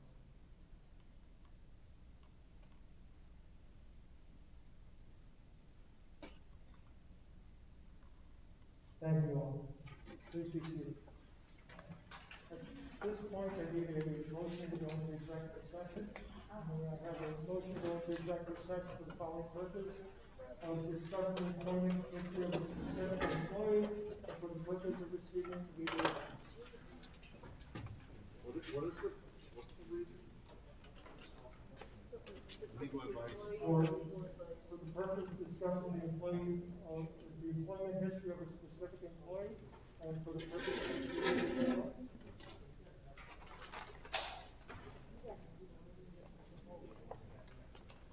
Hey, come here.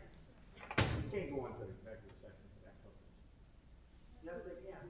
To discuss the employment history of a particular employee. That's part of it, yes. Me. Or you just, yeah. To discuss, okay. You're gonna hear from my lawyer. Okay? Yep. Definitely. So the motion's on the floor. All those in favor? Anyone opposed? Never heard about that until right now. Until right now. Any opposed? All right, we're gonna go into executive session.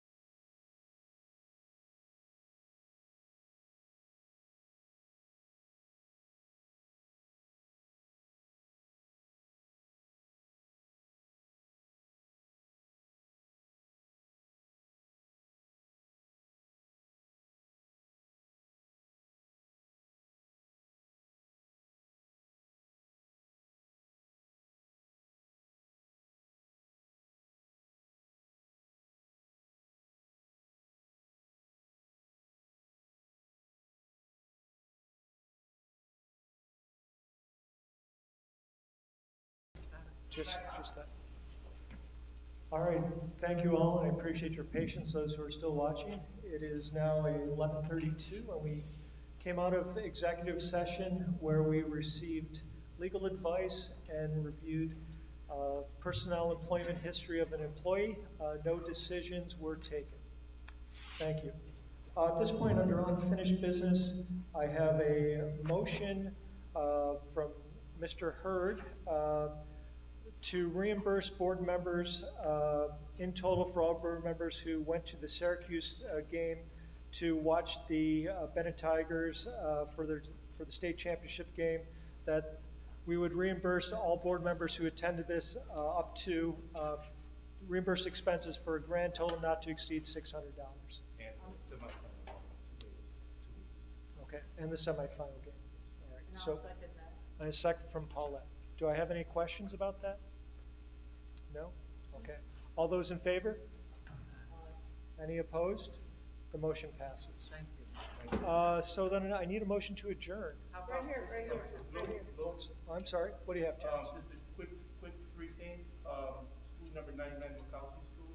It's really, I feel it's a very hazardous condition the way arrival time dismissal goes. Third time I said this to the board. Kids are getting out, people are over the car doors on Jefferson Avenue without even looking. Kids are crossing the street in front of cars that's moving. There's no order there, and I'm asking that a study be done where you take a look and try to have the parents pick them up in a very large parking lot or drop them off in the parking lot, because hazardous time will come with the snow and ice, and I don't want to see a child get hurt over this entirely. The kids, they get up the car, they open the car doors without looking, they walk directly across the street in front of moving traffic, buses, fire trucks, they go down the street, and it's very compacted when arrival time is dismissal. So if you might have any time at 9 o'clock in the morning, 8:45 when school opens, take a look at that location, and I just don't want to see anyone get harmed on that. Yes, Ms. McCosy. If we're gonna do that, I wanna add school 3 to that list, because they do not have a parking lot for anybody, and they're on the corner of Porter and Niagara, and there is absolutely nowhere for them to park. No, there's nowhere to park. Like their people are double parked in the middle of Niagara Street on the Porter line, where you have nothing but traffic all day, every day, all night. Same time, 9 o'clock is their East Bridge opening. traffic also. My son had that, was in that school for summer school, and just in the summer school context, it was very dangerous. There's nowhere to park. So school 3 and Mikowski's 99, if memory serves? Yes. All right, any other schools that we'd like to see how we accept and discharge students? Yes, the principal and teachers are outside at the same time also, but they're watching and trying to get kids inside the building safely. But it's a extremely hazardous condition. There's no lines painted in the street for crosswalks for the kids to cross the street, and also it's across the street from Johnny D. Wild Stadium, where you got a sloop of wind coming across the field right onto that location. Okay. Really slippery and icy. All right, I will, if everyone's in favor, then I will direct that we do a study for the two schools about how we, and I think I'm seeing everyone's nodding their head, so I will take that as consent. I will say. This school does a very good job of pickups and drop-offs.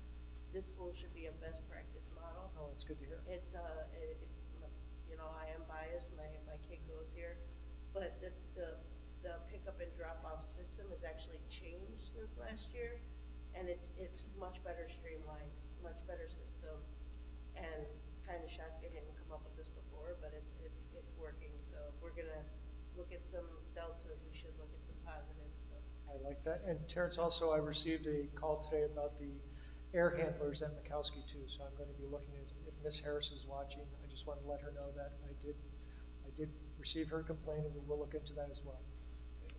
Okay.